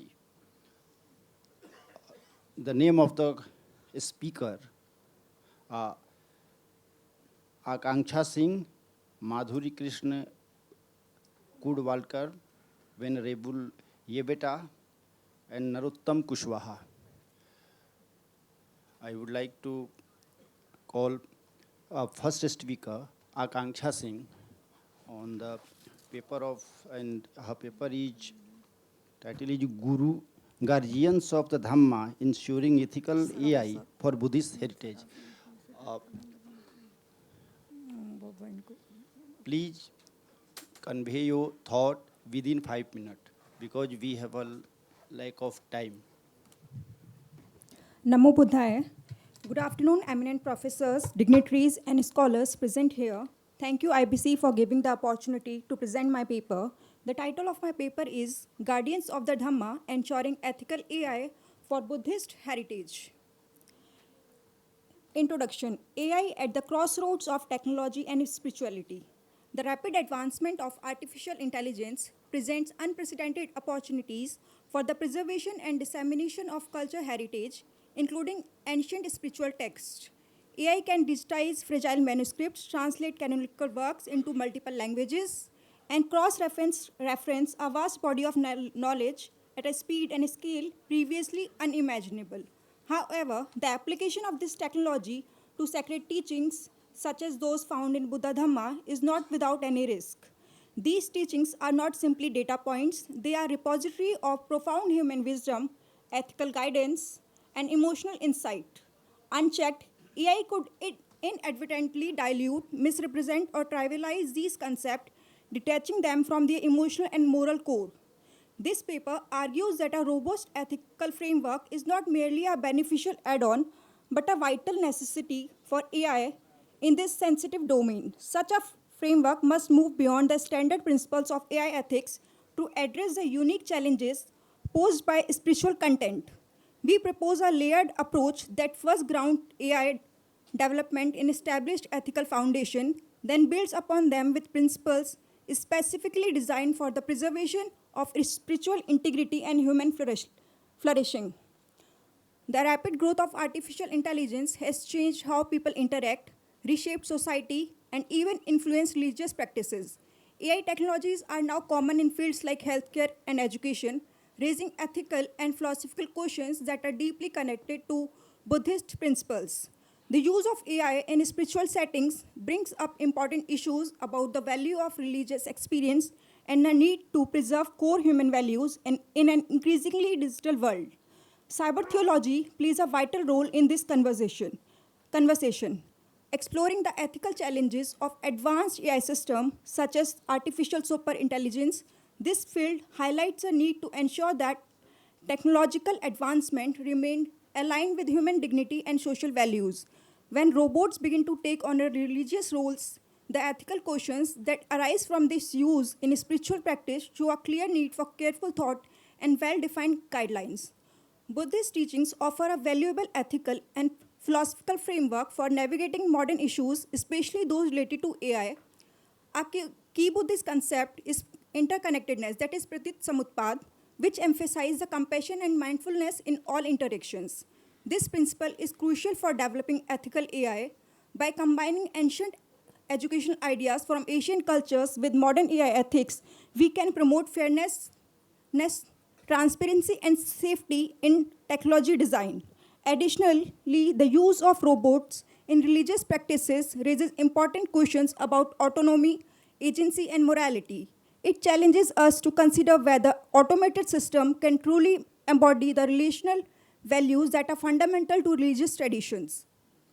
Foundational ethical principles. When looking at how Buddhist teaching connect with artificial intelligence, it is essential to consider the ethical and philosophical ideas that should guide technology development in line with human values. Buddhist ideas mainly focuses on compassion and mindfulness, provide a basis for tackling the ethical challenges that come with AI's role in society. For example, as AI interacts more with core parts of religious traditions, it raises questions about the authenticity and moral aspects of its involvement in spiritual practices. The core of this ethical framework rests upon established principles of AI ethics adapted to the unique context of spiritual knowledge. These principles ensure that the technology is built on a foundation of trust, equity, and human benefit. These principles are transparency, accountability, fairness, and human-centric approach. In the spiritual domain, transparency ensures that an AI's operation, data sources, and decision-making processes are clear and verifiable. For example, if an AI is used to provide an interpretation of a Buddhist sutra, its user should be able to trace its conclusion back to the specific text and algorithmic logic used. This transparency is a crucial guard against the spread of misinformation and the erosion of trust in sacred knowledge. Similarly, accountability demands that clear lines of responsibility are established for AI's output and its impact. This prevents a technology from acting as a black box that generates potentially biased or harmful interpretations without recourse. By holding developers and operators responsible for AI's action, this principle ensures that human oversight remains central and that any errors or biases can be rectified. Fairness is critical to prevent the marginalization of diverse ethical spiritual traditions. An AI trained predominantly on a single school of thought that could lead to a biased interpretation and misrepresent the richness of the tradition as a whole. Fairness mandates the use of diverse training data to ensure equitable representation of different spiritual traditions and schools. It also advocates for equitable access to these AI resources, preventing them from becoming exclusive tools for a select few. The human-centric approach positions AI as a supportive tool rather than a substitute for genuine human spiritual guidance. This principle prioritizes human well-being and personal growth. In the context of spiritual practice, AI can assist with tasks like text analysis or meditation tracking, but it must not be allowed to replace the irreplaceable role of a human teacher or the deep personal reflection required for spiritual practice. This approach actively prevents over-reliance on technology and guards against the dehumanization of deeply personal journey. Beyond the foundational principles, the paper emphasizes a distinct set of ethical considerations that are uniquely important when AI engages with spiritual content. The first is integrity. Integrity is a paramount principle in the preservation of sacred text. It is a commitment to ensuring the absolute accuracy, authenticity, and non-manipulation of spiritual content. AI system must be designed to handle the complexity and nuance of these teachings without trivializing them. For example, a simple machine translation might fail to capture the multiple layers of meaning in a single Sanskrit term. A framework guided by integrity would demand that such AI systems are built to recognize these nuances, preventing the dilution or misrepresentation of profound concepts. Second is emotional intelligence and moral responsibility. The true moral intelligence is a uniquely human quality. Its principle in AI development means aiming for a system that can understand and respond to the nuanced emotional and spiritual needs of the user.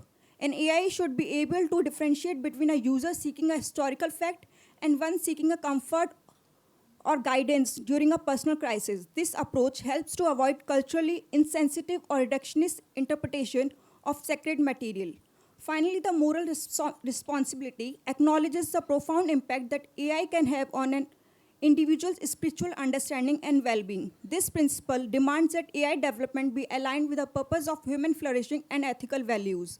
It serves as a constant reminder that the technology must be used to promote good and not be allowed to cause any harm, whether through the spread of misinformation, the promotion of dogma, or trivialization of deep spiritual concepts.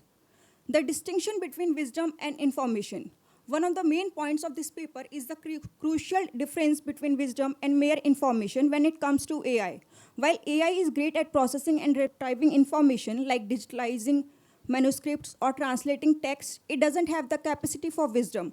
Wisdom, in a spiritual sense, involves deep insight, personal understanding, and compassionate application. It can't be simply turned into a computer algorithm. The danger is that AI might unintentionally make a spiritual concept seem less significant.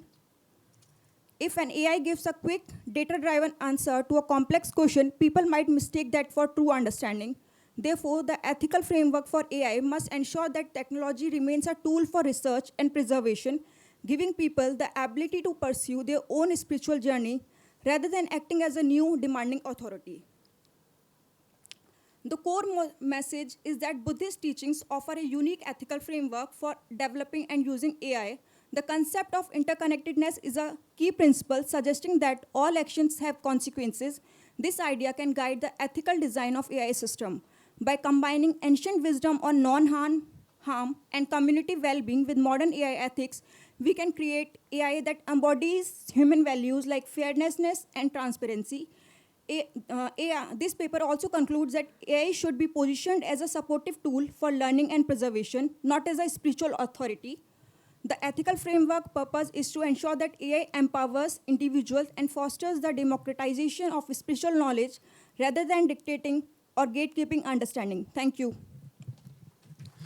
Thank you, Akanksha, for presenting such a nice way. Akanksha is a research scholar in Buddhism in the BHU, and she was a former student of our department too. Thank you. Next presenter is Ms. Madhuri Krishna Kudvalkar from Somaiya Vidya Vihar University. Her topic is Artificial Intelligence and the Middle Path, Balancing Innovation and with Buddhist Ethics. Ma'am must follow the time limit. Namo Buddhaya, Jai Bhim. Respected dignitaries, Sangha and my friends, my name is Madhuri Kudvalkar and I am talking on the topic, I will talk on the topic title, Artificial Intelligence and Middle Path, Balancing Innovation and Buddhist Ethics. The term artificial intelligence is generally understood as not natural, man-made or dependent intellect. It is machine brain power provided by human efforts. It is widely accepted and being used globally in every field like education, healthcare, infrastructure development, medical services, entertainment, and many more. In the 21st century, the world is experiencing a new era of human progress, and artificial intelligence plays an important role in the sustainable development of mankind. The technologies powered by artificial intelligence are the great benefits to humans, but it has profound and dynamic positive and negative impacts on societies, ecosystems, and environment. Artificial intelligence influences human thinking, decision-making capacity, cognitive interactions. It also affects education, culture, social, natural sciences, communication, and information. The term ethics comes from the Greek word ethos, which means character. Now, this word is used to denote an aspect of philosophy, logic, and metaphysics. It always referred to moral conduct or standard in some professions, mostly business or medical. This word ethics can be changed in terms of behavior or manners as morality, which comes from Latin word more. This terminology may be confusing. The AI applications manufacturers, designers, developers, these people are divided into two groups. One is provider and another is beneficiary. Both share the responsibility of ensuring that AI systems operate in a way that sustain human dignity, fairness, and well-being. Buddhism, that is the Buddha Dhamma, with its emphasis on spiritual values over materialism, offers important ethical resources for navigating the problems posed by AI. Buddhist ethics focus on cultivating moral behavior, that is shila, and mindful living through process and the middle path, through precepts and middle path, that is Majjhima Patipada.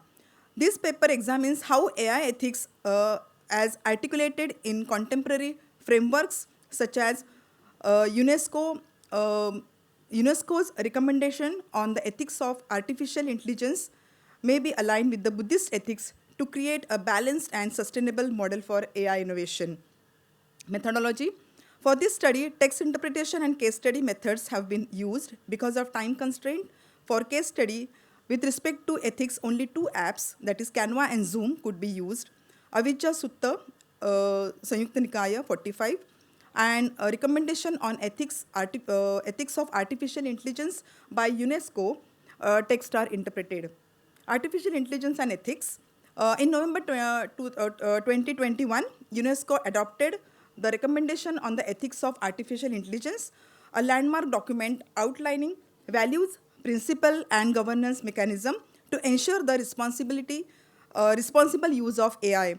The recommendation highlights the ethical dimensions of AI in diverse domains, including education, culture, communication, information, health, social well-being, and the environment. It emphasizes the need of ethical governance through transparency, accountability, inclusivity, and sustainability.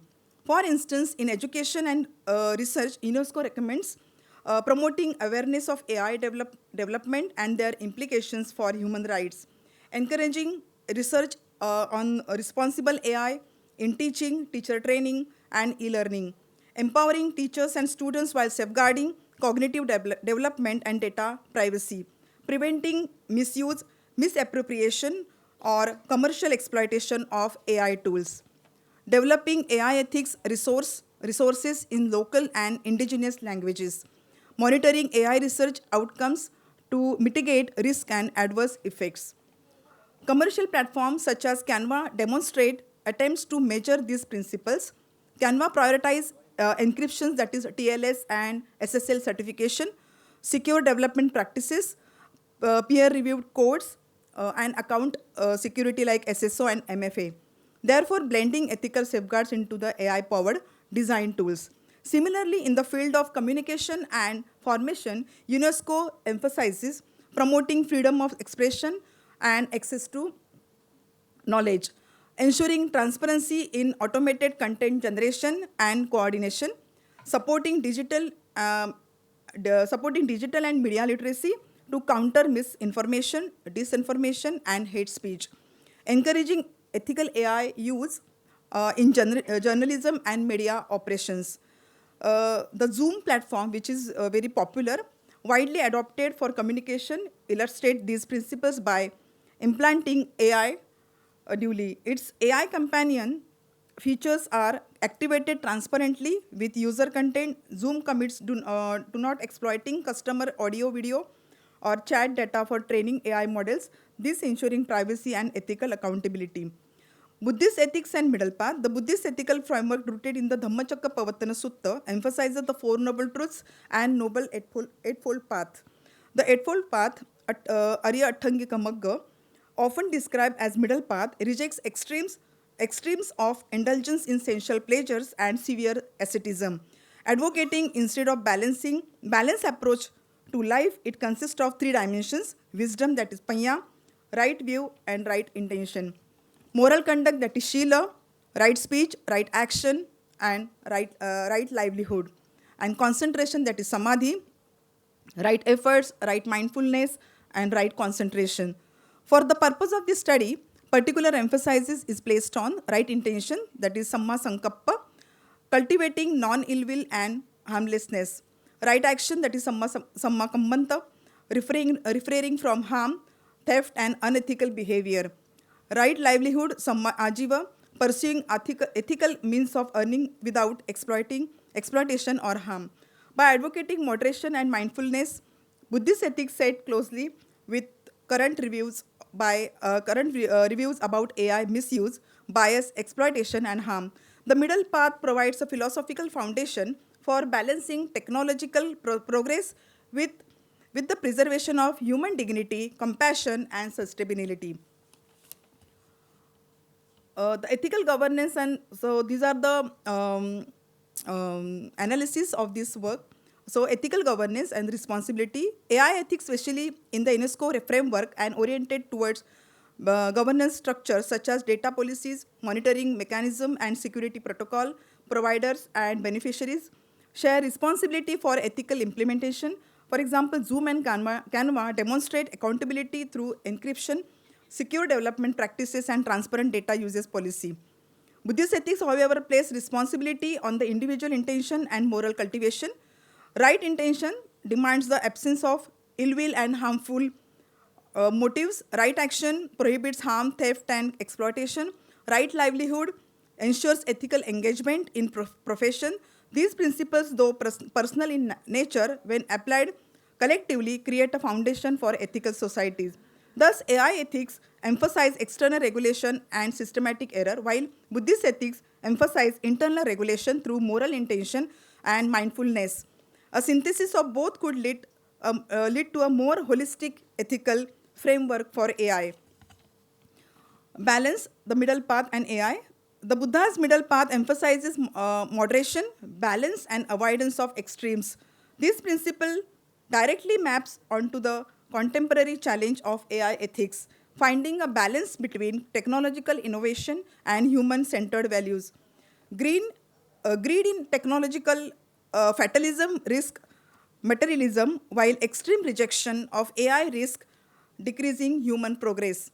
The integration of Buddhist ethics into AI governance provides a moral parameter that prioritizes compassion, responsibility, and sustainability. Again, UNESCO's AI ethics provides structural guidelines and accountability mechanism that Buddhist ethics alone may not offer. Together, they form a complementary model. AI ethics ensure external harmony, and Buddhist ethics cultivate internal mindfulness and compassion. The conclusions: artificial intelligence has great power to improve human life, but also brings serious risks like bias, misuse, loss of privacy, and harm to human dignity. UNESCO's guidelines on AI stress need for fairness, safety, accountability, and responsibility in how AI is used. In a similar way, Buddhist ethics based on the middle path teach compassion, non-harming, mindfulness, and balance in life. When combined, these two approaches complete each other. AI ethics provide external rules and safeguards, while Buddhist ethics guide inner values and right intentions. Together, they offer a balanced way forward where technology is developed with wisdom and compassion, serving humanity without causing harm. This path ensures that AI becomes a tool for reducing suffering, protecting human dignity, and creating harmony between progress and ethics, science, and spirituality. Thank you so much. Thank you, Madhuri ji, for presenting such a vibrant way your application through the lens of Buddhist ethics, mindfulness. Thank you very much.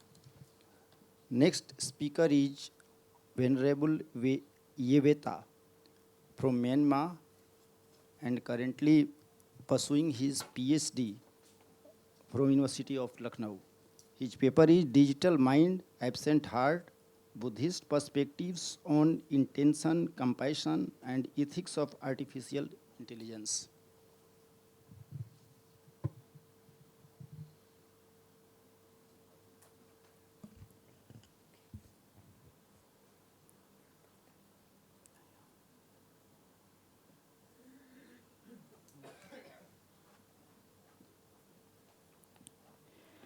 Hello, good afternoon, sir.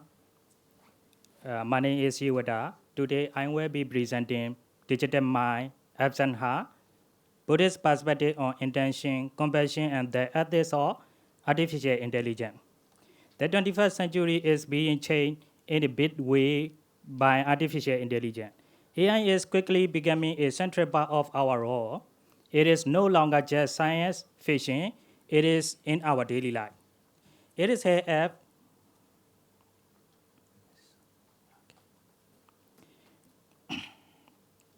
It is that our economy shaped what we see on the social media and even look after our personal health. But as we embrace this digital mind, I want to invite you to ask critical questions. What is fundamentally lacking? My presenting today will explore this question from the perspective of Buddhist ethics. I will argue that the core problem of AI is an absent heart. It profound lack for intention, cetina, compassion, karuna. This is create three big risks for us. One, dehumanization. This is when our human feelings are turned into code data. For example, an AI can find a disease but cannot confound its care patient like a human doctor can. Two, decontextualization. This is when important practices like mindfulness are taken away from their true purpose. It began through a jest to help our work focus instead of the path of freedom from suffering. 3. Commodification. This is when spiritual practices are so like a product in abstract, losing their real meanings and value. To understand the roots of this problem, we must look at the foundational concept in Buddhist ethics, cetina. Intention. The Buddha made this very clearly when he said, Cetina bhikkhave kammam vadami. It is intention, O monk, that I call karma. This means that the moral quality of an action, whether it is good or bad, deep north on external art is set, but on the mental state behind it.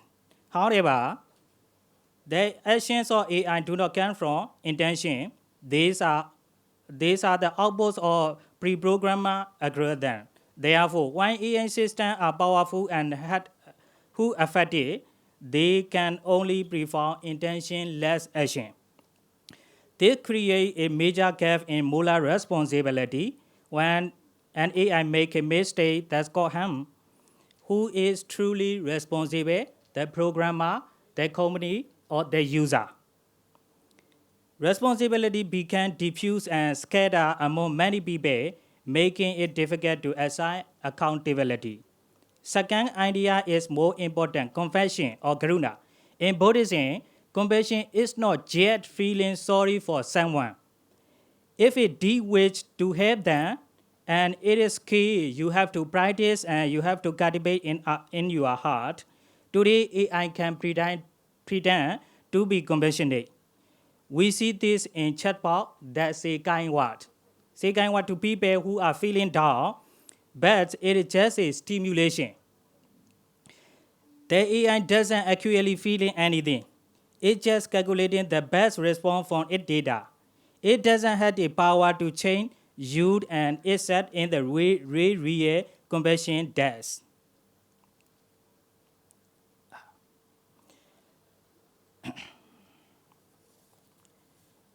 So what can we do? We don't have to reject technology. Instead, we need to be more mindful about how we create it. I call it mindful innovation. Here's a four simple principles to guide us. Samma Sankappa, right intention. AI creators should have the right motivation to benefit humanity, not exploit it. Ahimsa, non-harming. We must avoid causing physical, psychological, and social war. This includes banning the autonomous workforce system. Dana, Sabit, we should shift the primary question from how can this AI make money to how can this AI alleviate suffering. Samadhi, right view. We must ensure that AI algorithms are fair and unbiased to reflect a correct and just view of the world. In conclusion, in closing, I want to leave you with with this thought, technology can be powerful too, but it can never be a true teacher. A spiritual guide is a real person with life experience, not an algorithm. The teachings of Buddha remind us that technology is not our destiny. It is a tool. Whether it's harm us or hate us, depend on the intention of the people who create it and use it. Let us commit to shaping a future where we place wisdom before code, compassion before convenience. Thank you for your attention. Thank you very much, Venerable, for presenting such a fantastic way of the paper. And the next presenter is Narottam Kushwaha. He is a scholar of Buddhism in Central University of Jammu. His paper's title is Non-Self in the Age of Artificial Intelligence, a Buddhist Analysis of Science, Identity and Ethical Governance.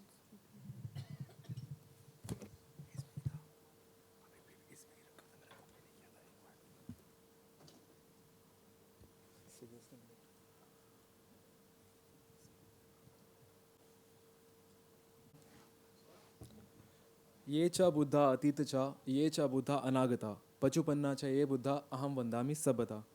Very good afternoon to my respected teachers, monks, nuns, and my fellow research scholars. My topic is non-self in the age of artificial intelligence, a Buddhist analysis of sentience, identity, and ethical governance. Like sentience, for your reference, is like the capacity to feel, perceive, and ability to feel.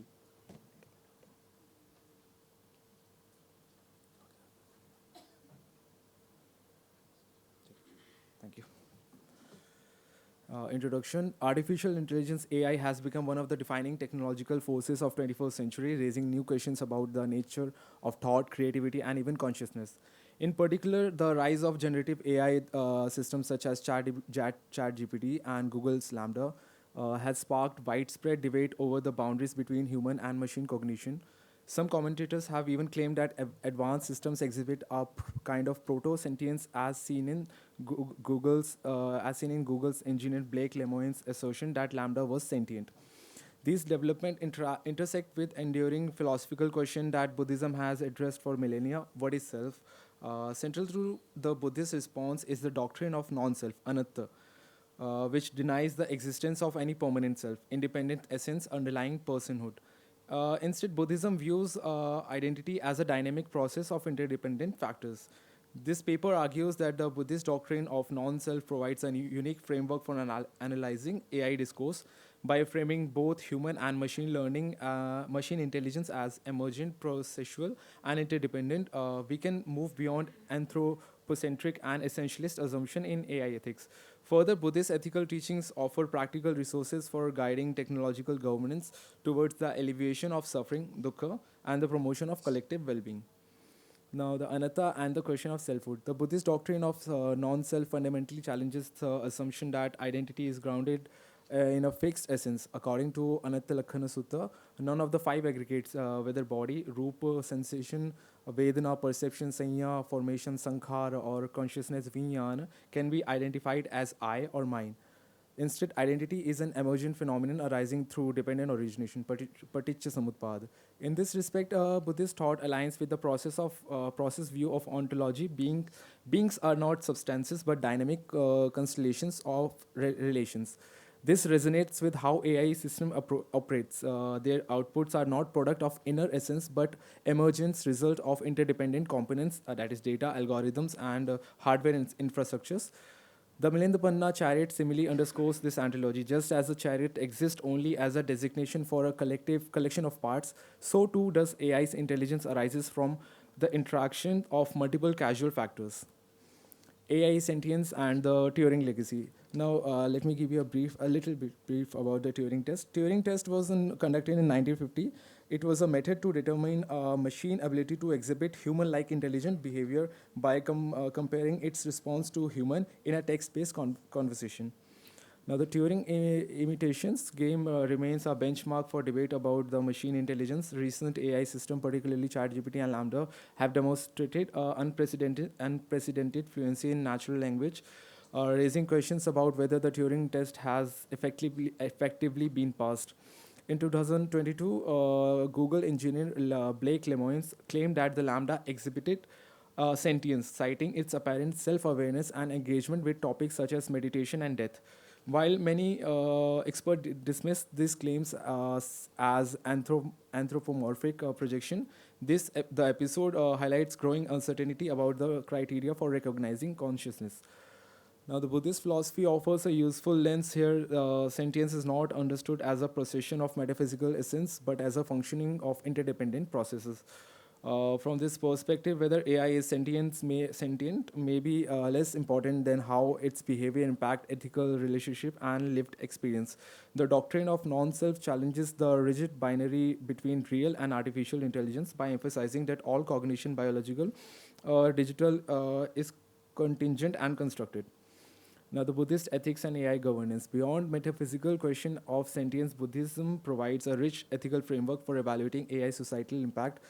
Four principles are particularly relevant, I have already mentioned three. Right speech, that is Samavacha. AI system can increasingly mediate communication, yet they are also vectors for misinformation and hate speech.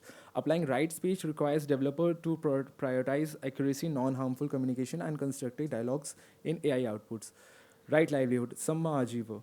Concentration of power in a few AI corporation risks exploitation and inequity. Buddhist ethics call for equitable technological developments that benefit society as a whole. Mindfulness, Sati. AI system threaten to erode human agency through persuasive design and addictive algorithms. Cultivating digital mindfulness ensures that AI tool enhance experience rather than diminish human autonomy. Together, these principles provide a normative ground for ethical governance that aligns with the alleviation of suffering. Dhamma as a framework for AI ethics. The Buddhist framework of anatta destabilizes essentialist view of self and intelligence, providing a conceptual tool for navigating AI discourse. Just as a human self is a provisional construct arising from interdependent condition, AI intelligence should be understood as an emergent rather than intrinsic. This shift allows policymakers and technologists to avoid anthropocentric biases while focusing on outcomes, how AI contributes to alleviate suffering. Moreover, Buddhist ethics reframe technology as upaya, skillful means, to a tool that, when guided by compassion, karuna, and wisdom panya, can support human flourishing. AI applications in mindfulness, apps, online dharma teachings, and virtual retreat exemplify this potential. Yet, these must be developed with sensitivity to assess inclusivity and cultural diversity, ensuring that wisdom transmission in the digital age reflects equity and compassion. Now, the conclusion, AI presents both opportunities and challenges for humanity's future. By engaging Buddhist doctrine of non-self, we can conceptualize identity and intelligence as emergent, interdependent processes rather than essential substances. This perspective not only demystifies AI, but also situates it within a broader ethical vision guided by compassion and wisdom. Buddhist ethics, right speech, right livelihood, and mindfulness provide concrete tools for guiding AI development towards the alleviation of suffering and promotion of collective well-being. In an era where AI increasingly mediates human experience, a Dhamma-informed approach offers a path toward governance rooted not only in innovation, but in wisdom and compassion. Thank you. Thank you, Narottam. Now the time for the question session. If you have any question, you can ask, but only one question can be will be entertained due to the lack of time.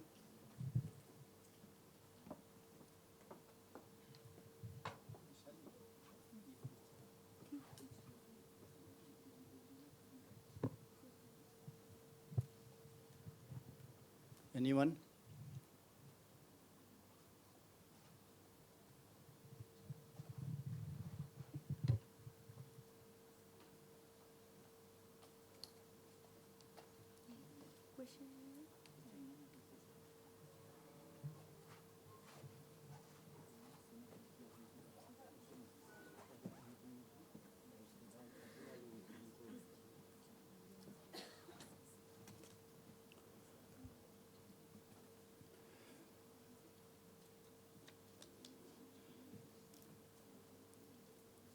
After the presentation of the papers, I shall try to summarize these thoughts. And technological and artificial intelligence are transforming all areas of life, especially healthcare, communication, and education. Dhamma encourage responsible, compassionate, and ethical behavior, using useless to use AI for the benefit of all being. Buddhist mindfulness can guide the conscious, balanced use of digital tools to avoid addiction and distractions. Non-attachment, especially Dhamma teaches detachment from materialism and ego, which is crucial in the consumerism and identity through digital presence. But it has the challenges, especially over-reliance on the AI may reduce empathy, compassion, and real human interaction. Job displacement and misinterpretation, inequality caused by the AI can increase suffering, which is called dukkha. In brief, Dhamma provides timeless ethical and philosophical guidance that can help humanity navigate the challenges negative use of technology. This is the essence of our Buddha Dhamma towards the AI use. Thank you all for the presentation, and I thank to the IBC to provide me the opportunity to come here and participate in this conference before this intelligent and intellectual people, especially my guru, Professor, before my teacher, Professor K.T.S. Sarao, and Sir and Ravindra Pant Sir. Thank you very much.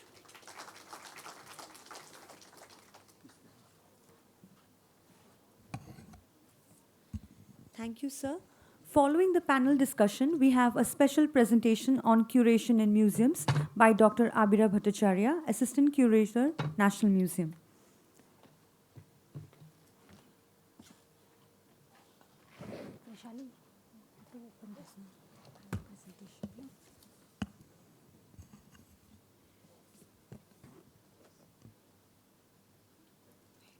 This one. Is it connected?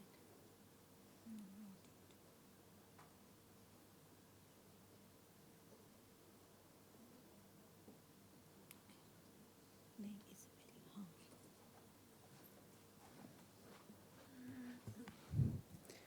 Good afternoon, everyone. I'm really thankful and grateful to IBC Organizing Committee for giving me this opportunity to present a special presentation on exhibiting Buddhist art in the National Museum. So today I'm going to talk about how we are contextualizing Buddhist art, the entire concept of Buddha Dhamma dissemination through the visual language. And in this presentation, I'm just taking few case studies which we have done in the past few years, including the relic exposition as well, which the Ministry of Culture, Government of India did, and in which the National Museum and IBC, like as sister organizations, we work together. So the vision and the time frame of National Museum, like I work in the National Museum as an assistant curator in the anthropology department. Apart from that, like my PhD is in Buddhist art. So just to summarize, this is the vision and framework of the National Museum. National Museum in Delhi, it serves as a cultural center and for the people. And the main functions of a museum is collection management. We do educational activities. We try to endorse the cultural heritage of India through various mediums, and exhibition is one of them. Besides, the general framework of the museum is like we have more than 2 lakh objects in our collection, and the collection expands in various 11 collection departments: anthropology, archaeology, PCWA, Central Asia, jewelry, manuscripts are some of them. Then we have some non-collection department as well, which help us for digitization. Like the panelists have been talking about digitization, AI. So I would like to add on to it, like not only the National Museum, but all the museums have been working in adopting various digital medias to transmit knowledge in various ways. We have been working on immersive experiences, and also sometimes when the object cannot reach to people, the digital media is a helpful tool. So in a museum sector, we have like permanent galleries, the galleries which you can visit anytime. In National Museum, there are various galleries. They are chronological and thematic galleries. The chronology starts from the Harappan civilization, and then it goes up to the early medieval period. Then we have conceptual galleries, and one of the conceptual gallery is a Buddha gallery. So the erstwhile ASI building, which is next to the main building of the National Museum, was converted into a Buddha gallery, and we worked on it during the COVID time. So during the COVID period from 2020 to 2021, the museum was closed for the public, but we were working relentlessly on conceptualizing and working in this for the making of this gallery, along with few more galleries. So this is the relic, the holy relic of Buddha. Earlier, there was only one section in the main building. The objects were, again, they were reconceptualized, they were reimagined, and then a bigger space was curated by our team.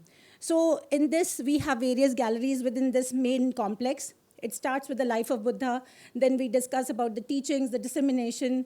We discuss about the dissemination through art, how the various Buddhist schools could be seen through these artifacts. So those are archaeological artifacts. Some are manuscripts. We have thankas. We also have bronzes. Various mediums of artifacts are brought together, and we follow an interdisciplinary approach so that we can transmit the idea of Buddha Dhamma through various modes and mediums. So as I said, immersive experiences. We also developed a space for immersive experience. For example, first picture shows a flip book. So you just flip there is no physical book, but just you use your hand, you just flip it, and then you see one more page. So the page will have a 3D animation, it will have a voiceover, and in this flipbook, we started with the early, how early the Theravada school, what is the function of a Theravada school, what are the ideas which were propounded by Buddha, then how this entire journey from Theravada to Mahayana to Vajrayana is propagated through the form of art. And in this, we chose various museum artifacts. Then the second one is the Sarnath pillar capital. So then in this, there is a screen in front of it. The screen has an animation, which animation tells you about the various motifs, how these motifs are important. Then in this picture, we have a rotoscope. So in the rotoscope, you just move the screen, and the 8 live scenes of Buddha will appear with a video and an audio mode. Then we also have this immersive pond, then also a screen. So apart from the permanent gallery, we also have these activities. So how to there are various ways of transmission of knowledge. So these are permanent galleries. We have walkthroughs. We have young museum professionals who are conducting the walkthroughs. The curators, we are conducting those walkthroughs. But on special occasions, we also do these small activities. This is just this year on 11th of May when we celebrated the Buddha Purnima. So we did the walkthrough for the honorable ministers, and the IBC team also collaborated with us, but we also did some workshops, like flag making workshop, how to make a replica, and all these quirky terms were used so that we can collaborate, we can engage people of various age groups and of various walks of life who are coming to the museum. So the next gallery is the Central Asian collection. Again, the majority of the Central Asian collection is focusing on the Buddhist art, and these objects were excavated and collected by Sir Aurel Stein and in the early 20th century. So we try to showcase how conservation and restoration are also a part of a museum program. For example, in the central image, we have these wall murals. So these murals were taken from a site called Bezeklik in China by Aurel Stein, and then they were a part of the ASI collection, which were later became the National Museum collection. And all these pieces, they are wall painting fragments, which were consolidated by the National Museum conservators. Then we have these paintings, silk paintings from Dunhuang. So when you visit this gallery, you get to know how Central Asia was deeply influenced by the Indic traditions, like through the trade routes, the scriptures, the art, how it transmitted. Then we have a tribal lifestyle gallery. So now most of us would be wondering how a tribal lifestyle gallery of Northeast India has some aspect of Buddhism. As we are aware, the earlier galleries where they were talking about the historical traditions, where we end our story mostly with the Gupta or the Pal art. But then what about Buddhism in the current tradition? In the current times, we have Himalayan traditions. Also, there are various regions in India where people are still practicing Buddhism in various ways. So we see Buddhism like Vajrayana and Theravada tradition in Arunachal, then parts of Assam as well. So we have a collection by Veril Elvin, which is showcased in this section. We created a mandala-like structure, and we gathered all the Himalayan objects together. Then we have a virtual experiential museum on Vema, which is on Ajanta. So if you visit the gallery, you can see how the Ajanta paintings are reconceptualized by IIT Bombay in collaboration with NM. Then apart from the permanent galleries, we also did some virtual exhibitions. The SEO online exhibition was one of them, which got inaugurated in 2020. And in this, we had, apart from India, there were total 8 countries. So these Buddhist artifacts, they came together as a virtual exhibition. So it's a website, you just enter into it, you click on an image, you get more data about it. The image will appear in a 360-degree format. Then we also did a collaboration with ICCR Korea, and we did this online exhibition. Then apart from that, those were physical one, did mostly during the COVID times when we were not able to take exhibitions in a physical mode. Then in 2022, we started working again on the traveling exhibitions. And this was one of them. We started working in 2022, and in 2023, we started working on this exhibition on Indo-Siam Connect. So as a part of any kind of research, academic research, we do our fieldwork, and the same is applied in the museum studies as well. So when we are working on any exhibition, we collect data, we meet the community people, we try to understand the notions, how they are practicing their art forms. So we visited Rewatch along with one of my colleague, who is also from Arunachal, and it helps us to create and connect with the people of the region. So this was a museum, the Sanskriti Pali Center in Namsai.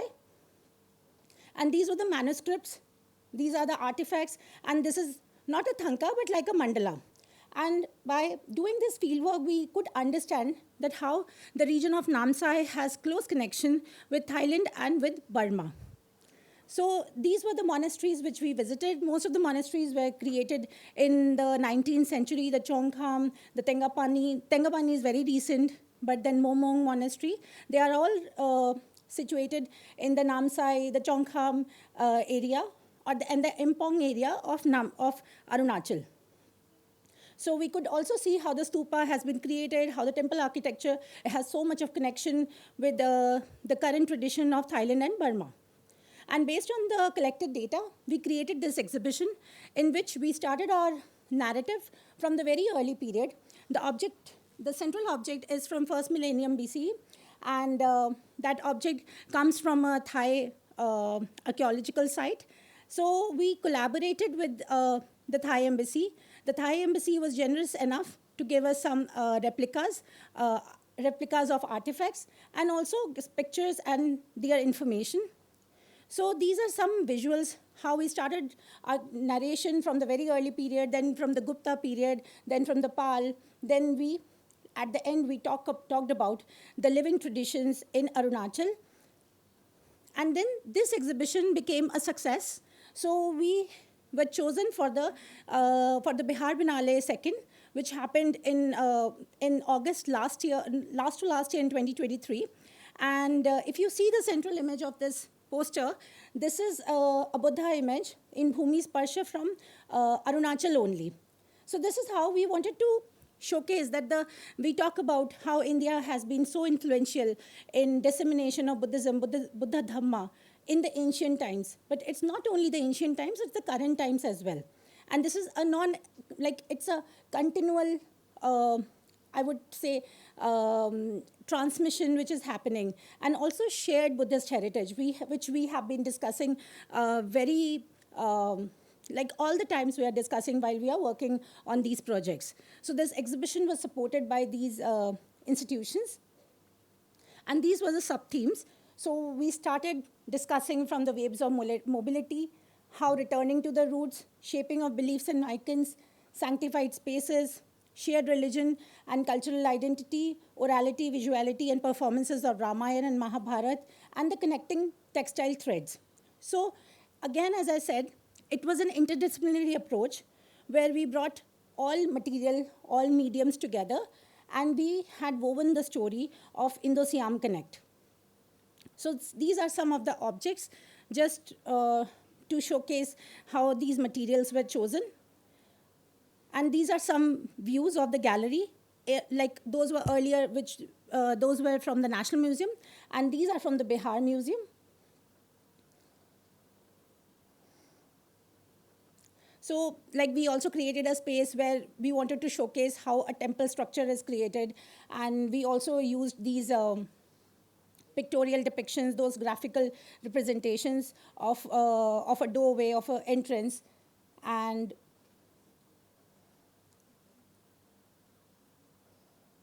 so the objects were carefully chosen. We were trying to maintain the chronology of the theme, as well as the subsections, each contained some of the selected objects.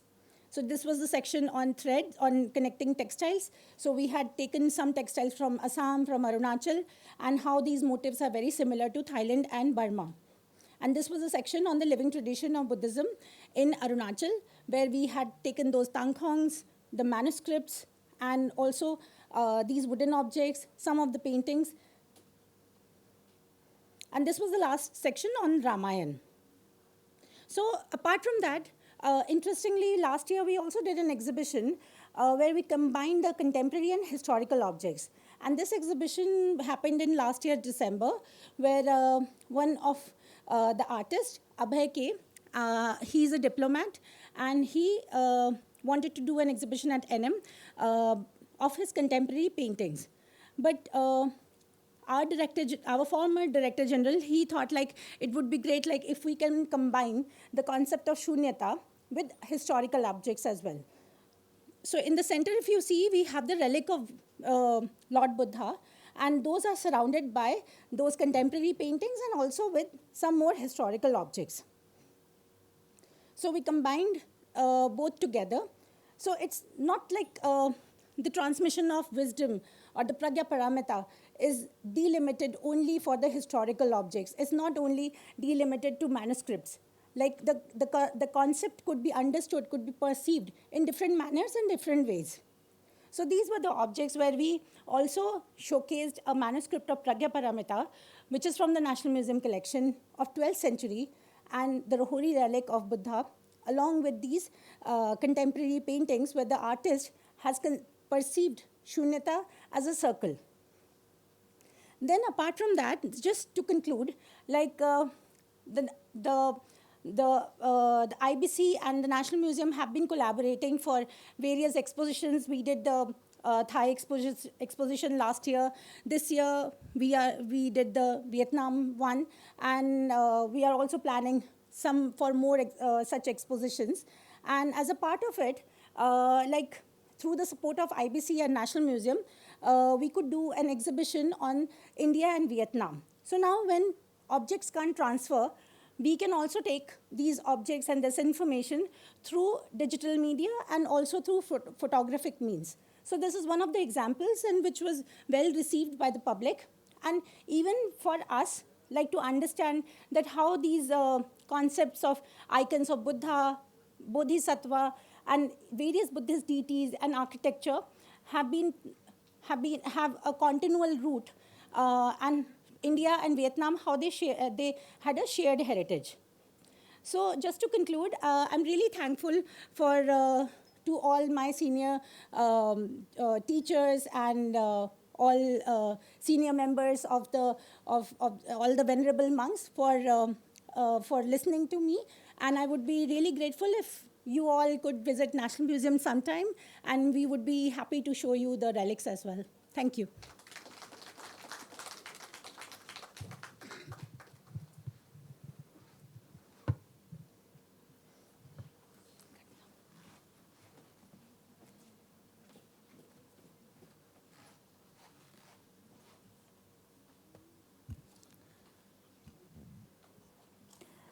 Thank you, ma'am.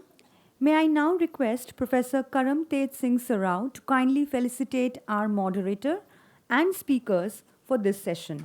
First, to our moderator, Dr. Kamakhya Narayan Tiwari, Associate Professor, Department of Buddhist Studies, University of Delhi.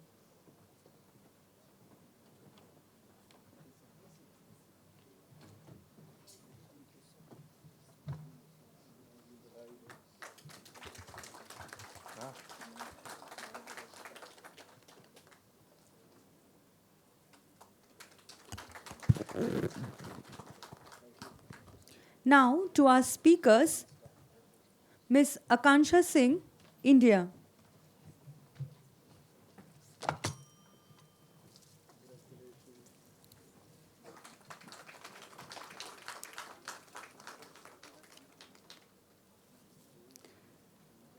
Ms. Madhuri Krishna Kulwalkar,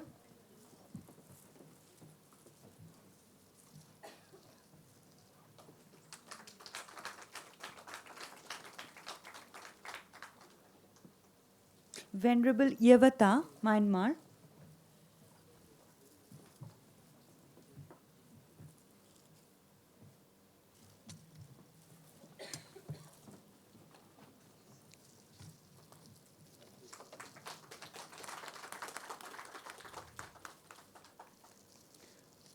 And Mr. Narottam Kushwaha,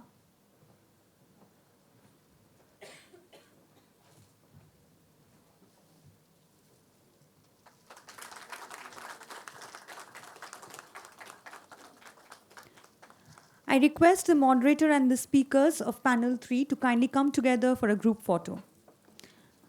Oh, one moment. I would like to request Professor Sarao to felicitate Dr. Abira Bhattacharya, Curator, National Museum.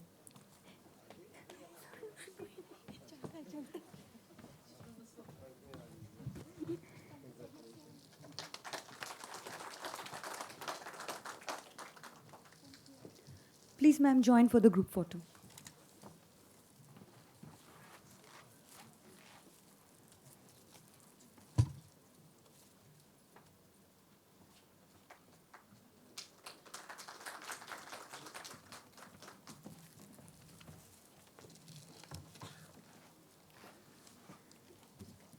Thank you all. We'll quickly switch for the fourth panel, which is on youth education and Dhamma.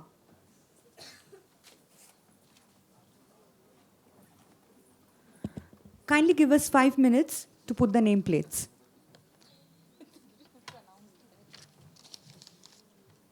Would now welcome the moderator for panel 4, Youth Education and Dhamma, Dr. Ilora Tribedi, Assistant Professor and Coordinator, SCO Chair on Shared Buddhist Heritage, Lanalda University.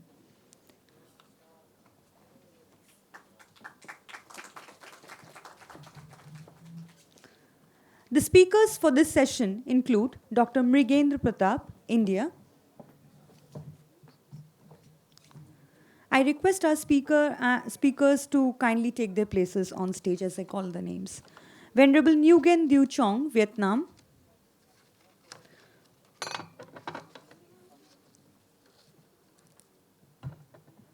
Mr. Konstantin Hershen from Russia.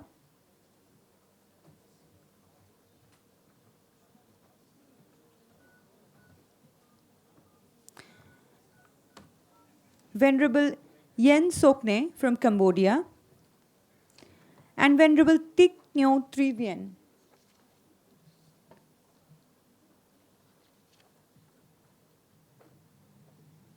Venerable Thich Nho Vien from Vietnam, I don't think so he's available.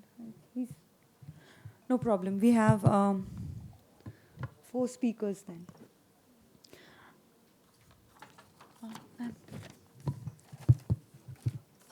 Thank you, Vaishali.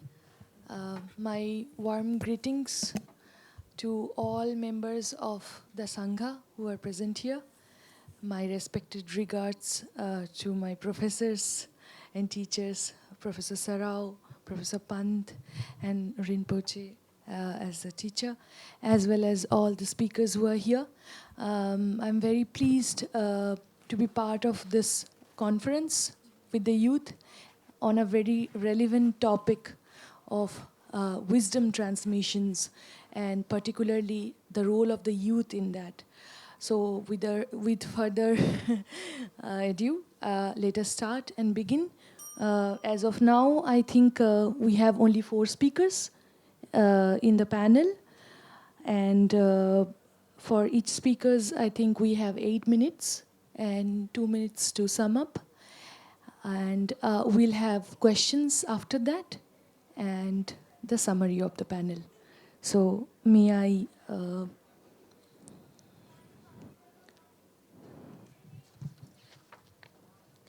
now request Dr. Mrigendra Pratap ji to come to the stage and to share his paper. Dr. Mrigendra Pratap ji is an assistant professor in the Pali and Buddhist Studies at Savitribai Phule University. He has his research explores modern Buddhism. He has received prestigious scholarship. He has contributed to UGC and Swayambhuk. He's going to enlighten us on youth education, Dhamma, fostering engaged Buddhism for contemporary social changes. Please.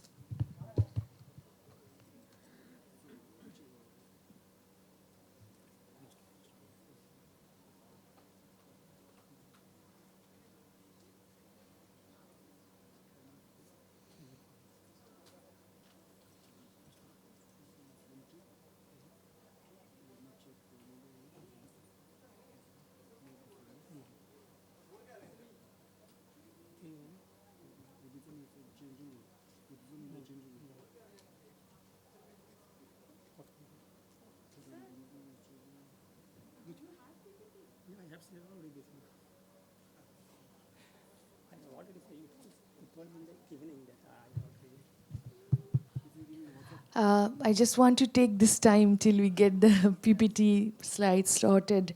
The panel that I'm part of is very, very important as we hear in the first inaugural session on youth education and Dhamma. And I think Sarao sir is here, and he was also part of in the discussion in the last week back in Nalanda, where he very nicely said that why are we thinking of a conference on transmission of knowledge, and why not wisdom? Can we not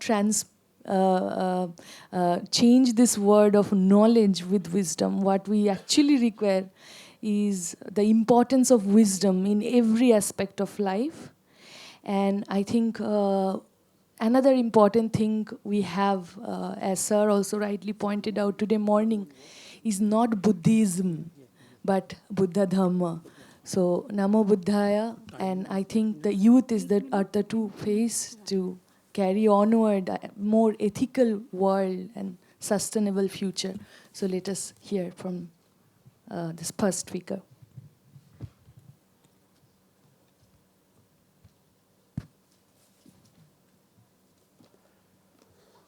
भग रागो भग दोषो भग मोहो सो भगवा नमो तस् भगवतो अरहतो सम्मा संबुद्धस्स. Namo Buddhaya evam Jai Hind to all of you. And my topic is youth education and Dhamma, fostering engaged Buddhism for contemporary social change. Timing is very limited, so already some scholars have talked about something engaged Buddhism, so it is good for me that I will just go further. I want to share here that in engaged Buddhism or the engagement of Buddhisms, the young people are very crucial. And if you see these names here, like Venerable Thich Nhat Hanh, very famous teachers, you already know the engaged Buddhism, His Holiness Dalai Lama, Anagarika Dharampala, they were all young when they tried to solve the problem of the society, when they tried to engage in Buddhism in the contemporary and modern society. So today I want to explore how youth education and Dharma can work together for a social change, building on Dr. B.R. Ambedkar's vision and addressing Maharashtra's current needs. In the next 10 minutes, next 8 minutes or maybe 8 minutes, I will cover 3 key points. First, why youth are essential for engaged Buddhism today, and second, how Buddhist institutions and the Sangha in Maharashtra can collaborate more effectively, and finally, how the International Buddhist Confederation, that is the IBC, can help bridge these gaps to attract and empower young people. So, let's see. So this is the 3 major Buddhist movements. So let me turn to Maharashtra Buddhist landscape today. We have a unique situation here. 3 major Buddhist movements that have shaped our state Maharashtra. First, that is the Buddhist Society of India, established by Dr. B.R. Ambedkar. And then Triratna Buddhist Order, that is Urgen Sangrachit, he's from England. And then Vipassana movement, Goenkaji. And there are many others, independent bhikkhus, organizations, and Sangha in Maharashtra. So, see, this is very unique situation in Maharashtra. But I will highlight here some isolation.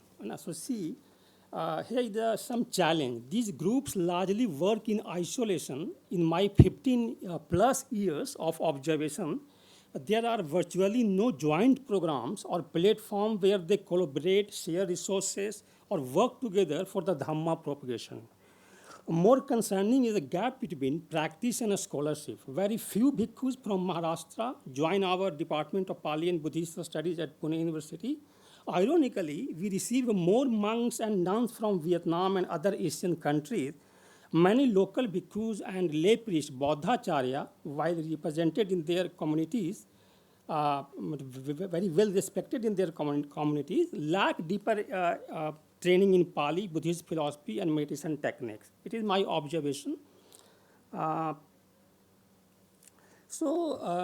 In this regard, I would also say that despite these challenges, Maharashtra has something special compared to other Indian states.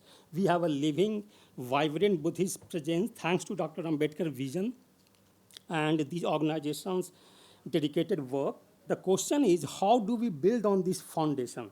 So in that context, we will see the Dr. Ambedkar vision. So Ambedkar's remarkable vision is, it is more relevant today than ever. Dr. Ambedkar wanted to say that, he spoke many times and he wrote, they needed modern education too for the bhikkhus. And he wanted to give a training to the bhikkhu, like in the field of science, politics, economics, comparative religion. And in that way, he also wanted them fluent Pali language and seeing language as a revival for the cultural point of view in Maharashtra. And in that sense, we say that, but Ambedkar was also very practical in the sense of not only he emphasized only bhikkhu and monk, but he also emphasized on lay people. So he knew not all the Indian youth would become monks, many would prefer lay life. So he looked to Japan's model of married Buddhist priests and proposed something innovative, full-time Dhamma workers who were not necessarily monks, but were completely dedicated to spreading Buddhism. So these are the vision of Dr. Ambedkar. This vision is urgently today. We need well-trained bhikkhus, yes, but we also need educated, committed lay leaders, especially youth, who combine spiritual values with social responsibility.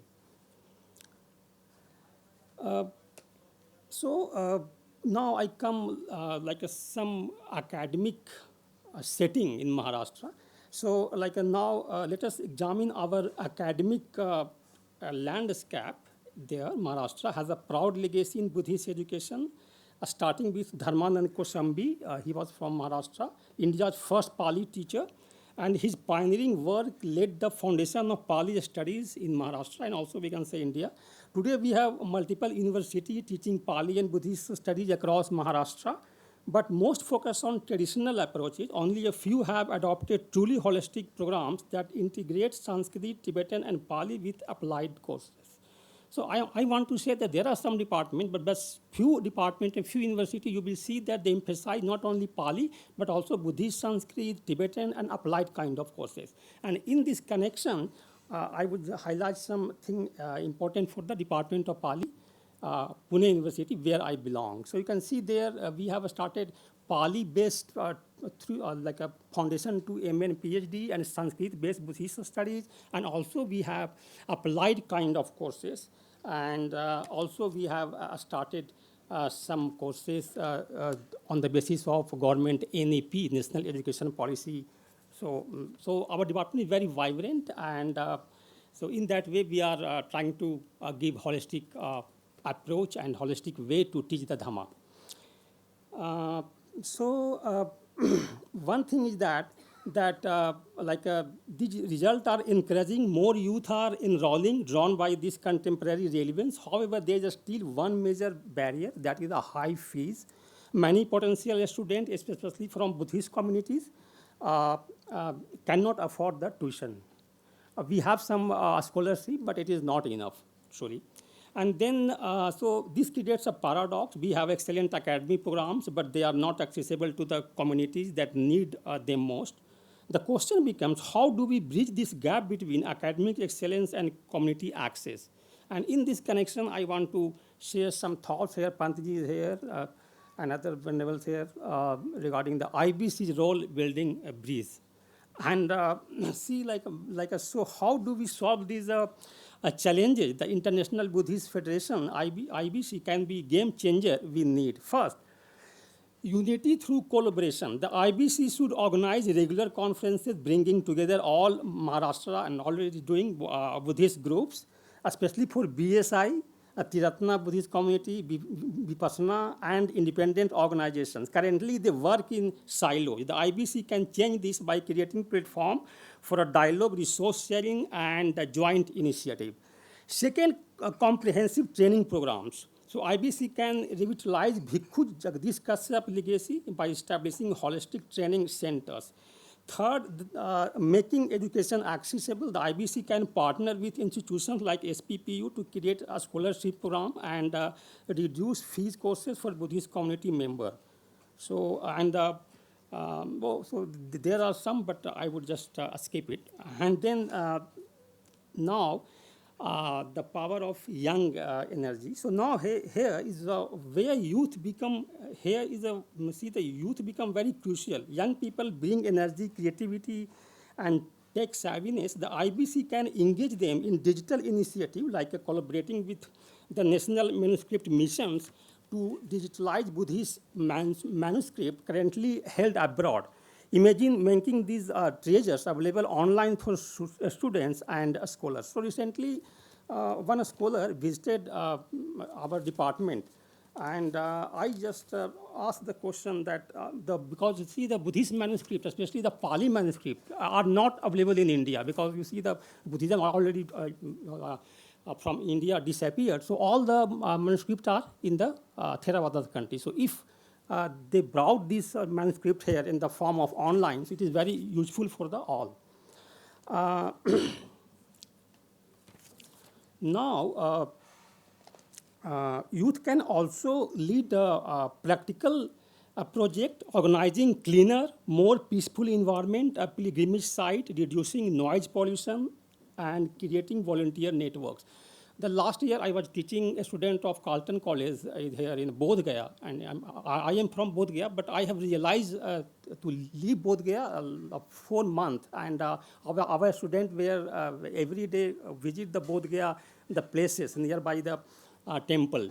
So we have a lot of problems were there. So how we can solve those problems? Because when the people come from outside, they want to peace, but the environment is very different. So the bottom line, youth are not just the future of Buddhism; they are the solution to today's challenge. When we combine their energy with IBC coordination and academic institutions' expertise, we create a powerful force for positive change. So now I will just in the conclusion part, the Dhamma for social change. So let me bring this all together, whatever I have mentioned here. We stand at a remarkable crossroads. Maharashtra has a vibrant Buddhist community, excellent academic institutions, and a rich legacy from Dr. Ambedkar and other visionary leaders. But we also have gaps between institutions and Sangha, between scholarship and practice, between intention and accessibility. The solution is not complicated. It is collaboration. When the IBC brings together our diverse Buddhist groups, when academic institutions make their programs accessible, when youth channel their energy into meaningful projects, that's when transforms happens. So Dhamma is not just ancient wisdom preserved in the library. It is a living force for contemporary social change, and youth are its most powerful messenger. So the next is your role in this vision, your and our role in this vision. So I leave you with this challenge, whether you are a student, teacher, practitioner, or simply someone who cares about positive change. How will you contribute this vision? How will you help bridge these gaps and create the collaborative future that Maharashtra or India's Buddhist community deserves? The Dhamma provides the foundation, youth provides the energy. Together we can build peaceful, resilient communities for our globalized world. Thank you for your patience, and if you have any questions and comments and any suggestions, please share with me. Thanks. Thank you, Mrigendaji. We can take the questions at the end. Thank you for making us aware of the gap which exists in the principle and the action, the scholarship and the methods. You highlighted on the role of engaged Buddhism and the change it can bring in areas such as Maharashtra. I invite the next speaker, Venerable Gwen Dung Chuang, also known as Vikshu Min Han, who is conducting research in the Gautam Buddha University under Dr. Arvind Kumar Singh, to talk about his research, which aims to bridge gap between traditional Buddhist teachings with contemporary academic perspectives. He is going to highlight on the role of School of Buddhist Studies and Civilization at the Gautam Buddha University. Venerable, please.